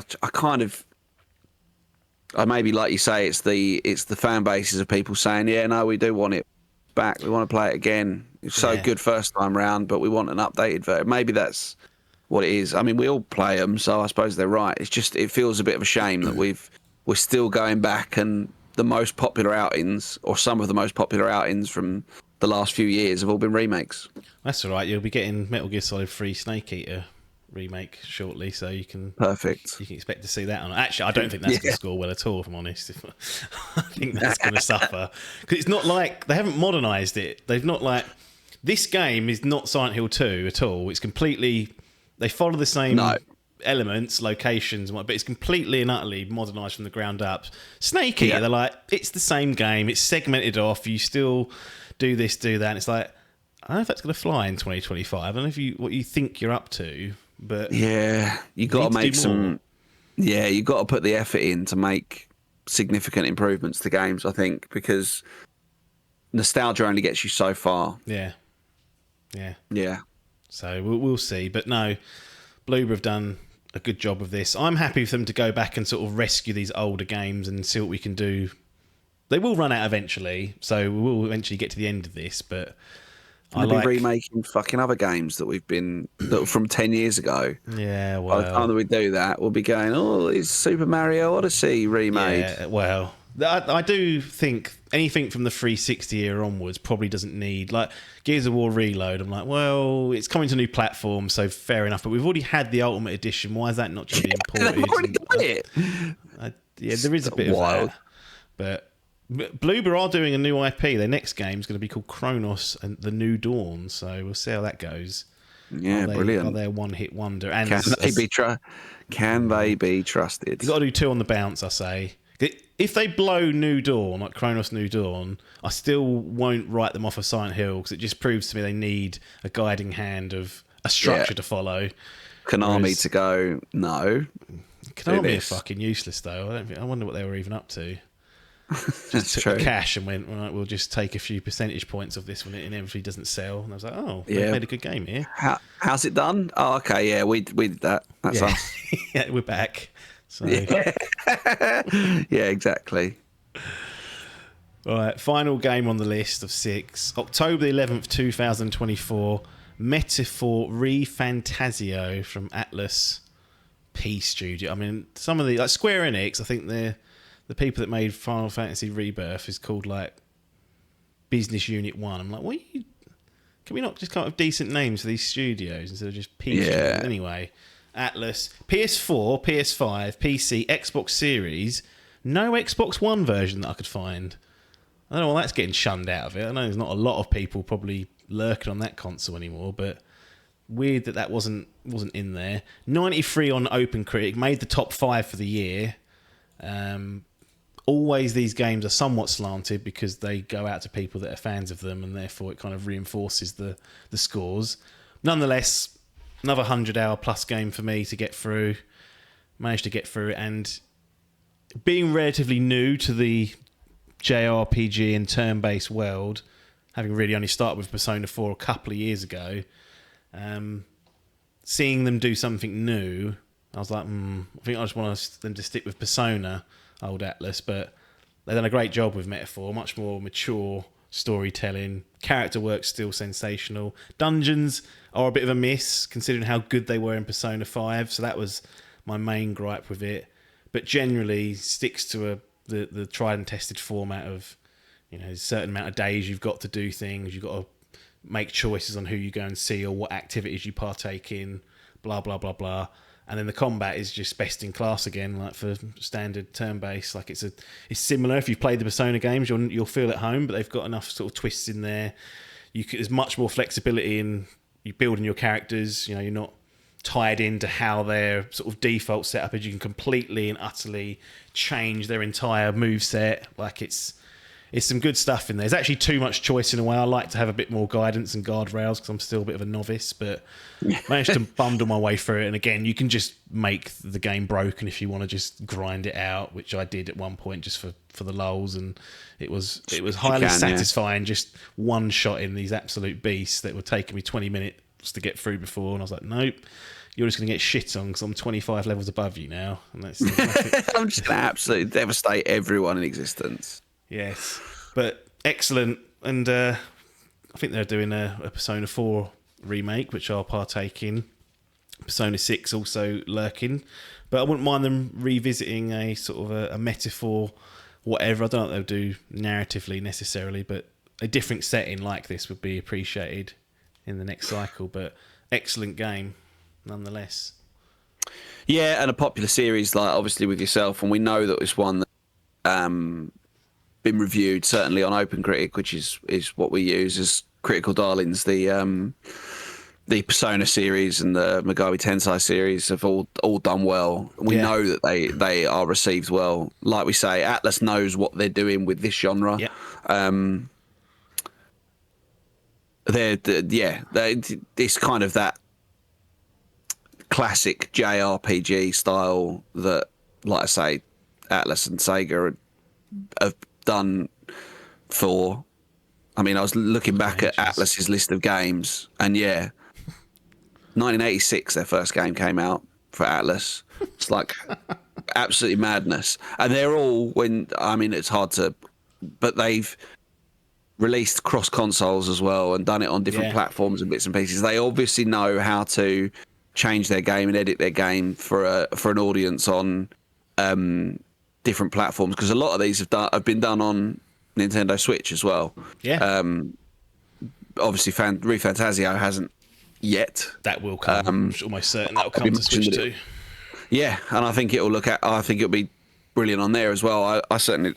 It's one that I was tempted to play. I haven't played any of the Persona, but I know how strongly you felt about them. Certainly the ones that the more recent ones that you've been getting stuck into, and how good they've been. Yeah, it feels like a bit of a no-brainer for me to jump into it at some point. I like the idea of playing it on handheld because it's not one that's needs like the huge epic scale of graphics that other titles do. I think it'll do well on handheld. I like, again, historically Atlas have done everything right back to the Game Boy Advance, even the PSP. They ported over a lot of the Persona games onto the PSP. So if they can manage to do it on that with something like the Switch, with the power that's now got, and things like the Steam Deck, I think it'll do some good business on there. So yeah, it's I'll be honest, it's not one that I know loads about, other than having spoken to you about it and how much you enjoy playing it. So it's something that I'll get into at some point or another. But again, hugely well received critically, as pretty much as we were expecting at this stage. Although, as again, to the point that you mentioned, not going down the Persona series, taking a bit of a leap of faith and bringing out a new franchise, new start, and succeeding. It certainly won't be the last we see of it, though. I think that's almost a certainty to say. Yeah, and I think it's important for them to do something like this, because one of the easy kind of insults you can throw at Persona is, oh, it's fucking anime, school kids, immature, and it is and I can see why someone might turn that on and go, nope, I don't want to deal with these annoying kids, basically. And Metaphor does have some of the anime tropes, don't get me wrong. You have to that is part of the charm in my view, but it's much more of a mature version. So those that were turned off by just the setting of Persona have something here you can go into, like fantasy setting, blood, even like a bit more, got a bit more bollocks about it. Yeah, exactly. So they're in and it's difficulty wise, it's probably a little bit of a step up from Persona as well, but not quite as hard as Shin Megami Tensei, which is like I can't handle that. So again, this is it's a nice jumping on point. I think it'll kick you back and give people a setting that you haven't got to necessarily be embarrassed playing in front of someone else. And they're like, why are you running around as a school kid? And you're like, well, hang on a minute. Hang on. Calm down. It's not what it looks like. You say, no, this is like a Game of Thrones. And they're like, all right. It's not, but it's close. Throw it out and it suddenly makes it all right, yeah. Exactly. But highly recommend that if people are looking to get into any sort of turn-based or had a bit of a break from them and want something else, that is definitely up there. Right up there, yeah. That's all 6 of them. We've got Tekken 8, Helldivers 2, Final Fantasy 7 Rebirth, Astrobot, Silent Hill 2, and Metaphor ReFantazio. As per tradition, we'll take a quick break, not literally, but we'll talk about something else in the meantime. Be back in 20 minutes. And then, just sit there in silence, put on double speed or something until we're back, and then we'll come back and reveal the winner. Seemed like an easy place to start would be to talk about the DLC debate or the expansion debate, because one of the talking points of going through this list was that there were a couple of items, games, content, however you want to describe them, that were axed or seemingly not favoured because they fall into that category of not being a full release. 2 that spring to mind: Destiny 2 The Final Shape and Elden Ring Shadow of the Erd Tree, which we did get as a Game of the Year nomination at the Keighley Awards. So that was in the shortlist for Game of the Year, even though it was a DLC that required the base game. I guess the question is, should this type of content be in the running for Game of the Year? Well, I mean,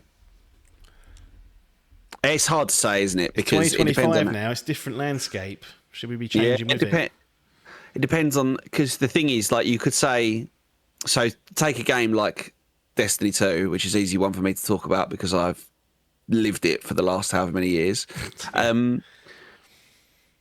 They're not releasing, Destiny 2, 3, 4, 5, 6. They are releasing them as standalone expansions. Yes, you need the base game, but the base game is free. The base game is free. Yes. And so, you could buy Destiny 2, the final shape, pick it up, play it as a single game with just that as the campaign. Yeah, you wouldn't have the lore of the previous bits and pieces, but there was enough there. There was enough bollocks about it that you could take that as a standalone game. Erdtree, you have to own Elden Ring. Mm-hmm. And Elden Ring is still a full price release. So I kind of maybe get that a little bit more. But again, from all accounts, there is enough stones to that expansion alone that it could have been a full release. Yeah. I think even when it was announced, we weren't sure whether it was going to be a full release, follow on in the series, or whether it was going to be a DLC. So, I mean, it's hard, isn't it? It's hard to say whether you can what you can classify as one and what you classify as the other, or whether you want to include them. The way that games are going now, I think large DLC contents are becoming more and more common. So I don't know. I don't think not enough of us played Erdtree. That I know. I don't know how many nominations it got, but we're also all too shit at video games to step into the Elden Ring, Dark Souls series that much anyway. So yeah, I guess we kind of play it on a case by case basis. I don't know. I don't know where you land on it. Yeah, I just like things to be simple. In my simple head, I was like, we all laughed when Erdtree got nominated because it's DLC, and the final shape is different because of the points you outlined. But I don't know. I didn't like the idea of it. It felt cruel to reject the Erdtree, but. What you mentioned there is interesting. That it is slightly different because one is a base game, a paid base game, and it's part of that base game. You have to own and pay for that as we speak. It's not a free to play game. Whereas Destiny 2 has gone free to play, so in theory you can just download it as a client almost, and then play the final shape, and that's kind of the game you're playing. That is somewhat different, and it's a live service game, so they are inherently different to non-traditional stuff. So maybe there's a way of, I think they should in some way be included, but then I think the name would have to change of the award. It can't be called Game of the Year. They have to come up with some other title, but that's not easy. You're coming up with garbage like Game Experience, so it's like, no, that's not right. It must be there's a catch-all out there somewhere that no one's thought of, and that's what it should just be transferred to, which just includes anything and everything. If it's good, it's on there. And I mean, it's hard again because we use, as we've mentioned several times, we use OpenCritic for our for the FGL. Yeah. And so we kind of base it on, has it got a page on OpenCritic? But now so much toss is just getting a page on OpenCritic that that's not the catch-all anymore either. That's not the definitive answer. So it's season tough. Updates being reviewed. I'm like, hang on a minute. Yeah. Won't be long before each battle pass is individually reviewed. Or the early access, that's the next. Yeah. That's the other thing, isn't it? So many games now are going into early access for a year, longer than, At what point? So one of the games, and I know we're going to come on to probably some honourable mentions, but one of the games that I put forward and nominated was Path of Exile 2. Yeah. Which came out in early December, latter part of the year. And I played it quite a lot. I really enjoyed it. Early access. Now, that, when it goes to full release, whenever that may be, probably this year at some point, maybe latter part of the year, is not going to get a sniff because it's had its play window. The Zeitgeist was in 2024, not 2025. Exactly. It's already got a page on OpenCritic. It's already got its score. So we're kind of, and it's not listed as Path of Exile 2 early access. It's Path of Exile 2. So, we are where we are with it. It's hard to make a hard cut off on what you include and what you don't. And, with more and more of the dreaded remakes and bits and pieces as well. It's like, I mean, well, why should we be included? Should we include that? How much needs to change in a game to warrant a remake? Like you say, the Gears Reloaded sounds like it's just going to be another fucking shit toss version of Ultimate / Gears 1. Which we'll all play, but... Yeah, I'll buy it. I'll be there, day one, fucking killing Ram again. Yeah. But yeah, it's tough, isn't it? Like the gaming has changed quite a lot. The live platform bits and pieces, free games with Battle Pass and constant updates is becoming more of a constant thing. Yeah. So yeah, it's difficult to call. What's going on at Bungie?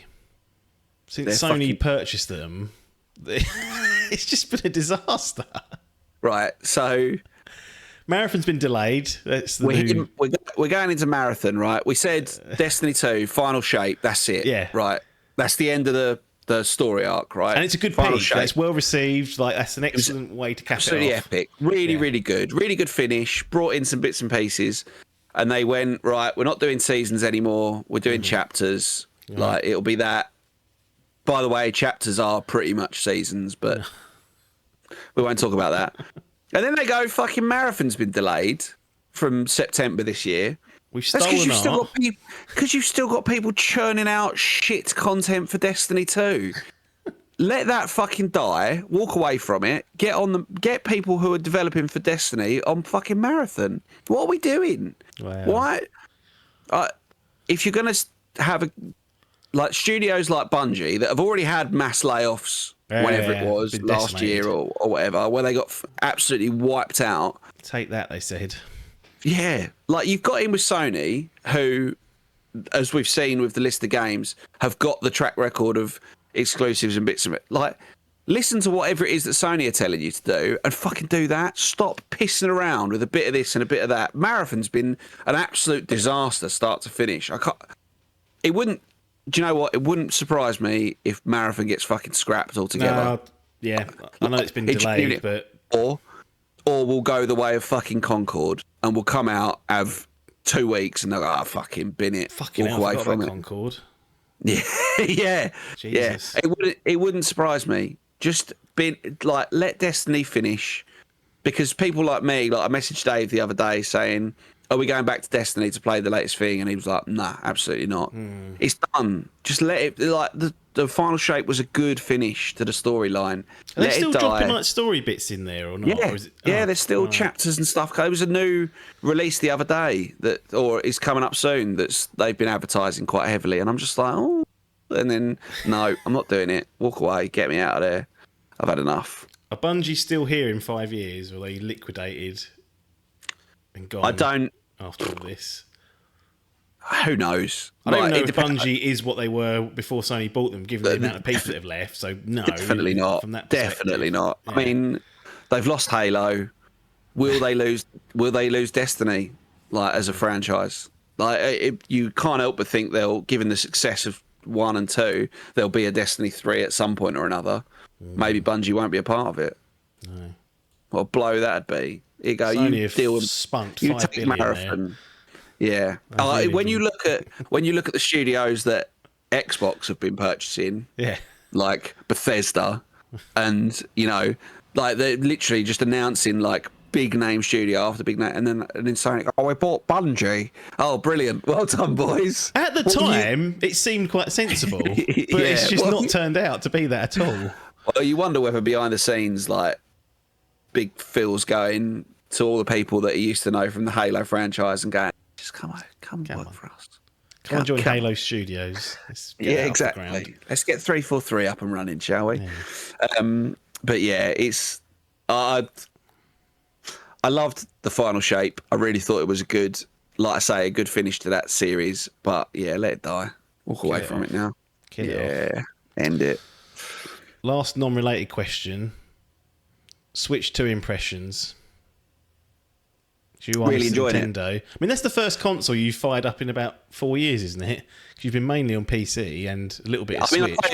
I play my other Switch quite a lot, but yeah, that piece of shit hasn't been played. Yeah. You'll notice that the Series X is missing. I've given that to my brother for the time being. He's playing Claire Obscura. Oh yeah, good. He's another good turn-based. Like if you want a short of us, that's like quarter of the length of Metaphor. So I'd highly recommend that.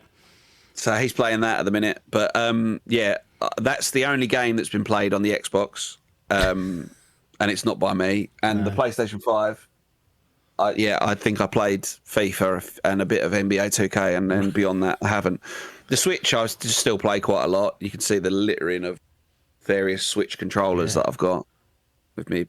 SNES, Mega, yeah. But yeah, I've been playing the Switch 2 a lot. I've already put. The only problem with the Switch 2 is I need Donkey Kong to come soon. I'm getting to the end of Mario Kart World. There's only so many times I can race the same 8 Grand Prix and the same 8 knockout cups. I've got 3 stars on Mirror on I think all but maybe 3 of them now. Nice. I've done I've done whatever I sent through on that text message, maybe 160 odd P-switches. Yeah, that's a lot. of the 394 there are. Is it so bloody hell? Yeah, 394 I think have been found. Plus 60 odd of the peach coins and the switch in the question mark blocks, of which there's I think 150, or one's got 150, one's got 200. So I will still play that quite a bit because I still enjoy it, but I'm getting to the stage with Mario Kart where I want another game to play. So I'm looking forward to Donkey Kong Bonanza. I'm still tempted to redo Breath of the Wild, Tears of the Kingdom. I didn't do Tears of the Kingdom, so I'm absolutely, once the gap opens up, first experience is going to be titles of that. So I don't know whether so they got a free upgrade, didn't they, for Switch 2? No, tenner. All right, sure. They're free if you got Nintendo Switch Online, maybe the expansion pack. Which I do, yeah. Okay. But they also have like Nintendo Switch 2 versions for sale. Yes. They like the 70 or 80 quid versions that you can just buy outright. Are they the same as like the free upgrade version for me? Yeah. Or do I need to rebuy them? No. You can upgrade your Switch version to the Switch 2 version, which will be like you bought it. As I understand it. Yeah, so I just haven't looked into it enough. Get the HDR I think I will. On the 60 FPS, yeah. So I'll probably do that and play both of them. Yeah. To keep me tided over for a bit until Bonanza. Lovely jubbly. Did you have any honourable mentions? Actually, I think you talked about Path of Exile, which you put forward. Obviously, Destiny 2 there and Helldivers. But was there anything else that was working? Because all my shit got on there, to be honest. So for unsurprisingly, it's the joys of being in charge, isn't it? Who's for pretty myself, democratic. No, I don't think so. That said, having looked through the top reviewed games on OpenCritic, there were some on here that I'm a little bit surprised perhaps we didn't mention as a collective. So sort of jumping through them. One that I don't think any of us played, but I know was critically reviewed really well as being one of those easy pick up and play games was Balatro. Yeah. That stopped Astrobot getting all 4 of the main awards. That was the game that stung it. I have got that on PS5. I was going to get it on mobile because Google were doing this. They're doing this Google Play Anywhere thing where you could play it on PC and then switch to mobile. But that game's not supported yet, so I don't want to get involved with that because that looks like crack. And I feel like getting addicted to a card game now and again. Yeah. So that one was one that I thought might come up. Hades 2 struggled with early access again. Yeah, I think. So that was why that probably wasn't included. What else have we got? Oh, the Paper Mario 1000 Year Door remake. Yeah. Which again was real good. Dragon's Dogma 2. I just didn't play, mate. It's there on a list. It's on a list somewhere, isn't it? Getting round to it. It's on my wish list. I keep seeing it go on sale. I'm like, now? And I'm like, no, you're about to start Death Stranding 2, so definitely not. Got to clean yourself up. Indiana Jones. Yeah. Just massive I don't know miss whether- that was. That's a Yeah, I weird don't know time to whether release it. That was like December, wasn't it? And I was like, December the 9th, yeah. So "Are you it's playing like that end of the year struggle, isn't it? Where it's just Yeah. going to miss out on everything because of then. But that looked great from the I will bits and get to pieces that. that I'd seen of it. What else have we got? Oh, Legend of Zelda: Echoes of Wisdom. I didn't think that loads of people would put that forward, but I enjoyed it. Mild, Yeah. good fun. That's Probably another not one that game I of was thinking it's a good decision to have just waited for Switch 2 because that needs to be cleaned up a little bit on the frame rate front. So Yeah, I've kind of got all these probably. games that I've got in the backlog of the Switch 2 that are going to benefit from it. But that's one I definitely looked at. I was like, wow, you can kind of break that game as well, which looks fun. Yeah. To be fair, that's pretty much it. There was, there's Dragon Quest 3 Yeah. HD 2D remake, which I haven't played yet. Which I'm gonna guess if I had have played it in time, I probably would have wanted to put in. But to be honest, I want to play. I want to play 1 and 2 HD 2D remake first, and then play 3. But which are coming out later this year. Isn't the story that order though? Like if you were to map it out, it's 3, 1, 2. 3, That's why 1, they 2, put 3 yeah. first. Because I've got that on a list as well. Because I want to go through like just OG Dragon Quest, and I was like, I'll just play it in the order they released these remakes. I think, but I will play that at some point or another. It depends on where we're at in terms of Switch games and bits and pieces. It's another one, like the problem with the Switch, because we knew the Switch 2 was coming, there's a lot of games that were coming for the Switch latter part of last year just parked. that everyone kind of went, well, I'll just wait. Yep. You know, that was November 14th. I'll just wait 6 months. Yep. Absolutely. You know, so, but I will undoubtedly play that at some point or another. Lovely. What about you? Anything else? Well, you said that there wasn't anything else really. Not really. I mean, what about the slops? Yeah, the slops put forward. We had Batman Arkham Shadows, the VR title, Black Ops 6. I mean, come on. Path of Exile 2, which you'd mentioned. Pokemon TCG, that's the trading card game. Unsurprised. Easy guess who put that forward. SpongeBob SquarePants Tower Defense. V Rising, which we didn't even finish, so clutching at straws again paper. And then WoW Warvin expansion. Who's putting that forward? That's got to be Dave, hasn't it? Yeah. Didn't even know he still got a vote. No. Oh, no, that was Salmon Dave, not Sir Dave. Other Salmon. Yeah, other Dave. Other Dave. So, yeah, maybe I would have put forward something like Mouthwashing, which I didn't play until recently, which is 2024, but probably, well, if I had a space, I would have chucked it on there, put it that way, but I can't remember what I think all my 5 that I had put on there have actually got in. So it wouldn't have trumped any of those other off. No, there, yeah, that's it, isn't it? It's about getting a list together that's, like you say, you want it to be a relatively even reflection of the whole group, even though they can't arguably some people play more than others, and like you probably play more games in terms of number than others. Like you're probably more varied, whereas I'm quite limited, but like I say, I'd like to think that I'm reasonably impartial and can listen to an argument. But yeah, some of these cretins just literally opinions should just be put straight in the bin. And they are oftentimes. Yeah, they do go straight in the fucking bin. Walk away from them. Right, game of the year. This was not even close. We didn't have to do anything to massage any of the figures. It was actually probably one of the biggest landslides we've had. And I think volume of people that played it and just enjoyed it definitely got there. It's a bit boring because it falls into line with every other awards show other than, I think, the BAFTAs or wherever Bellatro ended up stealing it. But it is Astrobot.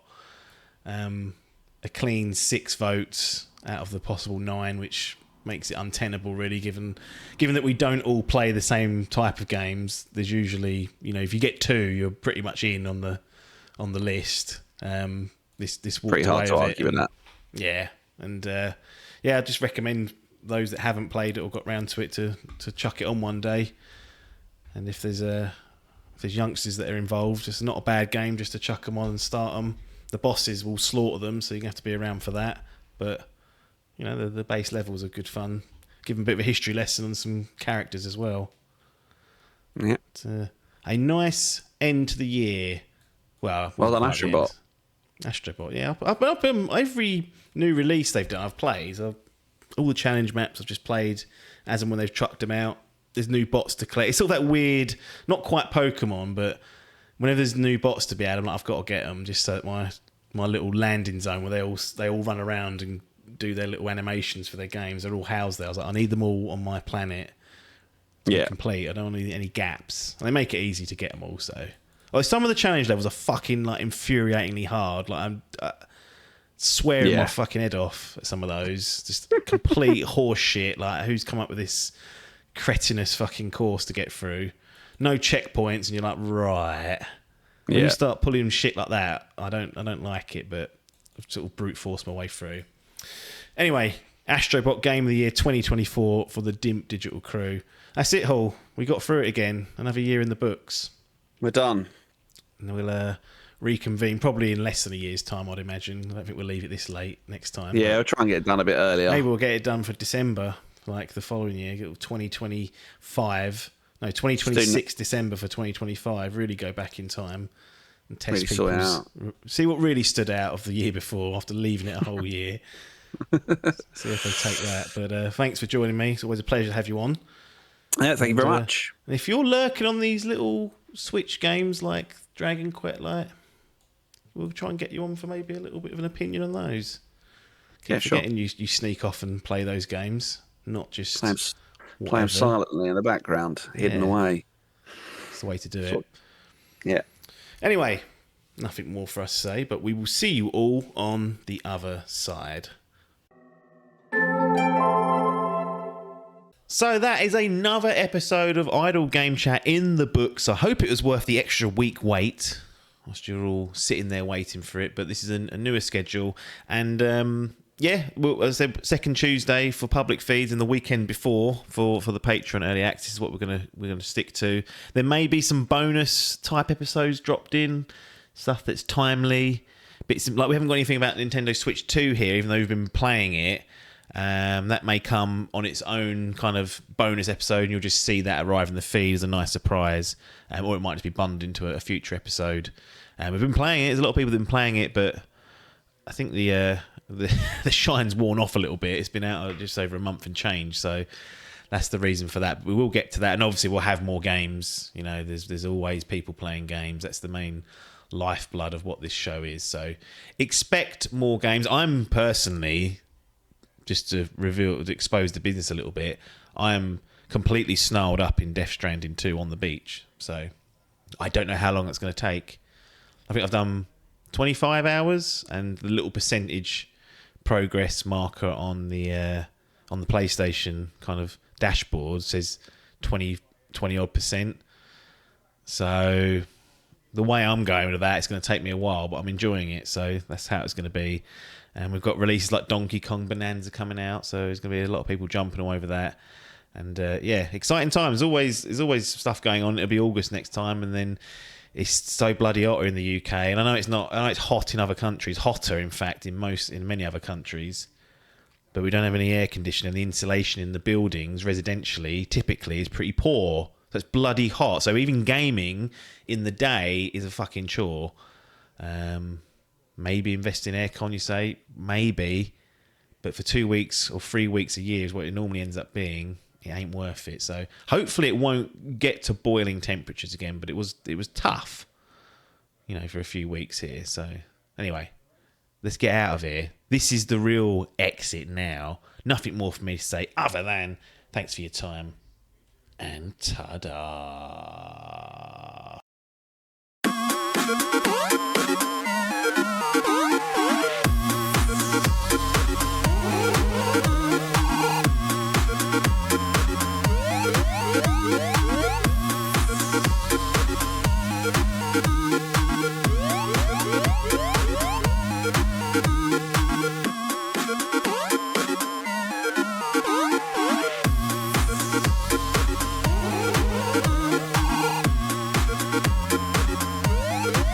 Yeah.